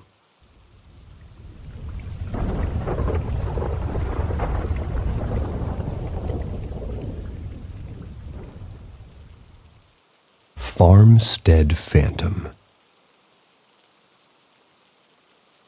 This story takes place in a farmstead in Ireland. The activity was particularly strong in the cabin, or cowshed. Really, I don't know where to start or what it is, but however, I'm about 87% sure it's demonic in nature. My family is very, extremely Christian. The farmstead has had countless blessings in it and countless masses. The house itself was built on a famine trail. Basically, on the left side of the house in the living room, there's a trail. A trail people during the famine used to take to the shore to mass. A long time ago, there would be activity. I made a post on this on subreddit ages ago, so I won't get into it. Stuff ripped out from walls, footsteps, voices, possibly apparitions. A step was put in outside so the spirits would take a different route, at least around the house. So now it's ceased. But now I think something else has moved in, feeding off their energy. It first happened about 3 years ago. Late at night, I'd smell sulfur, hear rustling. Nothing much. Then I would feel an unbearable feeling of terror. A burning sensation in my chest would rise up like heartburn around 3 a.m. I would squeeze my eyes shut because I felt if opened them, I would just die. It was terrifying and would always take place from 3 to 4 a.m. That's the weak part. In the cowshed outside, it's even worse. There's just an oppressive feeling. Once I think I even saw something crouched in the corner. There was nothing shadowy about it, nothing ghostly about it. It was solid. A woman, I think. Black and turned and crouched in the corner. I didn't see it first. I smelt it, like rotting flesh and sulfur. I'd gone in for my skateboard that was leaning against the wall. That's when I smelt that. I spun around, spying it at the far end of the cowshed, crouched near some farm tools. As soon as I saw it, I knew it saw me, even though it stayed turned the whole time. It was just an oppressive feeling of guilt and terror. I felt unreasonably violent, wanted to kill something, but all my feelings just faded, and I just felt numb. I realized I was walking towards it. As soon as I realized it, it all bubbled up again and I could hear screaming. So loud. I turned heel and ran, locking the door behind me and sprinting back inside. I've never felt anything like that before. It happened once, and I've been back since. Back in that cowshed, though I still feel uneasy in there and my dog always whimpers. Going back there in a week or so for Easter. Not looking forward to it.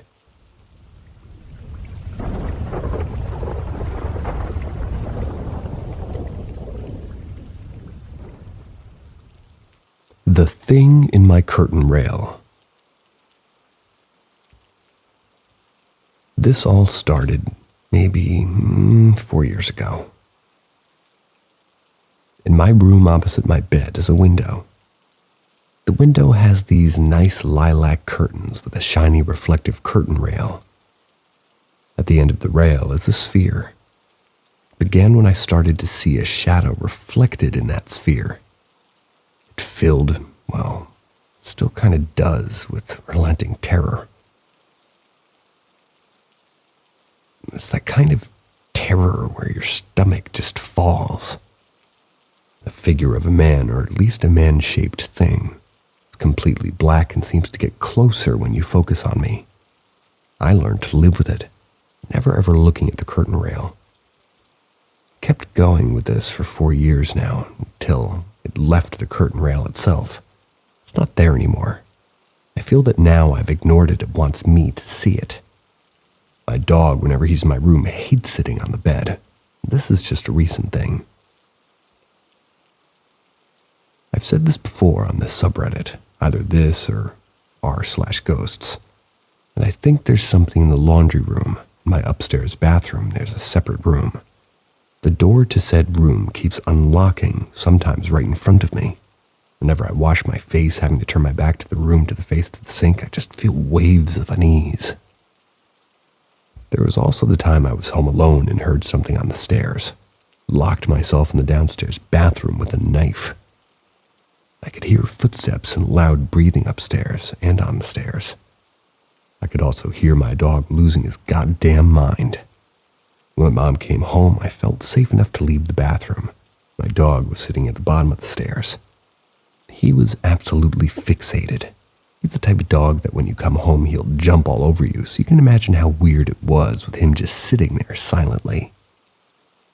So far, no harm has come to me or my mother or my dog, but that doesn't negate the fact that I'm absolutely terrified.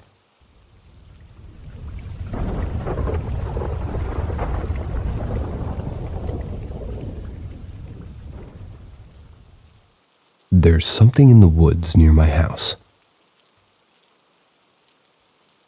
My family owns a farmhouse in Ireland. It's an extremely rural area. The house experienced some paranormal activity in the past. The living room sits directly over a path people would take to the beach or either church or coffin ships or something else. We believed these famine victims continued to walk through the house. During the 1900s and 1920s, I can't remember. My great-grandmother or my great-great-grandmother heard a noise downstairs. She rushed down to see the impossible. The Sacred Heart lamp, which is literally screwed into the wall, was ripped out. The coals and ashes from the fire had been strewn about. The room was absolutely trashed. Terrified, she rushed back upstairs and stayed there for the remainder of the night. In the morning, the room was untouched, perfect, as if it hadn't been trashed. The house experienced many more experiences over the coming months, possibly years. I come from a very Catholic family, so the house was naturally blessed. The activity only ceased was like a, well, the activity only ceased was a step was built. A small pathway winds to the side of the house. A step was put next to it, so the spirits would take the path, not the house. My grandmother always told me not to ever remove the stone. You would go on, but there's something scarier, something happening right now that I fear. It's a very dense, though quite small patch of forest. Whenever I enter, I'm filled with dread. Makes me quite frankly want to piss my goddamn pants. I never feel alone there. As soon as I smell that wretched smell, it's like rotting flesh. I hightail it out of there because I know it's close. And it felt evil. It felt malicious. And I didn't know it had a physical body until I saw it. It was nighttime, and I was looking out the window from my room. It looked like a person, a rotting person, a corpse. It was long and gangly, and its arms looked like they'd been pulled out of the sockets, and the elbow was jutting out. Its legs also looked disjointed. Its skin looked gray and sort of almost translucent. I couldn't tell a gender. I don't even think it has one. It has a horrible, sunken face. Its eyes were so sunken I couldn't see them, but I could see the light reflecting off of them when it looked at me. I've never been more scared in my entire life when we locked eyes. Not when I split my head open, not when I lost my dog, not when I watched the news. I could properly see its face now. Its face didn't have human features. Its nose, well, it didn't have one. 2 slits in its face was it. Its cheekbones jutted out and had no lips. But its mouth spread from ear to ear, and it was filled with rotted, brown, chipped, blunt teeth. My stomach dropped. I felt physically sick, and soon afterwards I was physically sick actually. I immediately shut the curtains and prayed. I prayed and prayed and prayed for what seemed like hours. And I did feel better afterwards. When I left the house the next morning, it looked like animal claw marks outside the door. I knew it had to be real and not a dream. But to convince myself that last bit, I went to the edge of the forest praying as I went. I also had holy water and rosary beads, anything I could get my mitts on. And sure enough, there were 2 deep, inhuman footprints in the mud. A wad, terrified. When I looked up, I felt its gaze again, like this time it would get me. I ran. I ain't athletic, and I'm kind of chubby, but geez, I vaulted over a 3-foot-high fence and ran up a goddamn hill to the house. I never ever go to the forest anymore, and a funny feeling tells me I'm safe as long as I don't go into the forest, especially at night. I don't know what's in there. I don't know. It doesn't want me specifically, I hope. Just people that wander in too far. If demons exist, this is one, and I hope y'all don't ever meet it.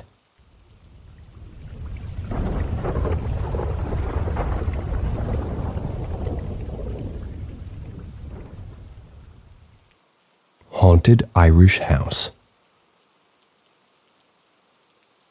My grandmother owns a house that was built by her ancestors not too long after the famine, like 2 to 5 years.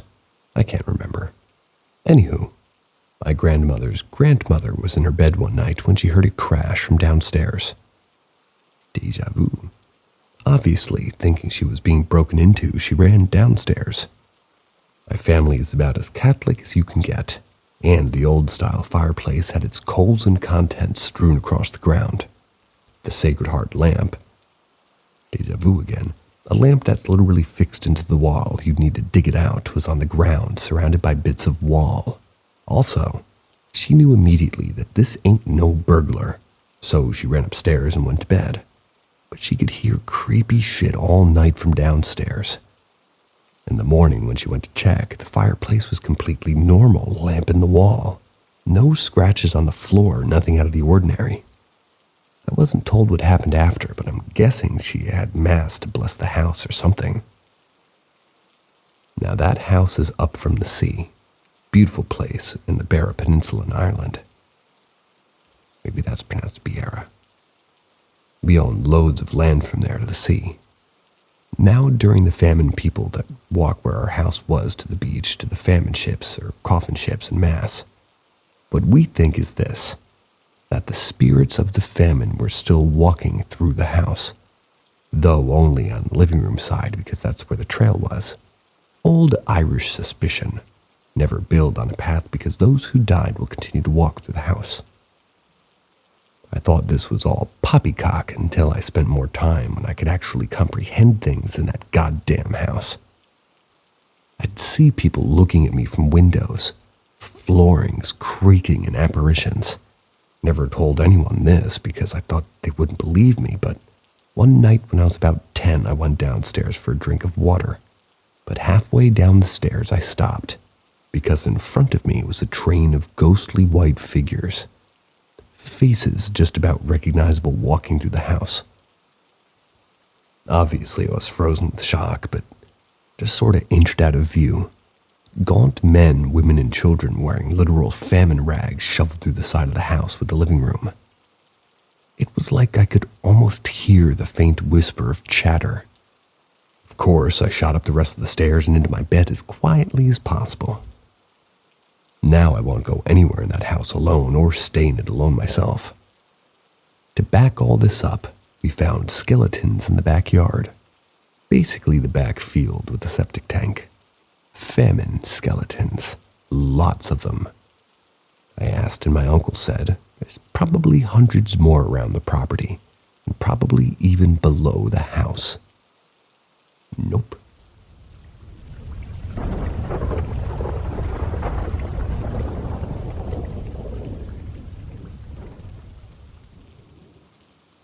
My grandfather came to give me a message through someone that I trusted very much.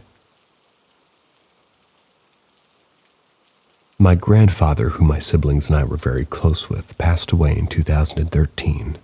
I was 14 when he passed, and I'm 21 now. My best friend who's able to speak and see spirits has told me one day that there was a short man standing behind me. I asked what he looked like. She said he was short, he had black hair that was combed back and a jacket on that, well, a jacket I have hanging by my mirror to this day. She said he was also wearing a hat, all indicating that this was my grandfather. She had never seen him before and confirmed that it was him when I showed her a picture. She told me that he's been following me all day because he needed to tell me something. This girl I was dating at the time drew a picture that I had my grandpa's name on it. I put it on my wall. She hasn't seen it at all and, well, told me that my grandpa wanted me to take down the picture because the person who drew it had bad intentions for me, and he didn't like her. She also had no idea I had his jacket in my room. He told her to tell me to take his jacket and put it by my bed that same night. I was totally freaked out because she didn't even know my grandpa, the jacket, or the picture. He had always wanted to check in on me and told me he loved and missed me. That whole night I couldn't stop crying because I'd waited so long for my grandpa to contact me. And somehow he did. I also feel like he saved my life because this girl was super manipulative and lied to me. She had made me suicidal. I started self-harming and she was just horrible all around. She lied to me about her mom accepting her and liking me. She lied about self-harming a lot, and she lied about her mom beating her. She threatened suicide a lot when I tried to leave, and so on. My mom told me later that, well, he chose this person because he knew she was someone that could be trusted and knew of her abilities. I never forgot that night, and I sometimes get chills when I think about it. My grandpa does visit me sometimes, whether it's through a dream or I feel his presence in my room. He'll sometimes sit on the end of the bed and touch my feet, which he did to my mom and her siblings when they were younger.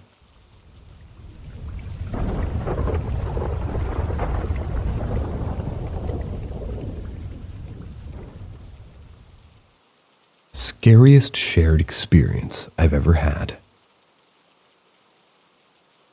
In November of 2017, my new girlfriend, who's now my wife, we had been dating about a month when we took our first weekend getaway. We live in southern Illinois, drove about 5.5 hours to Chattanooga, Tennessee to see Ruby Falls, the giant underground waterfall attraction, and Rock City, Lookout Mountain. Both great attractions, but unless you live within 7 hours or just passing through to another great location for a day or so, I wouldn't really recommend making a family vacation out of it. The area is mostly pretty and, well, my lady and I have been sort of the stoners. We like picturesque cityscapes and, well, especially when mountains are present. Here's looking at you, Denver. We were only in Chattanooga for about a day overall as it was dark out. We got there Saturday evening. We really only had time to go to dinner, enjoy vigorous lovemaking, and smoke a couple of joints in the parking lot of the Days Inn.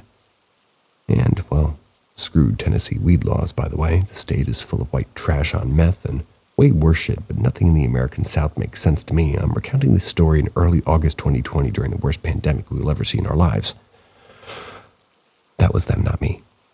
The next day, we went to the aforementioned attractions, and the last thing we did, as it was getting dark, soon as getting, well, to Rock City, where they have this weird, completely dark cave area that is full of glow-in-the-dark fairy tale creatures and classic story characters. It's truly trippy, to be honest. Surreal visual experience. But instead of taking our time looking at the individual sections of the exhibit like we had planned, my wife was now very insistent that we leave Tennessee as soon as possible. She wouldn't tell me what was going on, but something in her eyes said that this is all very wrong, and being very new to the relationship, not wanting to upset her, I grabbed her hand and we rushed out of there. We grabbed coffee and dinner about halfway back home, when she told me that she felt an evil, angry entity present where we were in the cave exhibit, and that it was so overwhelmingly negative that we had to leave. While I didn't feel that myself personally, I will say it was a weird place to say the least, so I kind of just dropped it and we made our way back home around 1 a.m. We showered and went to sleep about half an hour later, as if very tired from the whole weekend of travel. And now here is where the experience actually occurred. About an hour or so after falling asleep, I very suddenly awoke to a very dark feeling of dread, like everything in the world was wrong, and it was the same feeling that I had when I saw my wife's eyes earlier that day in the trippy cave exhibit. I closed my eyes. I tried to ignore it when in my mind's eye I saw, or even now admit possibly imagined, a horrible, skinny, charred black arm. This arm had a hand that had only 3 fingers with razor-sharp black claws reaching up from underneath the bed and, well, reaching for my wife. It was so real that my heart started pounding and I was absolutely terrified. That's when my wife let out the most horrifying scream I've ever heard in my entire life. She jumped out of our bed, ran for life, and almost to the front door of our apartment when I finally grabbed her and helped her get control of herself. I've never seen so much fear and horror in the eyes of someone I've loved before. She told me right there was no way we were staying the night at our place that night with what happened. I agreed. It was very late, but I called my parents. They let us sleep in the guest room at their house. After I got my wife to calm down and go back to sleep, I privately told my dad what happened and what I saw, and, well, him being the very religious man he is, said that what was attacking was certainly a demon, and the black three-clawed arm was meant as a mockery to the Father, the Son, and the Holy Ghost. This both shook and unsettled me. For another 2 years, I kept what I saw that night to myself, until when my wife finally brought it up one day, told me she felt something very evil with sharp nails reaching out and grabbing her from under the bed. Finally confirmed my side of the story to her, because up until then she was under the impression that, well, it was her alone that knew what was going on that night, and she was mortified when I finally told her. We're both glad we no longer are in that apartment, and we agreed that while we never needed to hear each other's side of the story to know what happened exactly, it definitely helped us grow as a couple to have that horrible experience. TL:DR. Somebody help me with that. Bad at these things like that.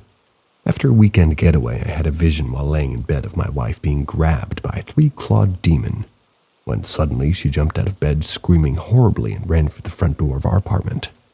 We compared stories years later, and both felt, and experienced the same evil.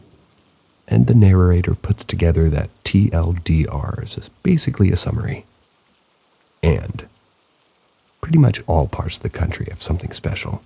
Don't knock 'em all. See ya.